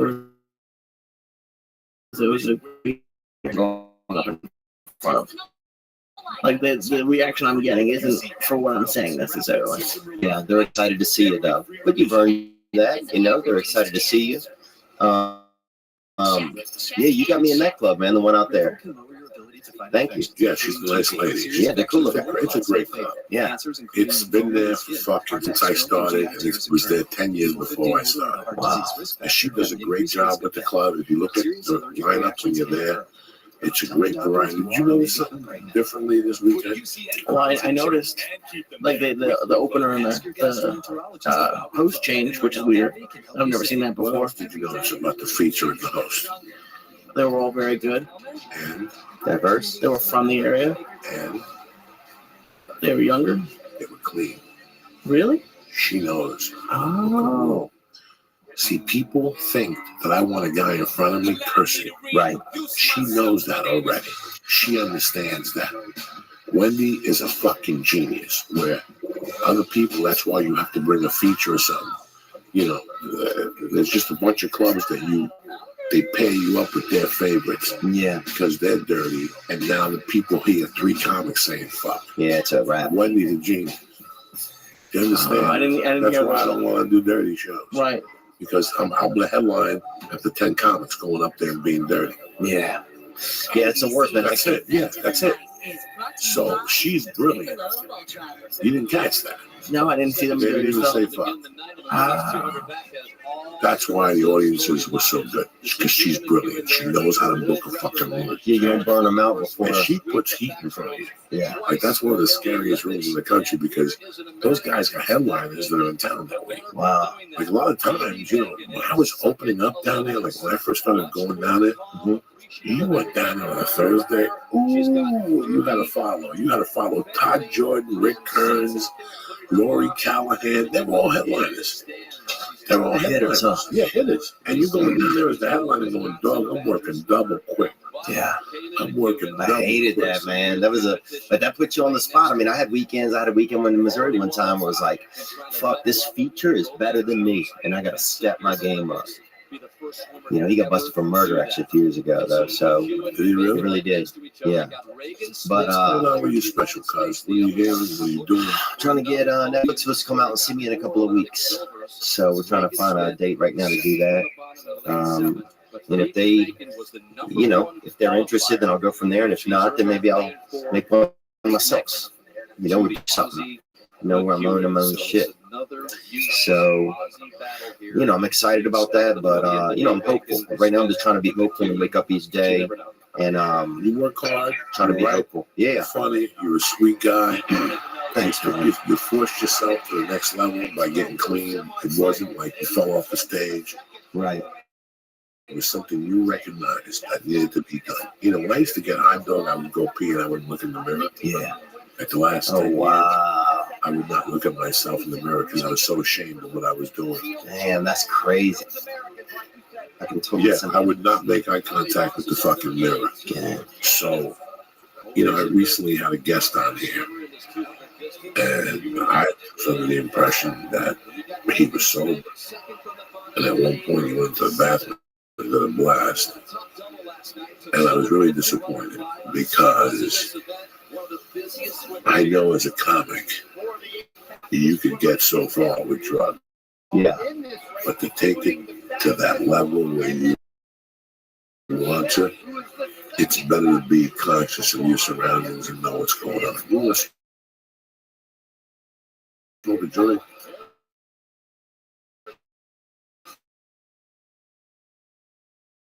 You want to drink a Heineken? Yeah. Great. But you're watching your audiences, you're watching the people that are coming to the shows, you're watching 1,000 things. Yeah. You don't really have time to get fucked up when you want to taste it, be in any occupation. Yeah, it's going to work for a while. It always does. Yeah. It always starts off great. It always starts off great. Yeah. I'm grateful for Lee. I'm grateful for my wife and people that come to the shows. Amen. But I got to tell you something. I'm really grateful. And I could not imagine the day I would be clean. And then I saw the Ray Charles thing, the movie Ray, and I was like, that motherfucker did heroin. I can't do coke from 60. Oh, that's scary. Coke from 61. Where am I gonna go? What are you gonna do? Nice butthole in the 8-ball shows up, and that's what fucking spins you out. No. That's my biggest fear. No, you're gonna look at it and see it for what it is. It's a different playing field. Nothing in the fucking world I want to do to get an 8-ball and stick it in Kate's asshole and suck it out of there with a fucking straw. Oh yeah. Kate is as beautiful as they come, as sexy as they come. I know she's all in. Oh, I'll suck my own dick if she'll watch. What would I gain by it? I'd lose a friend. Yeah. She's an ally. What would I gain by it? You know what I'm saying? If I'm gonna smoke coke with everybody, Kate would probably push me over the top. If she let me snort a line off her asshole, yeah, I would be all in. But at this point in the game, I can't go back. I made a promise. I made a man promise. I didn't make a promise to a woman. I didn't make a promise to my father. I didn't make a promise to anybody. I made a promise to the universe, and it paid me back. Yeah. It paid me Yeah, that's what I think too. for my promise. Nobody had to watch me.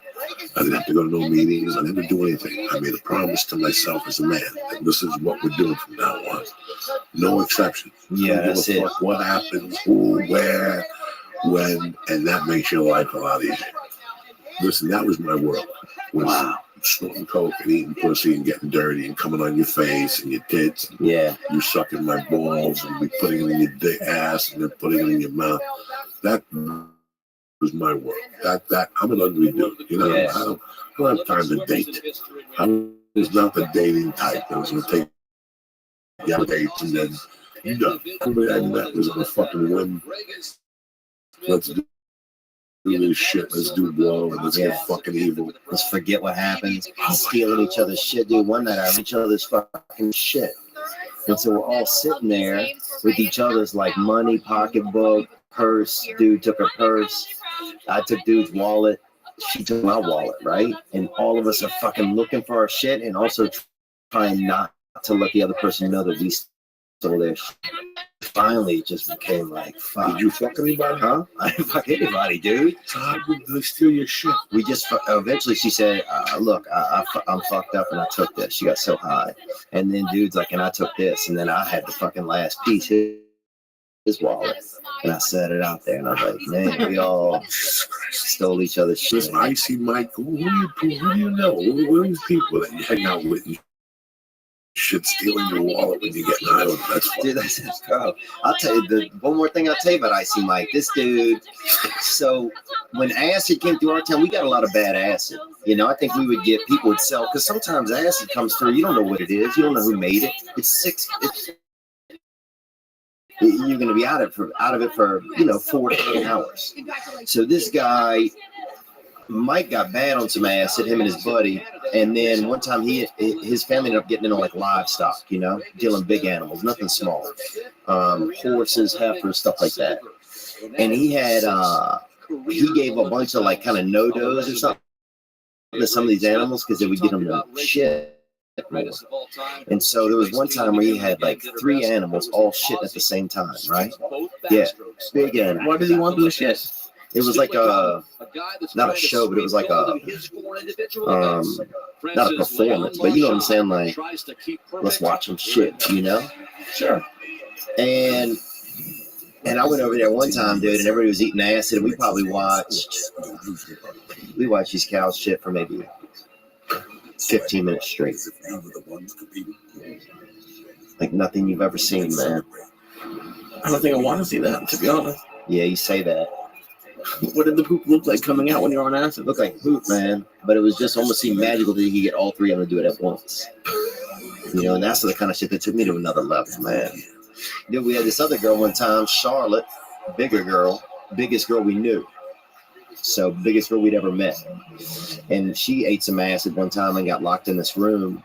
And people kept kind of dripping kind of warm water on her all night, bro. Fucked up. And those are the things I miss. Cooked a pizza in a dryer once. What up, dude? You're throwing rocks at fucking invisible animals and shit in the woods. Just, fun, man. Joy. You're a crazy friend. You're a crazy dude, my friend. Looking for joy, man. But that's why you're crazy as a comic, and that's what makes you a good comic. That's what makes you a good comic, guys. I miss it. You're not missing anything. Yeah, that's the thing. I'm probably not missing anything. Right. I thought that's about the truth. Nights and times. And I said to myself, well, why couldn't I have control like regular people and just do one line? Yeah. You know what, man? Nobody does one line and goes out. It always ends bad. It always gonna end bad. Yeah. You want to take a Viking one night with him. You want to take a Xanax and let him wine, man, and shit. That's probably gonna tear them. It's gonna decrease that anxiety the edible gives you. Yeah. But, do I really need an Oxycontin in my fucking life? Do I need that shit at this point in my life? Those things don't even do nothing to me sometimes. Sometimes I eat a Viking and I get high. Sometimes I eat one that don't do dick. It's I'm pretty safe with the reefer, bro. I don't miss tech. Yeah. I miss, I don't have no regrets though. I'll tell you that much. At this point now, I had a good time. Fuck it. It happened. There's nothing I can do to take it back. Whether it's time, whether it was anything bad I did, or anything good I did, there's nothing I can do to take it back. That's it. Do you make peace with yourself at some point? Except when he was fucking sitting next to you. Yeah, I know that. I never even considered Los Angeles when I started doing comedy. Wow. It wasn't even on my map. New York only. No. I didn't even. I had to come in New York for 9 months as an open mic, and I knew it wasn't for me. That was a torture chamber. People just called you and put you on stage. Yeah. You have to show up with 10 people. That's a different type of fucking world. Yeah. I developed a smaller market. Everybody knew each other. People just called you and put you on stage. You could just call people. You have to show up with 20 people. Maybe the guy would say, that was what you had to do. And then I would give you $25. That's fair. Yeah, Yeah, when I came out here, they made us you had to get, I did a couple of bringer shows. One time I had to pay to go, one time I had to pay to go on, But I knew that, I don't know, I didn't know that I came from a place where I had something to say that other people didn't have to say. That's the thing that gets me with a story. They don't have any, they're writers. Half these guys are writers. And I like to watch a show. I like to watch somebody perform. I like when I see something and I know about. Because that's what makes me jealous. I want to be a little bit jealous when I'm watching somebody, of their life, even if the life is good or bad. Sometimes when I see somebody even in a struggle, I'm like, fuck, I get jealous. Because I want to be, whatever that is, that struggle, whatever it is, if it looks so severe, I want that. I think that's something, I remember the first time I met a friend when I was in second grade. And I really remember this. This kid had a stutter, this boy Douglas, Douglas Huval. He had a stutter, he stuttered. And I remember when I met him, I was like, fuck, man, so jealous. I wish I could stutter. Yeah, he's different, man. Look at this guy has, man. Everybody I'd ever met up in that point in my life sounded the same. And then Douglas had a stutter and I wanted to be him. So I would impersonate him. And then the teacher said, she put me in trouble, so you're making fun of him. And I said, I'm not making, and I tried to explain my case, but they wouldn't even fantasize it, What do you mean you're not making fun of him? I'm like, I'm not making fun of him. I want that. Get what he has. I don't know. I guess if somebody has something different than me, then I want to be able to experience it. You want to be different. You always want to be different. I think I hated just being myself most of the time. I just hated being, I just felt ashamed. I just felt ashamed a lot. I felt ashamed and I felt uncared for. And it just made me angry, But I didn't know those are the things that was going on. Just that all I knew, I just knew that I was uncomfortable. I always felt better. To this day, I'm very insecure about a lot of things, but you push ahead, and I think it helps with the comedy at times, being so insecure. It really does. That rage gets released. Yeah. and you know, comedy is not about being in a comfortable situation. I never, ever, I didn't want to do what other people were doing. Yeah, I didn't want that. I always felt like life was playing a trick on me for years. Like when I first started doing coke, I didn't get high for the first year. It wasn't until I started drinking. Saturday Night Live to me sucked. Like all these people come up to me, oh my God, we go on Saturday Night Live. We go on Saturday Night Live. And I would go home I would go to a girl would babysit in my neighborhood. Oh yeah. And everybody would go over there at 11:30, and they would all be giggling like little fucking idiots. And I'd be sitting there going, I don't get this. But are they playing a trick on me? Like, is this, I'm supposed to laugh at this? Right. Like, I'm supposed to like this fucking music because these 20 people knew it. Like, it was terrible. Like, I kept seeing that over and over again when I was young, and I'm like, I'm never going to fucking do that when I get older. If I don't like something, I'm going to fucking say it, you know? Like, if I don't like something, I'm going to fucking say it. I would see 20 people on that, and I thought they'd be putting me on. Like, I'd go to a concert, and I knew the concert, the guy was off that night. But there'd be 20 people, and I would say, oh my God, it was tremendous. I did not want to be one of those people at all. Like, it bothered me. And when I see them today, it's the weirdest thing. When I see those people, I know they don't like me. So for 3 or 4 minutes, I feel really insecure about myself. But then I realized I wouldn't want to hang out with them either. Right. I wouldn't want to be in a room with them either. Like at a dinner party where let's take a minute and each say what we're thankful for. Yeah. And some asshole gets up, I'm thankful to be here with all you guys. Oh, everybody says, oh, that's so sweet. That's never been me. Yeah. I don't want to do that shit. Yeah. Just talk to me from the fucking heart. Don't talk to me at all. Yeah. Say what's up. I was telling Lee for years, I go, why be like everybody else? You know, it's like, this is a hot restaurant. It's a hot breakfast spot. It's eggs. Yeah. It's eggs and bacon. It's eggs and bacon. And you want to go stand online because your friend says, you know, it's like today when I drove past and 15 people standing in line outside. It's crazy. And I feel horrible. Ugh. I feel like you don't have a fucking life. You're waiting for fucking eggs and bacon. The breakfast is that much better. That's what you're telling me. Yeah. That you will stand on a fucking line. Nothing perturbs me more than that. Yeah. We live in a generation that they can't wait to stand on line. Oh my goodness. I stood on line for 6 hours. Really? I think you're a fucking idiot. Yeah. Yeah, I never just wasted 6 hours of your fucking life.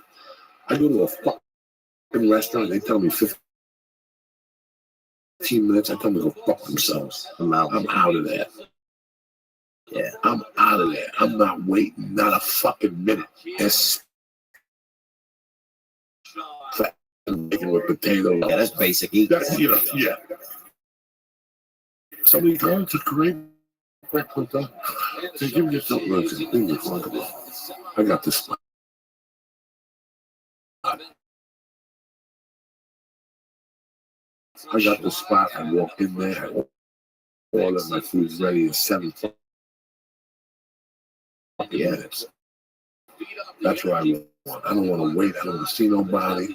It's like the grill in Hollywood. Yeah, fuck that. Oh, and they got like a gay spray paint his hair on his. I won't go to the No Diner, but I'll go to that fucking Marine tea any day. I like it. I ain't the best breakfast in town. Yeah. See your girlfriend there. Yeah, they just had smoothies over there today. Breakfast, the fuck good. Bacon and the potatoes that will rock your fucking world for breakfast. Will rock your fucking world. Yeah, I go to Amy and it's over on Moore Park. Let me stop over there after. Moore Park. Wait, what's the cross street at that place? Moore Park's Riverside and Moore Park. It's a Moore Park. I don't even know about a true story about an AA meeting. Who robbed the valley? No. 2 guys robbed the bank and then went into an AA meeting and took everybody hostage until the cops came. That's awesome. Hours you're to stay. The one right here, the popular one.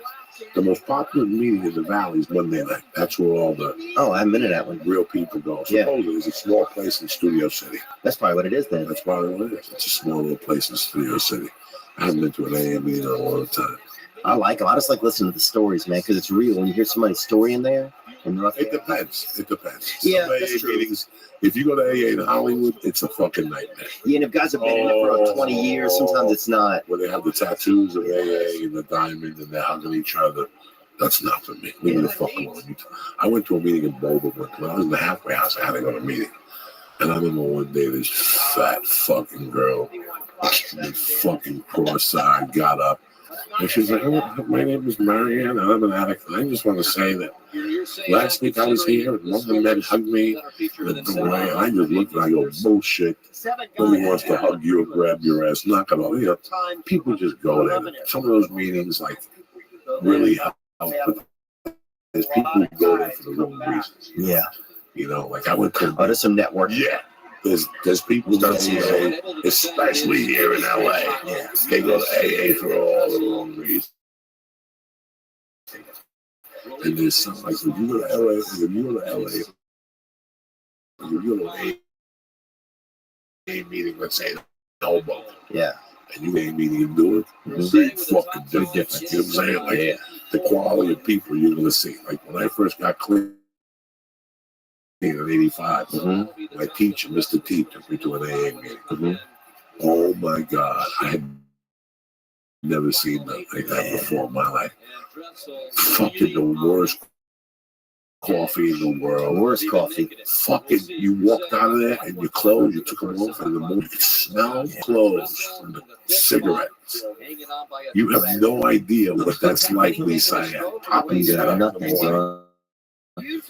Putting your feet on the floor and smoke. From your fucking clothes, from those AA meetings. You can smell people's poor choices, man. Dude, this is one place that makes me feel sometimes like it reminds me of the environment of the neighborhood and the environment that I grew up in. Sometimes being in those rooms. Some of it's a business, right? Like that place over by that barbecue. Some of these halfway houses are businesses now. So yeah, you're right. That's great. Like there's an AA business donations, but it's a business. It's a good program. It's a good program. And they have a you can't rob with AA. It's a bunch of fucking. That's a bunch you would hate it, man. Bro, them motherfuckers been stealing for years. They see you coming a mile away. The Treasury, that dude, you know, that's why they're in AA. You know, they've been stealing for 20 years. Let these people know where you're gonna be the next couple weeks. Yeah, I will be I'm in Tacoma coming up, March 15th and 16th. I'm in Tacoma at the Tacoma Comedy Club. And then March 17th, I'm in Spokane at the Spokane Comedy Club. And then April 6th and 7th, I'm in Tampa at the Attic at Rock Brothers Brewing. And you can get those tickets at theovon.com. Man, I appreciate it, man. I always hear good things. That's all that matters. That's you're on the path. I mean, I've seen it 1,000 times. They're just gonna make you work a little harder. Yeah. That's it. Because you're you. Yeah. They're just gonna make you work a little harder because you're you. Just to test you. Just to see if you go back and do a pill or go back and do a line or have a drink. And as long as you stay away from that, you always beat them. You always got the ace in you. Yeah. That's what they want you to do. They want to frustrate you, feed you the drink. Yeah. Don't get frustrated and just know that you get on stage every day. That's all you need to know. As long as you're covered, everything works out. You know what I'm saying? Like as long as you're covered, everything works out. You know, we did 12 spots 2 weeks ago. You've had a look on your face all night like you've had a shit. You did 2 buckets. You're okay. I'm fine. You're all spotty and shit. Yeah, and listen, the only reason why we didn't go deep tonight is because I'm dying. Wednesday, Danny Brown's in town. If he ain't working, we're going to eat 2,000 fucking 29,000 milligrams. Buzz Aldrin, we might not even do a fucking podcast Wednesday. I don't know when he can come back. Tomorrow we might do one, just in case. So prepare, eat good tomorrow. Because if I get off work by 5, I always eat something with dairy in it before I come here because I know like that dude. I'll double up on the dairy. Eat a fucking ice cream off the concrete, baby.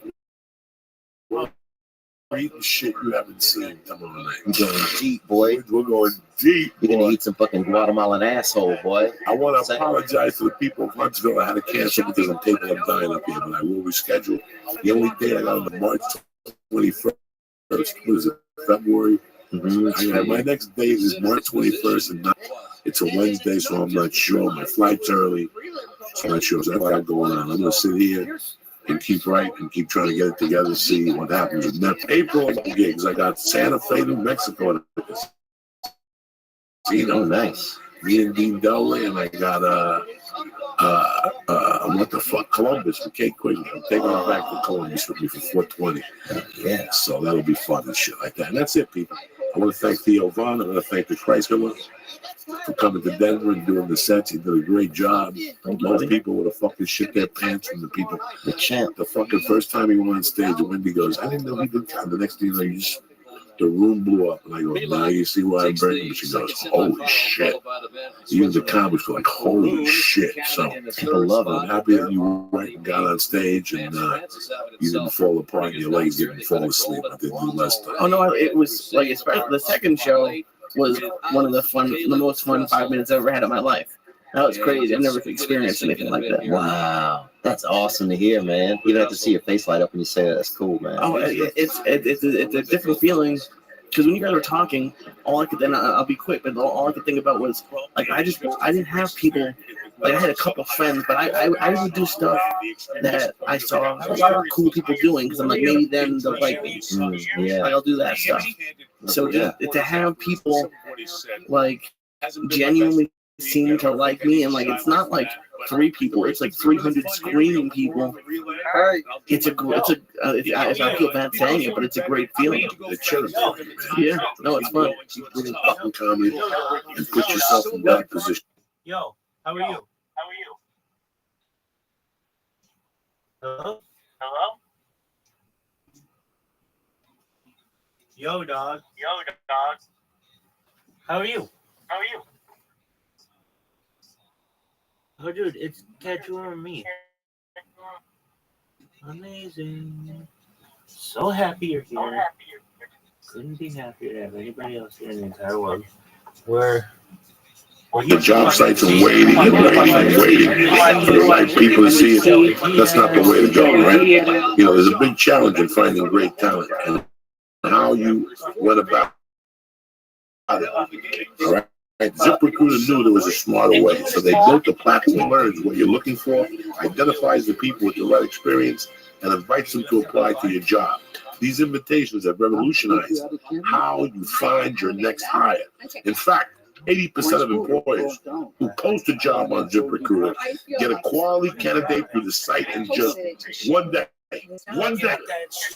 And ZipRecruiter doesn't stop there. They even spotlight the strongest applications you receive, so you never miss a great match. The right candidates are out there, and ZipRecruiter is how you find them. Do me a favor. I don't care if you're in a plumbing business. I don't care if you clean toilets. I don't care if you have a corporation. Listen, businesses of all sizes trust ZipRecruiter for their hiring needs. So right now, today, the church, you guys have businesses. You want to hire, you want to look for the best that's out there, try ZipRecruiter for free. That's right, free. Just go to ZipRecruiter.com/church. That's ZipRecruiter.com/church. Again, ZipRecruiter.com/church. This is the way to hire. Number 2, I want to thank Onnit.com. They've been my sponsor since day one in my family. And the supplements are tremendous. I love the protein shake. I love the Shroom Tech Mule, the Shroom Tech Sport. I love all the products they put out. Listen, I don't care whether you try them or not. The Alpha Brain, if you don't like it, it's 100% money back guarantee. So if you don't like it, we don't even want it back. We'll send you the money back. Listen, change your life. Go to Onnit.com right now and press in church, bam, and get 10% off your first order delivered to your motherfucking house. All right, who does that? Nobody. I want to thank my brother Theo Vaughn. What is it, TheoVaughn.com? Praise God, man. Yeah, I'll be at TheoVaughn.com. Go to TheoVaughn.com. See what this kid's a real fucking deal. If you don't go see him now, you're gonna pay $1,000 to see this kid 8 fucking years. So I go see him now. So in 5 years, you go see him and go, listen, I saw you on the Joe Diaz. I heard you on Joe Diaz. And then I went to see you 5 years ago. Oh my God, look what this is the guy you want to go see. Gang, baby. I'll eat your cousin's dick, son. Son, I love you, motherfucker. Stay black. Have a great day. And don't forget, they all gotta suck your dick at the end of the day. Amen. Do your thing, Lee. Kick that fucking mule. Turning into legends. And some tears whispering to his being true. You got this. Toyota. Start your impossible. Greetings from Podcastville. The Church of What's Happening Now is brought to you by Stamps.com. Listen, these days you can get practically everything on demand. Like our podcast. Listen whenever you want, but it's convenient. Did you know you can even get postage on demand? All you need is Stamps.com. I've been using them for years to send out coffee cups, T-shirts, posters. My wife loves it. You know why? Because it saves you time. And time is money and energy. What I'm going to do is this right now. Go to Stamps.com before you do anything else. Again, Hey, how are you? go to Stamps.com before you do anything else. How are you? How are you? How are you? How are you? Yo, dog, can you hear me? Dog, can you hear me? Yo, dog. Yo, dog. Hey, dog. Hey. Dog, hey.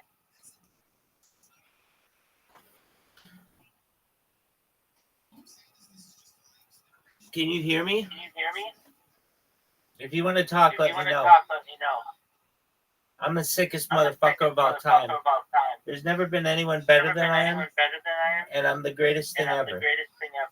2013. The Ridge now resides in the pockets of over 250,000 men and women. The RFID blocking wallet is made by two metal plates, either titanium, carbon fiber, or aluminum, bound together by durable elastic bond. Your credit card, your license is just the stuff that you need. It's light. I love it for traveling. So what I'm going to do is this, okay? It's sleek. It's got metal plates bound together by durable elastic band, so you will lose nothing. You understand me? It's easy. It's front, minimal. That's designed to let you ditch your bulky wallet. What I'm going to do is I just want you to go. Do me a favor right now as family, because you're going to love it. Go to ridgewallet.com/church and use promo code CHURCH, CHURCH. And what I'm going to do is, today only, I'm going to give you 10% off with free worldwide shipping by going to ridgewallet.com. For right now, just go to Ridge Wallet and take a look. It is one of the most interesting products out there. And if you're a traveler, you're a sportsman, you ride a bike, stuff like that, you don't want bulky stuff, Ridge Wallet is the way to go. So right now today, 10% off from free worldwide shipping by going to ridgewallet.com/church. Again, that's ridgewallet.com/church. Use promo church. Number 3, I just received this in the mail about 4 days ago, and I've been using them. I got to tell you something. It's one of the best brushes my teeth has ever gotten. And even though my teeth are the color of like chartreuse, this thing worked tremendous. One of the most important things we do for our health every day is brushing our teeth, yet most of us don't do it properly. Quip is a better electric toothbrush created by dentists and designers. Quip was designed to make brushing your teeth more simple, affordable, and enjoyable. So far, I've got nothing but 5-star results.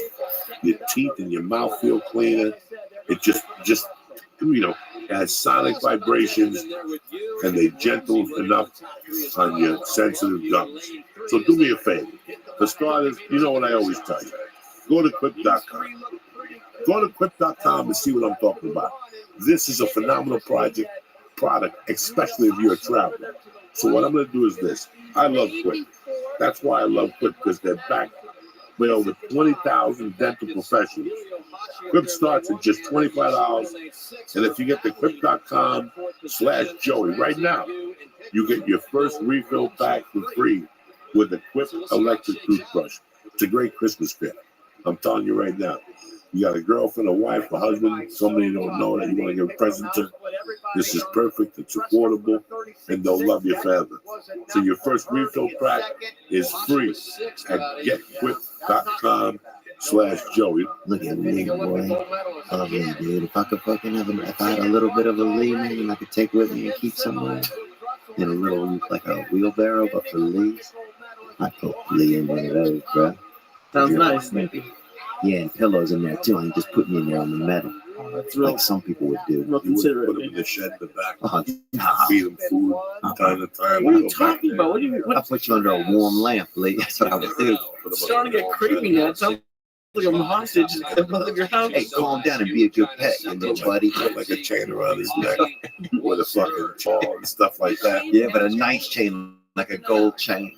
I don't know if I go that far. They don't go for it. You can't put a silk out on a pig. You know what I'm saying? It's fucking Thursday, November 8th. Kick this fucking mule, Lee. That's as good as it fucking gets, Theo Von. Crazy. Little Sly and the Family Stone coming at you. The gristle missile, baby. Thursday morning. What are you, fucking nuts? 20 to life. No parole. Fresh from Buffalo, New York.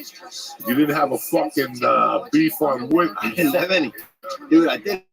Somebody threw a piece of meat at me on one of those street corners. I don't know if that was Wick or not. Did you eat it?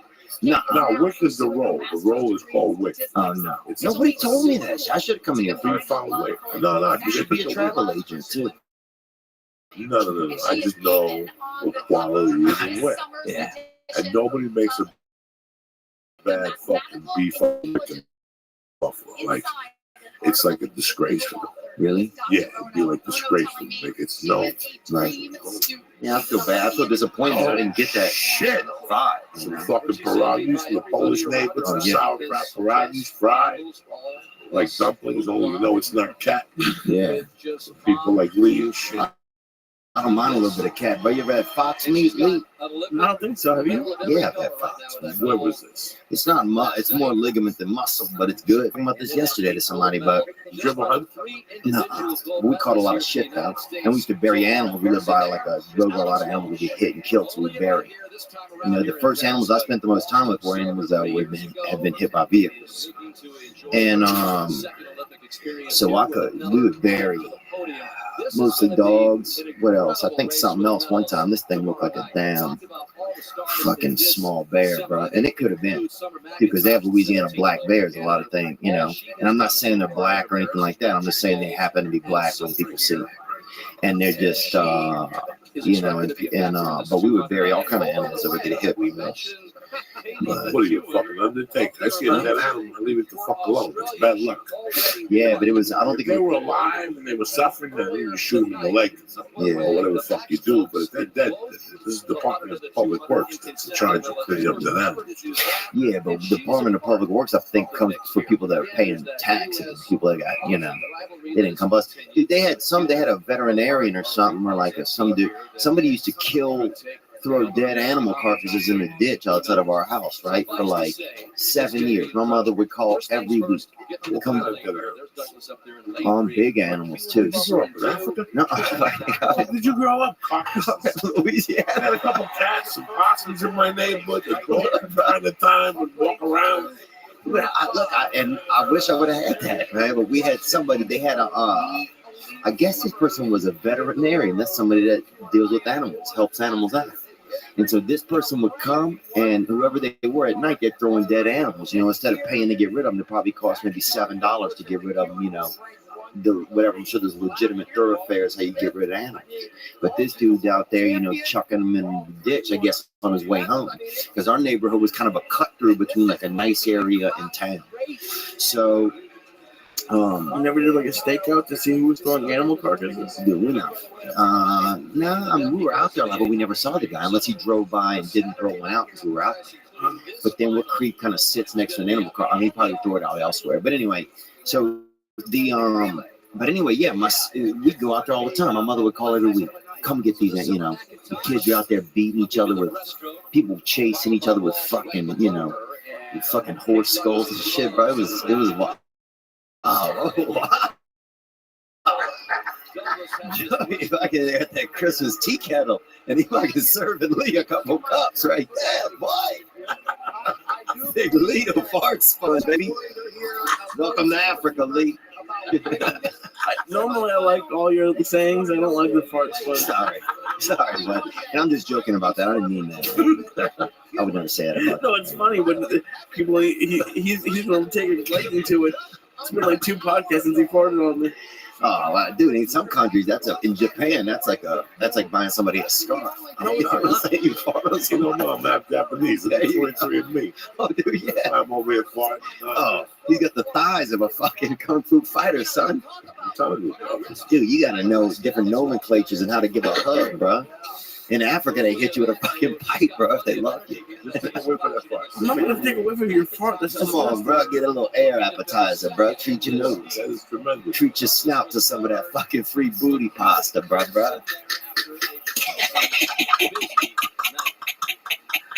Oh my god. Poor fucking Lee, man. Dude, it's so funny, you know, sometimes when I'm not even joking about, when I would need to think about something good, dude, I think about Lee, man. Well, thank you. That means a lot. Yeah, I think about you, man. I think I think about you to laugh. You mean just the stuff you say randomly. Like, I just want to hang out and like listen to what you say during the day to yourself. I feel like it's hysterical. This conversation is getting creepy right here already.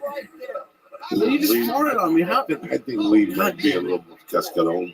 Oh yeah, I know what you're talking about. No, you know. Peppermint, they call it, dude. Yeah, I think he's coming out of the closet pretty soon. They say, hey, you know the boy over there, little Lawrence. I don't care. Either, bro. I'll let you hang off my dick like a fucking mountain cat. No, I would never let Lisa. Not you guys, but I don't have the same relationship with you. Yeah, you're still friends. I'm friends with him. I wouldn't fuck him. I'd let him touch my dick a little. You know what I'm saying? Around the holidays, bro. Just to make his day. Oh, he's a prison. We used to just sitting on people's laps. Dealing cards. Rubbing their dick. Yeah. Clever bringing this back. You can't just sit on someone's lap, but they're not going to let it end at just lap sitting. Bro. They're not in prison because they don't. In Gary, Indiana, you're an 8, bro. One female. In Gary, Indiana, dog, you're a female 8, baby. Yeah, I gotta pay 10 G's for you to put a wig on it. Oh, yeah. And just mug his dick with your fucking neck. What does that even mean? Lee, you gotta get out more, get off the internet, bro. You gotta go hitchhiking, man. I really don't. I don't want to now. You should go hitchhiking when you're in bed. It's a school project. Yeah. I'm gonna end up dead. What school are you in? You doing classes online? No, I need to be. classes here. This is the only How old are you, Lee? 30 now. Are you really? Yeah. I thought you were like 19, dude. Are you really 30 years old? Yeah. 30 years old. Oh my God, bro! My whole perception of you, I thought you were like a you know, He was an intern. First came in here. Oh wow, I ain't a fucking young man. that's awesome. Now you don't like me as much like that? No, it's just different. You ever notice you learn something about somebody you didn't know? You know, like you see somebody and they're like a lawyer or something, but then you realize they're like a sorcerer or something, or they do shady shit. And you see them like ballroom dancing. And you're like, this fucking guy ballroom dance. That always takes my brain a minute. Or if you see a big person and they got their stomach stapled, and now, dude, I was at a pool one time. And I used to work on this farm in the summertime outside in Natchez, Mississippi. And they had and this dude, Don Blankenstein, was the pool guy every year, right? And he'd come out there, and I keep an eye on him because the dude weighed probably 700 or 800 pounds, bro. You know what I'm saying? He broke the gate every time he come in. He fucking. He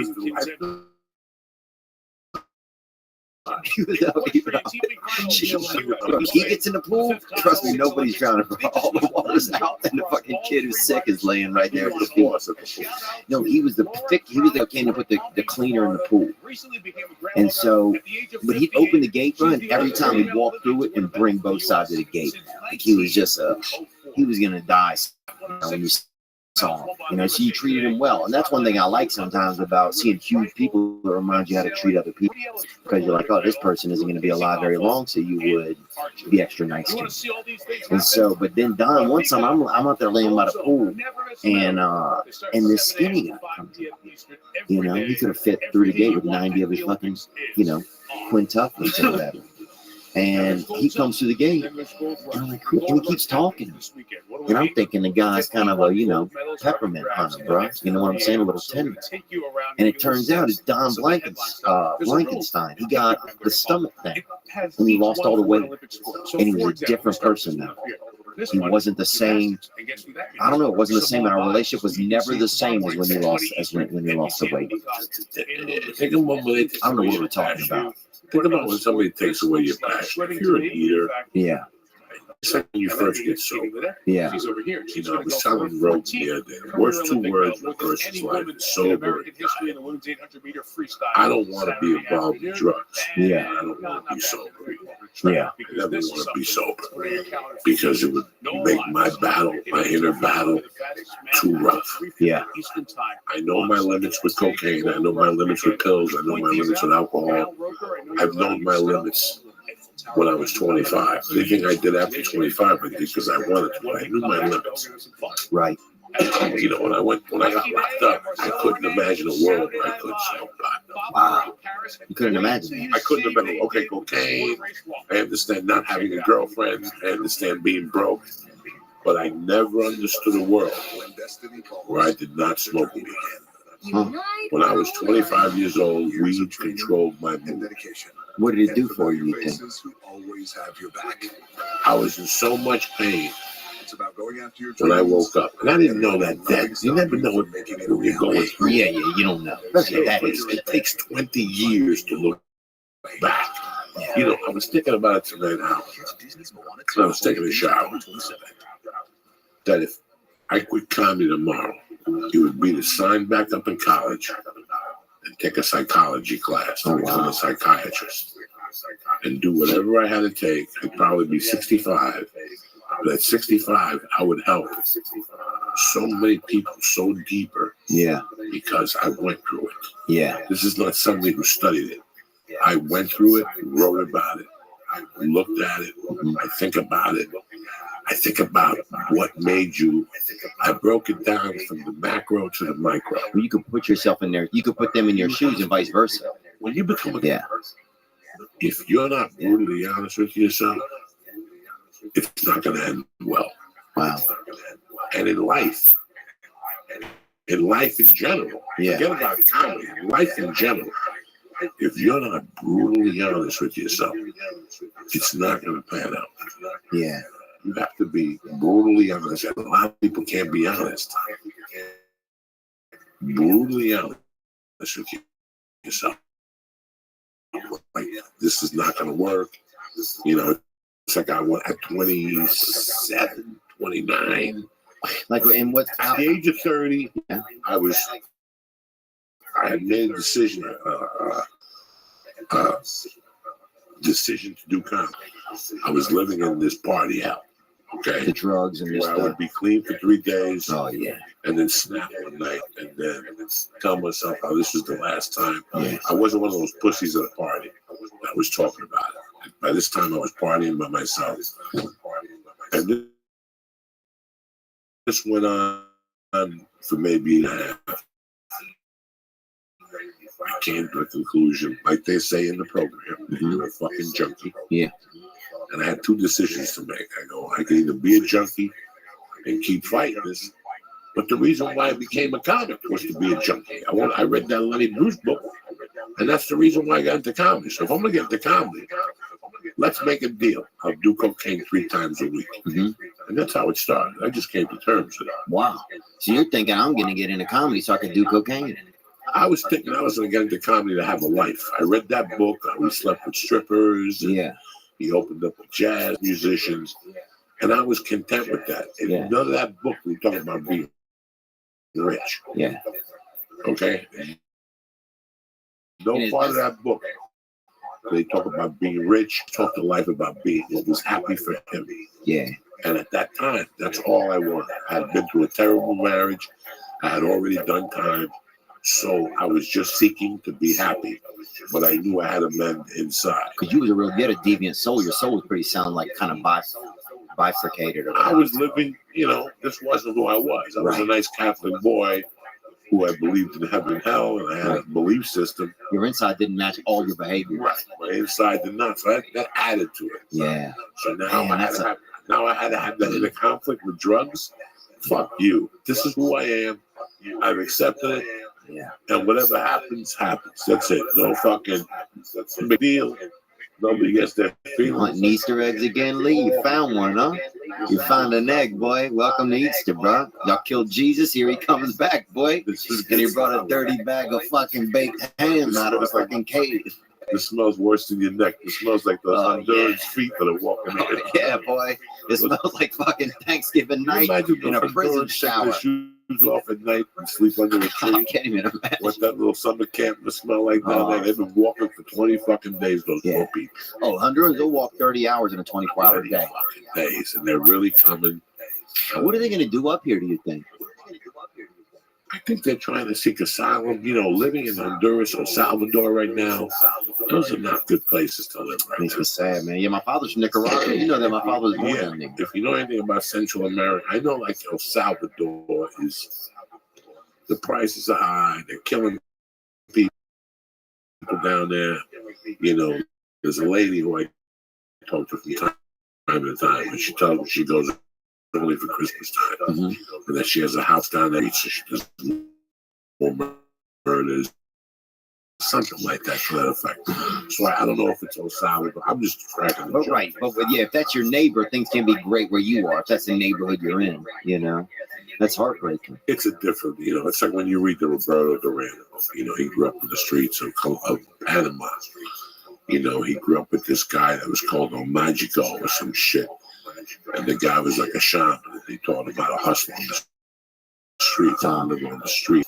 The second or third episode of Miami Vice. I read the book, I think. There's no fucking book. There's Miami Vice, I think. There's an interesting scene where there's a little kid. Yeah, what are you laughing at me for, Lee? I'm laughing at both of you. I don't know what you're There's little boys doing. Oh, wow. There's a drug dealer cutting the deal. There's a drug dealer cutting the deal, but he's got like a coin in his hand. Yeah. And what happened? And there's like 4 8-year-olds with no shoes on in the room in different corners. Jesus. Is it a magic trick? No. He's talking a business deal. It's like you coming to me and you want to buy 20 kilos of blow. Okay. And what are the little boys doing? Just chilling. They're like fucking assassins. Oh, really? They're 8-year-old assassins that come from fucking huts with their family. Jesus. And they're just waiting for their next assignment. They're all probably packing a gun or a knife, and they got no shoes on. But this drug dealer would play with a coin, and he would talk to the people with the way I'm talking to you. And then from time to time, he would just flip the coin in the air. When that coin landed, one of those shoeless kids would run out and fucking pick it up like it was a fortune. Wow. And I remember thinking years later about that scene, that's how, Pablo Escobar got those kids to love him in Colombia. Yeah. He went to the poor kids that had no options, and he said, no, I'm going to put $1,000 in your pocket every week. But you can do motherfuckers for me. Just like that. No questions asked. But it gave him a feeling of purpose. Money talks and bullshit walks. Yeah. At the end of the day, money talks and bullshit really does. I could blow smoke up your ass, or I could put 2 G-notes in your hand every week, and you've never had a dollar bill in your hand. Yeah. And tell you, look up, I'm just going to send you the people's dollars. Yeah. I want you to slit their throats, kill their kids, their mothers, the dogs. Jesus. If they got goldfish, I want you to poison them too. Jesus. That's how you think. Rat boys or something? It's just a point. It's just the fucking point I'm trying to make. That's how you get, take an American little social, color, economic, they call it a crisis. Not a crisis.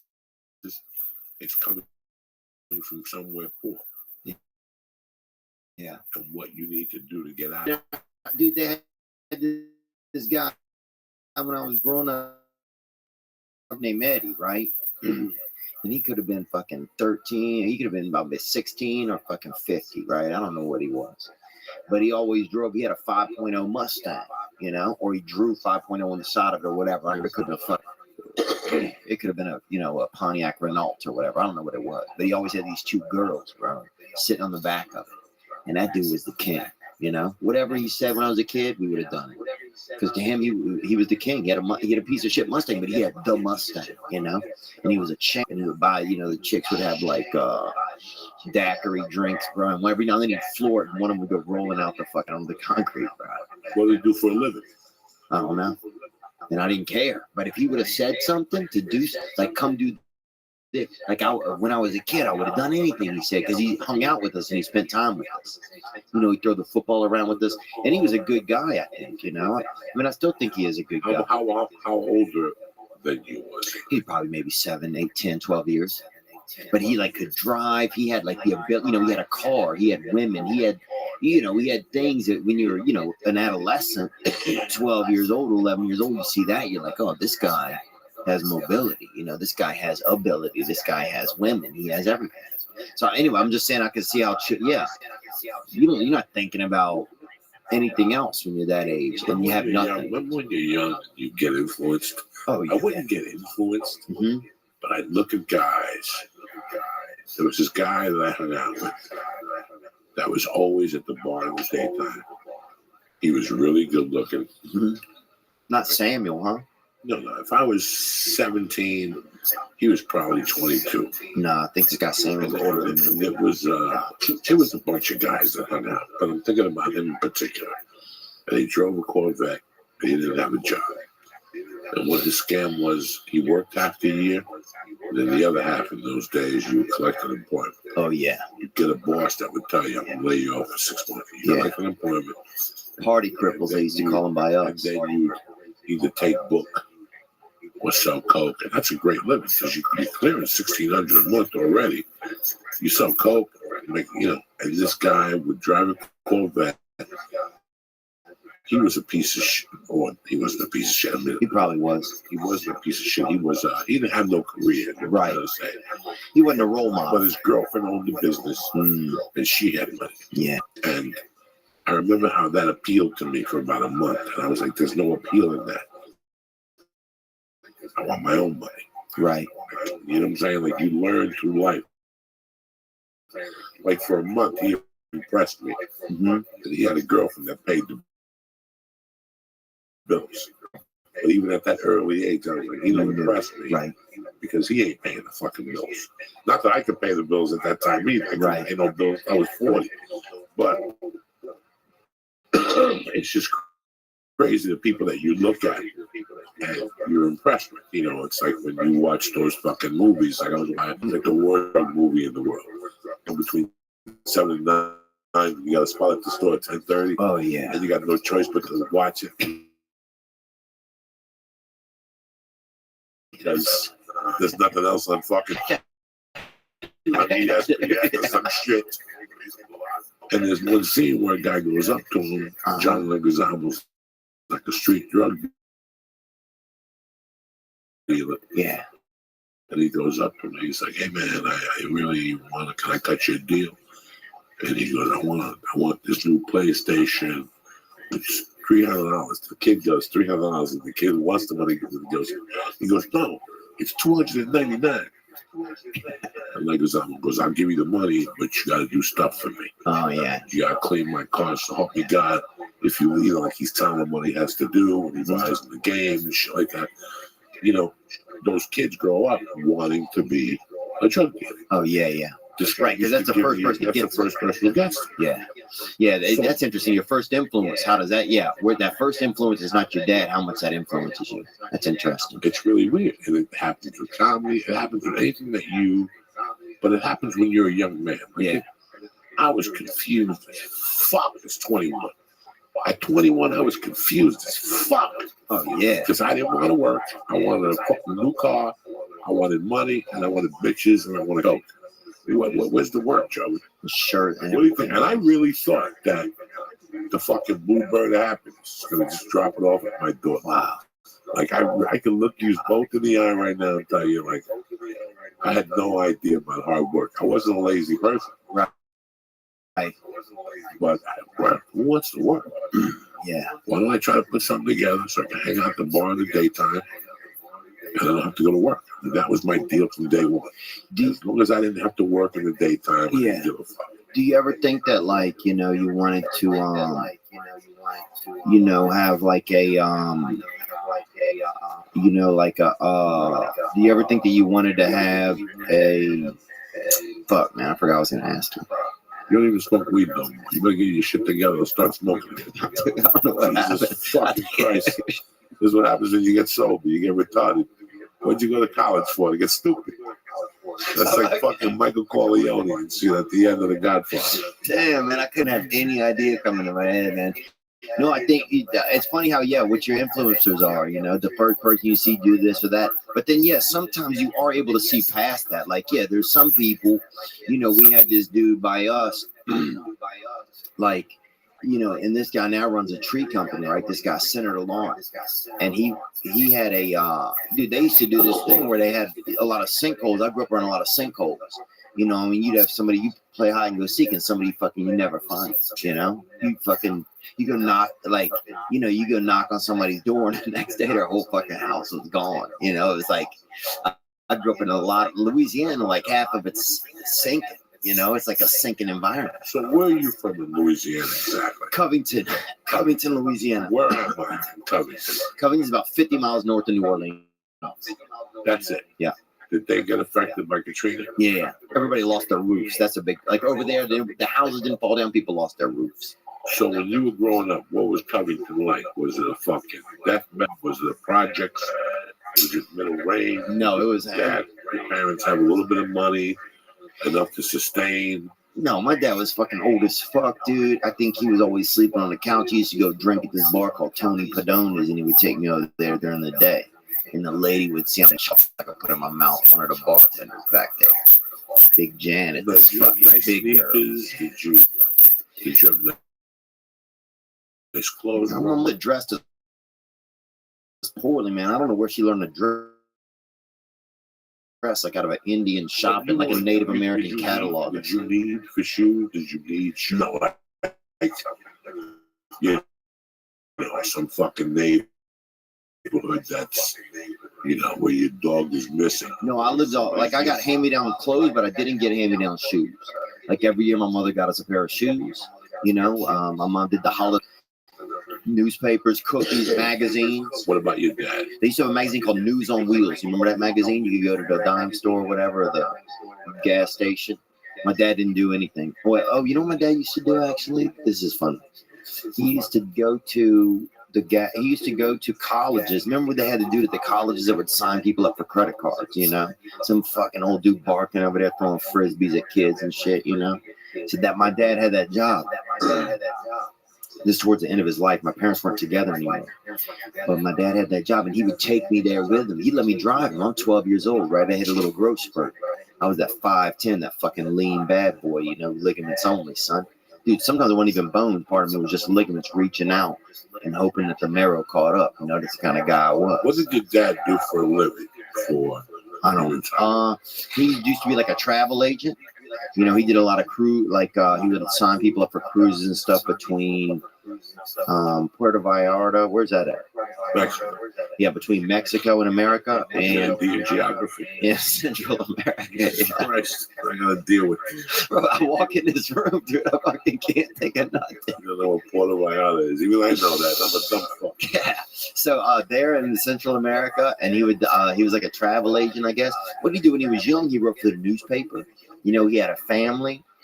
He was kind of European in a lot of ways. He liked to be, you know, he worked with the church. He liked to do a lot of, he liked to just sit at like the coffee place and talk, you know. I think he drank a good bit. How do you feel about religion at this point in your life?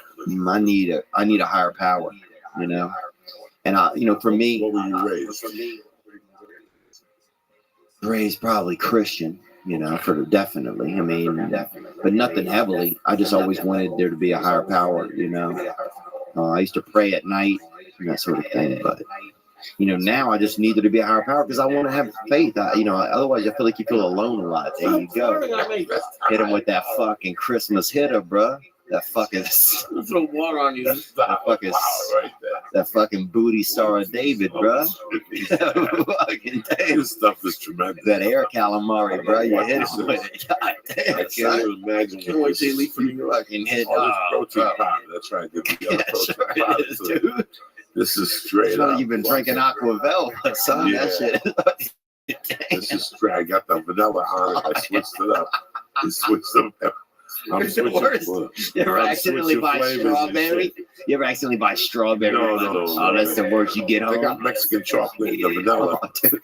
and the Mexican chocolate's off the hook. And the vanilla's not bad either, but I switched to vanilla today. The Mexican chocolate, you reach in for the scoop and a knife fucking pops out The of fucking like Carrie at the end of Carrie when she grabs the head for the rocks. What's the matter? Dude, but this guy. What do you mean, what's the matter? You fucking farted on me 3 times in 30 minutes. You're inhaling it through your mouth. Yeah, make a wish. Yeah, I don't want to smell it. You don't want to smell it, but it's Calm going to down, smell. dude. What am I supposed to breathe? You Take a whiff of this. Come No. on, bro. A Yeah, little whiff of this. dude. Oh, All bro. about. Fart your eye. You fucking blowing this dude out. His eyes are starting to fucking heat up. Look at him, dude. I'm sorry, Lee, man. I feel like I'm being rude. No, You're fine. He loves all this shit. Yeah. if there's an opening in that wheelbarrow, go get that wheelbarrow. And it's got pillars in it, too. That'd be nice. And I put you out there under a lamp like a So knife. how old were you when you were driving your dad to campus? Dude, I was 12 years old. So I put him at 80. Yeah, he was 82. So he was driving. He'd sleep on the way there. I'd stop at my buddy's house, dude, as long as he was dressed. Because I was fucking showing off. I had a Delta 88 something. My friends are still, going through adolescence, inside trying to, blow a flute to get their dick to fucking get taller, like they see on those commercials in India. And fucking here I am pulling up, in a Cutlass in a Delta 88. I go in, I'm like, bro, shh, come out, get in the back seat. Let's go for a ride, right? So my buddy Scott get back there, and we would just fucking cruise around. Dude, my dad's sleeping, man. And here was the thing, my dad's neck was real bad, so even if he woke up, I would just tell Scott, keep it quiet back there for a minute, I'll just tell him we're lost or getting gas or something. And then my dad would go back to sleep, and I'd cruise around a little more, and then take my buddy back. I mean, dude, at 12, 13 years old, a friend picking you up, we pulled up with a sleeping senior citizen, dude. People thought that we were fucking, kidnappers, bro. Senior citizen kidnappers. That's how you blow pots in the down while he's sleeping and shit. I think maybe we smoked a cigarette, but there one time, bro. Dude, one time I do remember this. I'm driving back from Hammond, Louisiana. And, so this is how I kind of got into, I don't know if it's how I got into comedy, but this is the first time I ever really spoke in front of people. My dad would get people to sign up for the credit cards, and he got $1.50 from the company, whatever, any college kid that signed up. And now, looking back, it's like getting college kids to sign up for a credit card. He probably started half of the fucking, he probably ruined a lot of people's young lives. That's what they do, credit card companies. Yeah, that's what they do. That's what they want to do. They want to tangle you up at 19. Right. As soon as you take that first student loan, you get a credit card. Yeah, that's true. It's automatic. So you get your name goes on a list, you're eligible. So I'd be on the table. My dad would have me on the table, and people come over, and I would start barking at them, getting them to come over. Hey, you, guy with the nice haircut or something. Or the black girls, a lot of times, they have all the extra hair. You know what I'm talking about? You have a girl of a fucking rope swing hanging off the side of her fucking head. You got summer campers swinging off the back and jumping into a river. Black girls have that long extra hair. And you'd see them and you'd be like, hey, and be sweet to them and have them come over. And you would make friends and you would be entertaining and you get them to come over. And then my dad would try and sign them up for the credit card, You know what's crazy? Theo, you just make me remind me of something. It's so weird how people say it, like that chick that people don't know, that chick Flo. Mm-hmm. That girl that got all those commercials. Oh, yeah. I saw her at an audition one day. And it's funny that Flo was packed up and getting ready to leave this town. And she booked that campaign. Now she's a gazillionaire. Oh, yeah. And it's so weird that Josh Wolf left Seattle in September. He's a funny guy. Of 96. What a nice guy, too, huh? And my plan was for him to come down. At that time, we were very tight. And my plan was for him to come down check out the waters, and then I would come down in 8 or 9 months. And once I made that decision, like all these opportunities started opening up for me. The first one being I got this job. So he went first. He came first in Wow. September of '96. He left his girlfriend up there, and I lived in the back house. And she was pregnant. So he came down here first to get them set up. So I lived in this back guest house. With just you and the lady, or was that scary? And they had kids. No, they had kids. Oh, they had So I children. watched the kids. I was tight with her. She was a great lady. Right. Okay. I just haven't seen her in a long time. We were dear friends. Yeah, because he's married to a different woman now. Beth. Yeah, completely different. I never met his first. So he came down first. Right away, I got this job. Yeah. This company that I know people, I know shit. This was Like a shit. cigarette company? No, this was shit. This was a shit idea. And they paid me $15 an hour plus bonuses. This is 1996. Jesus. Which is 20 years. Pretty good money. 21 years ago. That's great money. And what it was calling pizza parlors across the country and getting them to sign up for a service. That at halftime, it was a chain. That's what it was. That's what it was. It was Domino's Pizza. It was a scam? No, Domino's Pizza. I cut a deal with the NFL. That during a game, if a Domino's sign came up on your screen, you got $1 off a pizza. But to get that deal, you had to sign, like Domino would make its affiliates pay. So I had to call those affiliates and make them pay the extra money to get.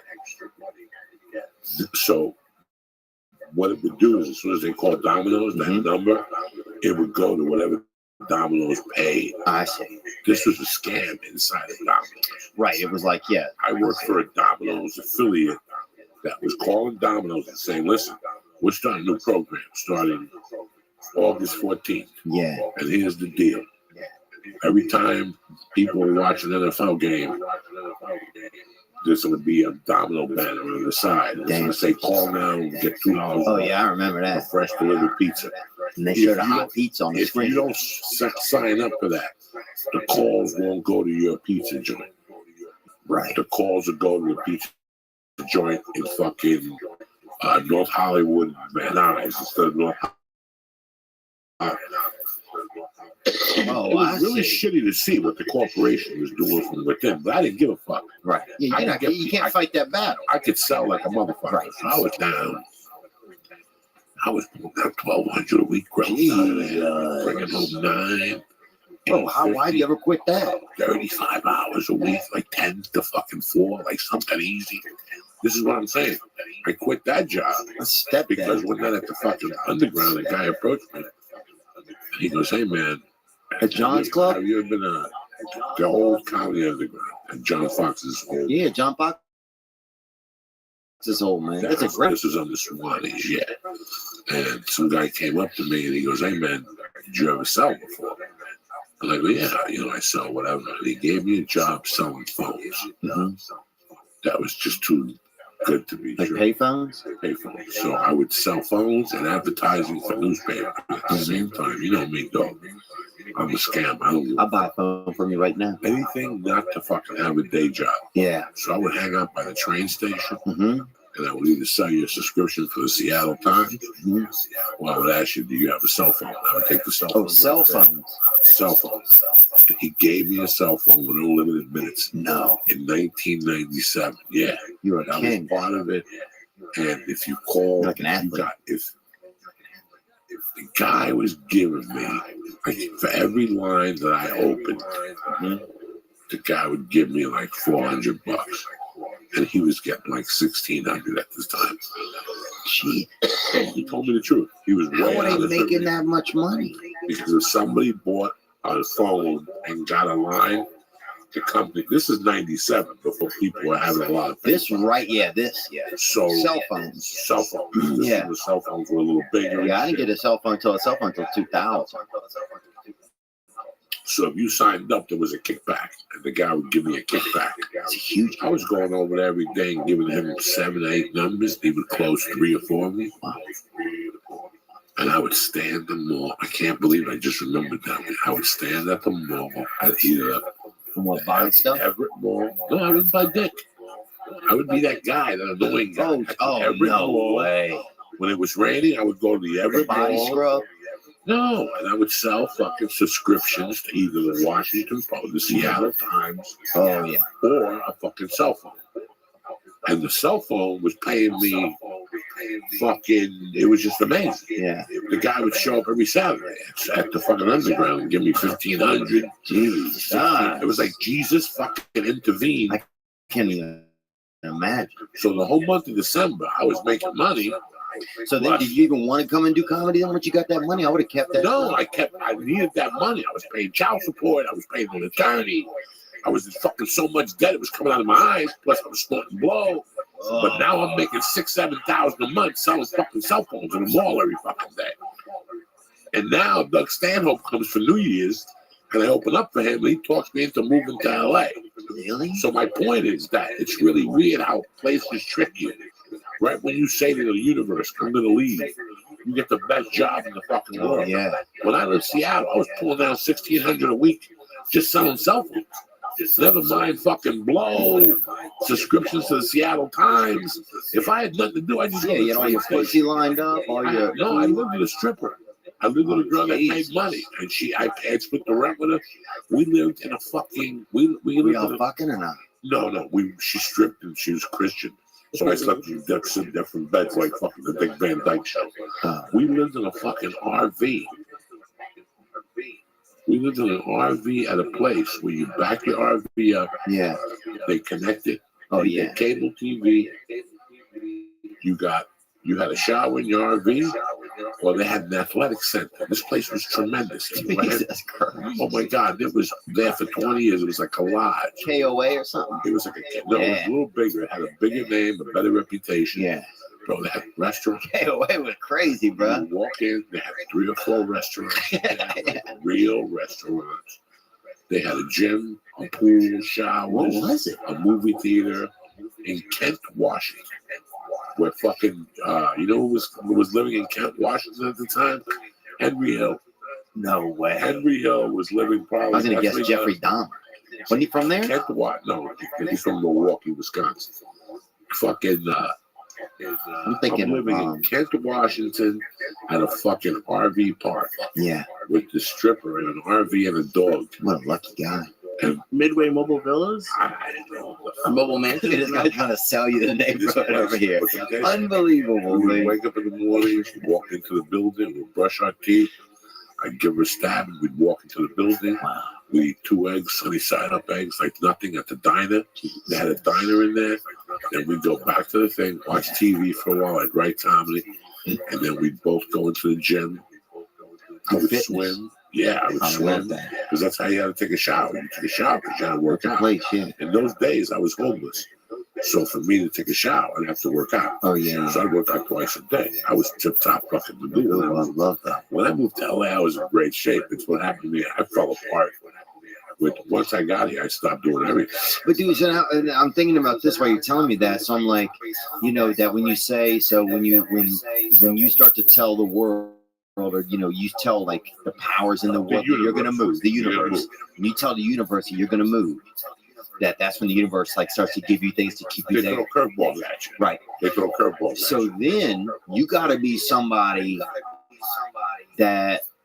Then you, I mean, that's like, that's kind of, is that the difference between some people and other people? You think that you're willing to just say, okay, look, these are great things, but I'm going to still move away from this and take my chance? Because some people would just stay. Do you think like there's something inherent in certain types of people that are then like, okay, I'm going to put this on the line and still move? There are people that will come to me and say to me, Joey, I'm a comic. I'm putting away money and moving to LA in 2 years. Mm-hmm. That guy's dead. That guy's dead. Yeah. That's never going to happen. Yeah. You got to build it somewhere else. No. Yeah. Is that what you're saying? When you have the urge to make a move, you have to make a move. Oh, I see what you're saying. The people who procrastinate that move will give you a reason why. Yeah. They're looking for something to fall in their lap so they don't have to move. Oh, I see. They're going to give themselves 2-year span. So they give themselves a 2-year span, and what happens? You meet some fat chick, you knock her up. Yeah. Now your dream is squashed because you got married, so you gave yourself an out. Yeah. Sometimes in life we give ourselves our own out. Yeah. But sometimes the universe gives you an out, and you have to take advantage of it. You know, the universe will give you signals. Yeah. They'll tell you signs. You know, if I come up to you, if a bouncer has to come up to you and tap you on the shoulder and tell you it's time to leave, yeah, you fucked up. Yeah.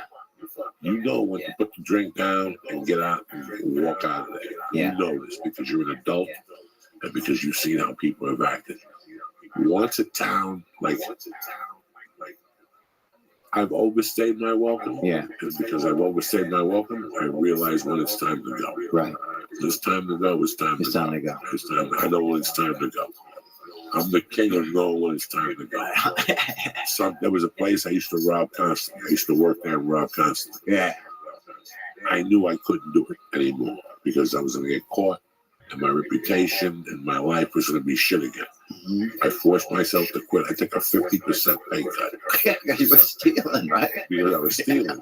But I knew eventually I would get caught. There was no, because that's the way life is. You drinking water ain't gonna help. Oh, smell that fart. That's a tremendous fucking. You guys are like a married couple, dude. No one would This say is sex in your 60s. This is what sex in your 60s is like, dude. Huffing somebody's fucking booty, huffing that little booty falcon, bro. Look at poor Lee. He's been sniffing farts. He doesn't know that fart's sinking into his t-shirt. Dude, I didn't even tell you, Joey. I forgot to tell you. So the man, we in our area, they had a lot of sinkholes, right? Because Louisiana's 8 feet underwater, bro. If you look at New Orleans, that city is 8 feet under. It's below sea level. So here's the ocean, right? Then there's naturally a bottom, and that's where they built New Orleans. No, that's why it always floods constantly there. So it's soggy everywhere around, like our whole area. Louisiana's a swamp, you know.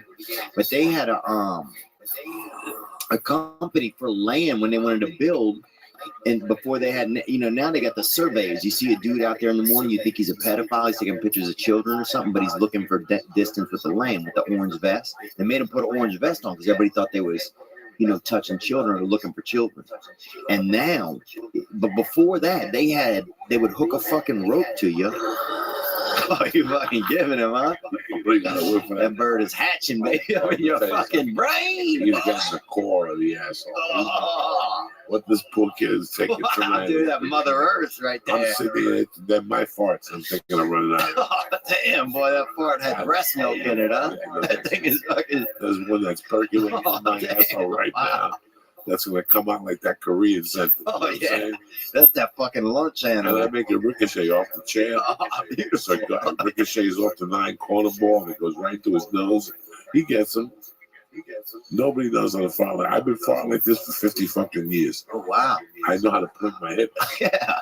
I know how to bank them off the back, the black. I know how to. Oh, yeah. You're the Robert Parrish of fucking fart travel 3 feet per second. Yeah. So I could even bang it off the wall like a pool table right here. There's a certain cut. I eliminate the I'm chair. getting hot.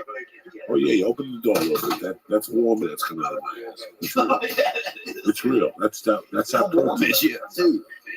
Your ass might be really fucking hot. Oh shit! Look at Cleo taking off the shirt and shit. Fucking ass might Who's be. Cleo? Cleo. Dude. I don't fucking know. Come on, man. I smoke 20 farts. Look. I've inhaled 20 farts and I smoke 20 pockets. Bro, don't be so hard on him, bro. Where I'm from, you get 2 letters right in somebody's name, that fucking counts, dude. If they don't respond after that. If you get 1 letter right. I just thought about Cleo. Yeah. But dude, so they would put kids on, this is when they used to put kids on chains and they'd have them for fucking. What? Yeah. They'd have them walk out into a field and see if the fucking earth fell under them. That's the area I was in. No one ever did that to kids. Oh yeah, they definitely did. Look it up. What am I supposed to look up? I don't fucking know. You're a wizard over there. First, searching for sinkholes. Fucking Seth Buttons over there. You're a wizard, bro. Type it in. I'm sorry, Lee. I'm being I don't look for that shit. Yeah, well, you can't. I look for kids tied up looking for sinkholes. Why are you listening to them for? What's wrong with you? He's fucking with you. I'm not fucking with him, I man. don't tie no kids up. Next thing you know, They didn't tie. It wasn't like you were kidnapped. It was the fucking 40s when they used to tie Chinese people up. They would tie Chinese people up and throw them over the cliff with a stick of dynamite. And that's how they built the railroads. These fucking yeah, man. Really? The Chinese built the railroads in this fucking country. And that's how they would test it to see if it was good land. They'd make them go over the cliff with a stick of dynamite on a rope or some shit. Something fucking creepy. Jesus. That's why I don't think they were using white kids to see if there were sinkholes. They had to be like from other countries or something like that. No, they didn't have any kids from other countries by us. Black kids, that was it. And they weren't using them to do that. But they would have kids, man. It wasn't a day. I mean, you wouldn't. It's not like you're falling into fucking, you know, into like Hades or anything. You would just fall like 6 or 8 feet, you know. That's enough. Some guy fell 2 weeks ago into a den of rattlesnakes. He had to kill 3 rattlesnakes. Did you see it on Eyewitness News? He came out with blood, rattlesnake bites. All this that sounds like a halfway house in Albuquerque. This whole fucking town, I'm sure right here up in the valley somewhere. This whole fucking town, you could be walking and fall into a sinkhole. Some guy fell into a sinkhole in his front yard and he was swimming in shit. He fell right into that fucking shit pond. That tank of shit in front of your house. Dude, I could feel it in my legs if I'm near a sinkhole, dude. No joke. I could feel it in my legs. And that's from growing up in that area, man. I swear to God, you know how senior citizens know, like in their spine will rattle if it's going to rain. Like, you can feel that in your legs, man. Growing up where I grew up, you could feel if the ground is, going to be solid or going to, start to give way. I mean, you got to understand how soggy it is in Louisiana, man. You guys it's soggy, man. You know, the whole state. The whole state. You fucking build a doghouse in the morning. It's fucking 30 feet away. You know. So what I see in the news all the time is really like it rains a lot in Louisiana. There's a whole Baton Rouge, Monroe, all those towns. And the water it's so right there on the sea level. You know, we're probably above sea level right here, I bet.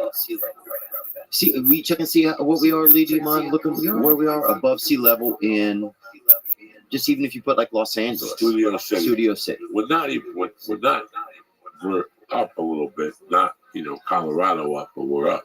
Yeah. You know what scares me about Louisiana or New Orleans as a whole? Did they prepare it for another Katrina? I don't think when they rebuilt it, did they fucking repair it? Like, did they really? No, I don't think they When did. you go back there, do you see anything different? I mean, I still hear that there's places that are just done from Katrina. There's still areas that are done. They rebuilt a lot, but did they rebuild it to withstand? Because Katrina almost gets strong. Right. And every year we're going to get killed in one location, whether it be Galveston, Houston, Tampa, Florida. It could be one certain location. It's going to eventually go back to New Orleans, and it's going to be worse than Katrina. It's usually off Claiborne in New Orleans, most people. But I don't know what happened. I mean, if it was in a sinkhole already after Katrina, I would have knocked that shit down, filled it with more dirt. Yeah. That's the obvious. The mayor got put in jail. Ray Nagin went to jail. He went to jail. The chocolate badger or So something. that means that the money didn't get used for funds because every mayor of Louisiana always went to jail. Right. When he's stealing, they're all stealing. Morial, all of the dudes have always gone to jail. From New Orleans? Yeah. Are they all corrupt? Yeah. Edwin Edwards, he was the governor of Louisiana, but he was super corrupt. That dude. It's just a corrupt place, man. It's just like, it's like pirates and shit. It's a little bit. It's like Tampa, but they built a whole state out of it. Now, is gambling allowed in Louisiana? Yeah. You got gambling right there in New Orleans. You got all the boats, and you got Harris has a land casino, the only one allowed. And they showed that New Orleans when they got hammered. That they showed that Harris. Oh, yeah. And they showed the comic that was there. They did? No, the comic that was there. During Katrina? The billboard was sideways. He was a comedy store guy. Oh, wow. His name was James Stevens III. Wow. And he was at that casino that week. That'd be interesting to get his take on it. Showed Katrina, when they showed New Orleans, they showed Harris sign sideways with his name on it. That's So wild. it was just really interesting. I haven't been to New Orleans since I I've been to New Orleans 2 times.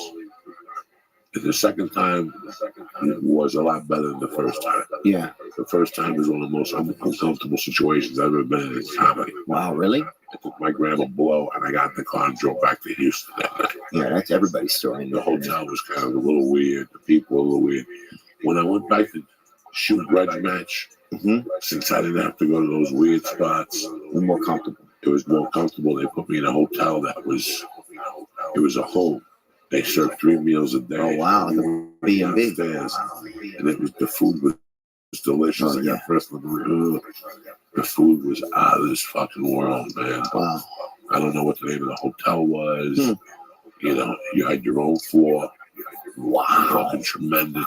I still remember sitting in the living room, like in the dining room. Like it was like the Last Supper table. And here I am all by myself. They gave me the whole floor. Yeah. So you had to use a card and press the things. And maybe 3 or 4 floors, 5 floors. I think was it almost down a little bit off the city? It was a little bit off the city. And it had you had to be downstairs from 7 to 9 to eat, 12 to 2, or 5 to 7 to eat dinner. And they had 2 or 3 things on the menu. There was no choice.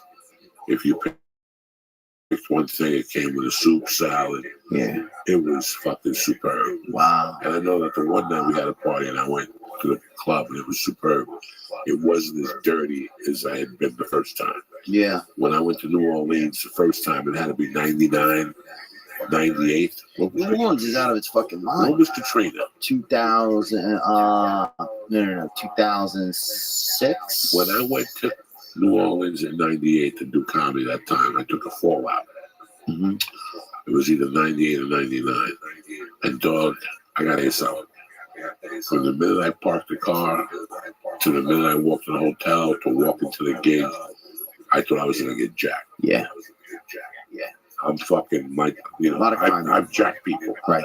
So I felt like I was going to get jacked. You got the feeling, even the street lights are fucking telling you where you about to get fucked There up. was people at every corner. It was lookouts. Yeah. People bumping into you. And years later, they made that movie Focus about pickpockets. And then when they go to the Super Bowl in New Orleans. Wow.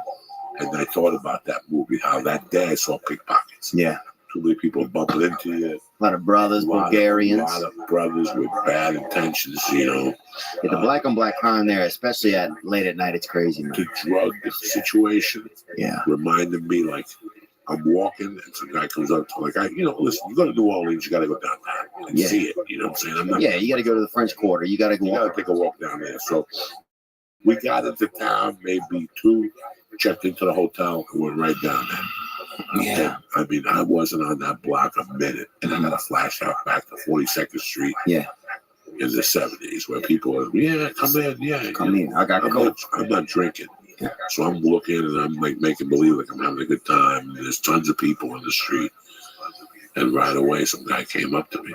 Oh, yeah. So, what are you looking for, player? You'll have a baby carriage full And of I was fucking like, cocaine. I don't know what you got. Yeah. And he goes, I got this, I got this, I got this. I go, let's get some cocaine. Let's see what you got. He goes, man, I got cocaine. I'll make you dance and shit. Yeah. He goes, stand right here. My player will come over and talk to you. Give him the money, then I'll come back. And it's all of that shit. And I was like, and you get murdered at the end. Game out. Yeah. That's how it always is. And that happens a lot. And I saw it. I mean, I saw it within 4 minutes. Yeah. But a lot of idiots won't see it. Well, they're tourists. They're looking for drugs. And they want it fast. Nasty. And they're just going to get robbed. They do that shit, man. I went over to the club. The doorman asked me. Yeah. You need anything while you're here? What are you talking about? You're like, we had a powder. Give me a gram of powder. Everything. It was beautiful. Yeah. I took it to the hotel room. I did a line. And even the front desk people, I thought were going to rob me. Like, everybody there just seemed so...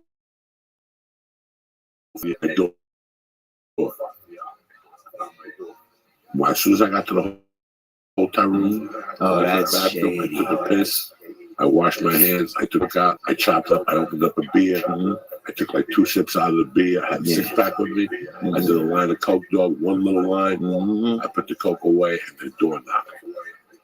And when I opened it, the guy was like, oh man, I'm just checking up on you, making sure you're okay. And I was like, the fuck you doing, okay. We're adults. I closed the door, bro. The Coke hit me a little bit, but not enough to make me paranoid or fuck me up. Yeah. I called the other comic. I said, "Dog, what are you doing?" He goes, "Nothing. You feel like driving home?" He goes, "Out." And I never forget walking back to. It was 11:30, and all I could smell was fucking vomit. Yeah. Oh, if you're down by the French quarters, up it's Like gross. it smelled like. But they're redoing it now. They're redoing the streets Did you down go, there. when I called you last week, you were in New Orleans. I was in Baton Rouge. Oh, you were in Baton Rouge. I thought you were in New Orleans. But dude, even in Baton Rouge, man, I'm out there. We're taking the kids. I got nieces and nephews, you know, and they're little tigers and all kinds of shit, you know, costumes. And we're taking them, and you'd have, you know, a couple, you know, brothers running by like, I got Coke, you know, I got Coke, and it's we're out there fucking taking the kids like trick or treating, you know. I got Molly. What you need? Like, what the fuck, dude? I'm already. You know, they got the kid dressed up like a damn mountain lion. I'm not doing a bunch of coke at the house, you know. Yeah, it reminded me of Times Square. Like they were just patient barking at you. That fucking drywall. One dude had drywall. I'm like, I'm not fucking buying that at night. The guy I was with that was driving was like a nice feature act. Like he was like Lee. Yeah. And he was petrified. Yeah, I don't even think he's in the business. Does Lee open for you now? No. No. No. I'm talking about this guy had been doing it for like 10 years, 8 years. Yeah. He had a day job. Yeah. And he drove me, and he was like, he didn't do drugs, he didn't drink, he had a girlfriend. Mm-hmm. He was like Christian. And I remember he was at the comedy. He was scared? He didn't feel good. Yeah. He didn't like it. The gig was like a once a month thing. Mm-hmm. And it got it's 9 drunk people. Yeah. Got 9 drunk people. They paid you, and I heard maybe a month later they canceled it. Yeah. Every time that happens in Louisiana, they don't want comedy, man. They don't want comedy. Because they like to hear the story. Baton Rouge, they do. Baton Rouge, I used to go to Mike, what's his name, at a club down there. My buddy Tommy Pancos was the DJ over there, and then he ended up being the GM for a while. That's the funny part. Yeah. That's where I started. I was Baton Rouge doesn't. How about Shreveport? It moved over to Bossier, across the river over to Bossier City. I opened up for Dave Attell there once a year. And Tommy, fucking Andy Dick tried to blow me at the casino there, right? Then how about this? 3 years later, I'm back there again. Andy Dick, he forgot he all years earlier, and I told him no. What a small world, you know? What did he say to you? How does somebody offer something? He had a girl, he had a little hitman. So he'd bait you with that pussy and then switch it out for his own wiener. Well, and that was like his move, you He'd know? send the girl over. Yeah, you want to come do something wild or something? And then you come over, you know, and you'd like be thinking about her pussy or thinking about you're doing that. And suddenly he's there, and then they're talking about like a threesome or something. And then she goes to get something, get drinks or get a salad or something. And then you're fucking sitting there, it's just you and him, you know, you're like, fuck this, man. You know, I'm not doing this. I'm not fucking out here looking for sinkholes for fucking $2 an hour, you know. You should have called me. Oh. He'll fuck you to death. Bro, he'll fuck you like a Bichon on meth, bro. He got arrested again recently, did he not? Did he? I don't know. He's got a beautiful son though. His son is a nice kid. Sonny or whatever his name is. How do you know? Through comedy? Yeah, I met the son through comedy. Because the son of a always tries to do comedy as well. Andy Lucas Dick is his name. He's a super nice kid. He's actually pretty funny. I don't know if he still does it or not. Yeah, in July. And I'm not judging. I don't know if everybody's funny in their own world. Sexual battery. What's sexual battery? I don't know, dude, but I could fucking add 2 charges to it. I'm sure. Yeah, I'll tell you that, dude. I mean, they were AAA batteries. I saw his dick, bro. It's nothing to fucking even look at. Yeah. Dude, it was the kind of dick you could see in one glance, you know, to see the whole city. But this thing, it was a little town shit, bro. It was something they'd have in South Africa. I remember Soweto villages or something. Like I said, when I was a young man, a guy tried to grab my dick. Yeah. But a guy taking his dick out, I don't know what I would do. I think you just walk away, man. Are you crazy? You know, I wasn't like, I'm not like somebody who wants to be wild and they're on drugs. I'm not a violent, you know. Here's what works for me. I'm out, bro. You know, I'm a party meet and all of that. There's a certain element of your manhood. There's a certain element of your manhood. You know, that one day you decide what you are and what you're not gonna. I have nothing, nothing. Whether you want to be a transgender, if you want to be Buccaneers, I don't give a fuck. But okay, even Boogie Nights. You've seen Boogie Nights. Yeah. You've seen. Only saw it once though. Okay, there's a scene where he calls Marky Wahlberg. Marky Wahlberg because what the fuck happened? He doesn't really know, and it's tricky. That shit to me, I would know what I do. What if they were like a world champion of something? I still would. Who sells, you know, salads or something. Listen, Trying to make looking at you on a line of coke and going, you know what, Theo? Yeah. I don't know if you know this, Anson. Right. I think you would say, Joey, you're my dog and I love you. But you and me can't bat that way. I don't do that shit. I think you'd be mad at me for a week. You tell a couple of your friends. But then in the morning and I came clean with you. That I banged a couple guys. That's one thing. But for me to be snorting coke with you at your house, I gotta fuck you up to make you. I don't know. I don't know how I would react. I'd do something. I don't know how I would react if you just took your dick out. If you here's the thing, if I've been around guys who've taken their dick out and I've laughed. I'm not talking about that. I'm talking about me going into a bathroom, me coming back out, and you're naked on the couch and you sit next to me and touch my dick or something. I'm not doing that shit. I don't know. I wouldn't do it. I don't know. I don't know. I say don't do it. In cokey situations. Yeah. Oh, dude, some guy in New Orleans one time had fucking locks on his bathroom. This guy gets me into the bathroom. We're doing some cocaine after the Super Bowl or something. And next thing I know, they have 2 doors in the bathroom, you know? And he puts a fucking bolt on one of them. And I'm like, Jesus, dude. Now I look over the other one, and door wedge while I did it. But I was like, fuck no. I'm just out of here. Because you don't know what that guy had. I mean, you just, I don't know. But you know what the place where that happens the most, bro, and you can hear it happening in the distance, is Los Angeles. Yes.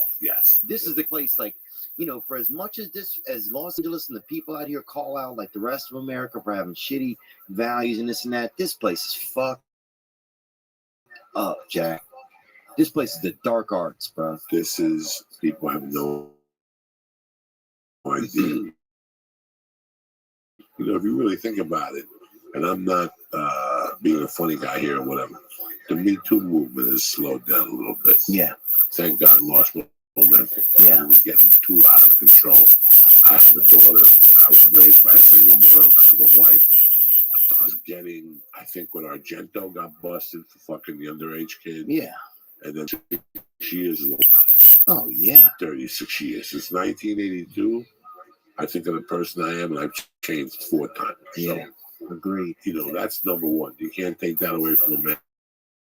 And 2, I think that, you know, you have your fucking Cosby's. You have your Harvey Weinstein. Harvey Weinstein is 10 times worse than what we know. Right. And right. And the people that last night and 2 nights ago, and there's 20 more Harvey Weinstein. 100%. And there's a lot of actresses hiding those men still, and they knew about him. It's only whenever the gavel starts to fall and it affects people's pocketbooks and shit that they are they realize their money's safe, then they'll chime up. I love NBC. They gave me Sanford and Son. They gave me Chico and the Man. They gave me News Radio. They've given me a lot of shows I like. Yeah. But think about that. I want you two guys and the people knew about Bill Cosby. Again, NBC knew about Bill Cosby. Right. But they didn't give a fuck because of the money he was generating. Yeah. Okay. That goes with any sport. Conor McGregor could do whatever the fuck he wants. Oh, yeah.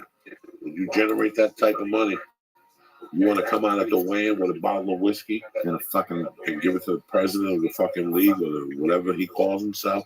You know, when you're that type of person, Daniel, you could do whatever the fuck you want. Yeah. You know, so yeah, there's 20 Harvey Weinsteins. Yeah, that we have not. Yeah. Or nobody really. Sean Weinstein, Dixon Weinstein. Yeah, there's a bunch of Weinsteins that have not been exposed that are hiding now. That went away quietly into the night and said, you know what? We got away with this for a long time. You know, one thing that I started to notice when it was, you know, I think there's a lot of comedians out there that start to use it as a, and not even comedians. I mean, I guess there's this, it's uncomfortable when you start to feel like, and I just try to trust a lot of women are, you know, taken advantage of. I know, dude, a lot of men get objectified by women as well these days, and people don't want to talk about that, you know? And I know that sounds like kind of a bitch thing to say, but, you know, there's a lot of women out there use the men as they see, here, in LA. The place. Yeah, in LA, this business. And so I don't like it when you get a lot of these, you know, fancy ladies saying, oh, feminism this and feminism that, but they're just selling books and bullshit to you. You know what I'm saying? They're just peddlers. They don't give a real fuck about anybody but themselves. And I, you know, that's one thing. I hope technology at one point can like tell people's hearts, you know, like I hope at one point, like a Fitbit, you can wear a Fitbit that tells you like if that person actually has any genuine care in themselves for you, you know. And I think that that's when technology is really gonna help us, because right now we're out here fucking around, you know, people jerking off, guys addicted to their own, you know, semen and everything, all of this shit on the internet. And it's just, you know, we're in the rock gut stages of technology right now. We're still learning about this shit. We're in a place, bro. But yeah, the Me Too stuff. Well, here's, I just want to get this point out. Sorry to interrupt you, Joe. No. Girls started asking me, can I come on the road with you to open for you, right? And I was afraid to let them come with me because I don't trust, like, that's what that movement kind of did to me, because I've always tried to value it. Yes, like I'm sure I've objectified women before sexually, you know, and wanted, you know, to be with a woman just for sex or had sexual interest, you know, like lead some of my thoughts. I think some of that's limbic. And a man, you're gonna, you know, if I see a woman, I don't, you know, my first thought isn't like I want to, you know, buy her a house and just think about her always. Some of my thought is in my dick, and that's nature in the end of your day. And the thing that gets me is like now it's like, anyway, could I come and feature for you? And it's like, I don't know. Like that's very scary. Like I've loved 2 years ago, I'd have been like, yeah, I'll give any woman, like I don't have any issue with it, right? I'm not gonna try to fuck this girl. You know, I respect her as an artist, but now I'm like, what if this girl has some crazy intention? Well, no. You know who you're taking on the road. I think, right, but it makes me second guess that. Quigley and Felicia Michaels. I know them both for years. Yeah. Kate, I have no issue. No, would not turn me on to fuck Kate. I love her. Beautiful. Right. Like a little sister. Yeah. You know, Felicia's like a sister to me. Yeah. So if I went on the road with a woman that came up to me, like I've had women ask me, and they don't stay at the hotel, they stay at their own home, they live in Austin. Right. I know what it's like to be a young girl. I have a daughter, and I remember what it was like 20 years ago. One day, who can't stand me? Right. Well, I'll do that. I was thinking about this the other day. You know who cannot stand me? You know you can't mention my name around? Chelsea. Oh, she's the worst. The first time I met Chelsea Handler, I went off on it in a sexual way. You tried to fuck her? She was fucking gorgeous. Yeah. She was gorgeous. I knew that at that time she was doing drugs. Yeah. She was opening up the Dave Patel. I was fucked up on drugs. Did y'all ever fuck?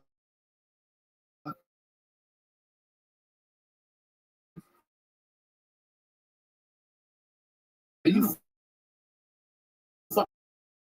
It's crazy with fuck someone. I think people fuck each other. I think she Black Club. Still wants to fucking involved. I was a fucking asshole to her. We were doing that dumb Black Club on fucking J Spot. No, the other one. Union Station. Beverly Boulevard. Up down the block. There used to be a club there. This had to be 1988, bro. And I was out there every night with a package. You know, and I'm at the store. You were geeked up. I was geeked up, luring bitches with coke and shit. Yeah. And I go to she's there. And I go to reunions to do a spot. And I see Chelsea Handler looking finer than a motherfucker. Did she have big breasts then? Or? Oh, 19.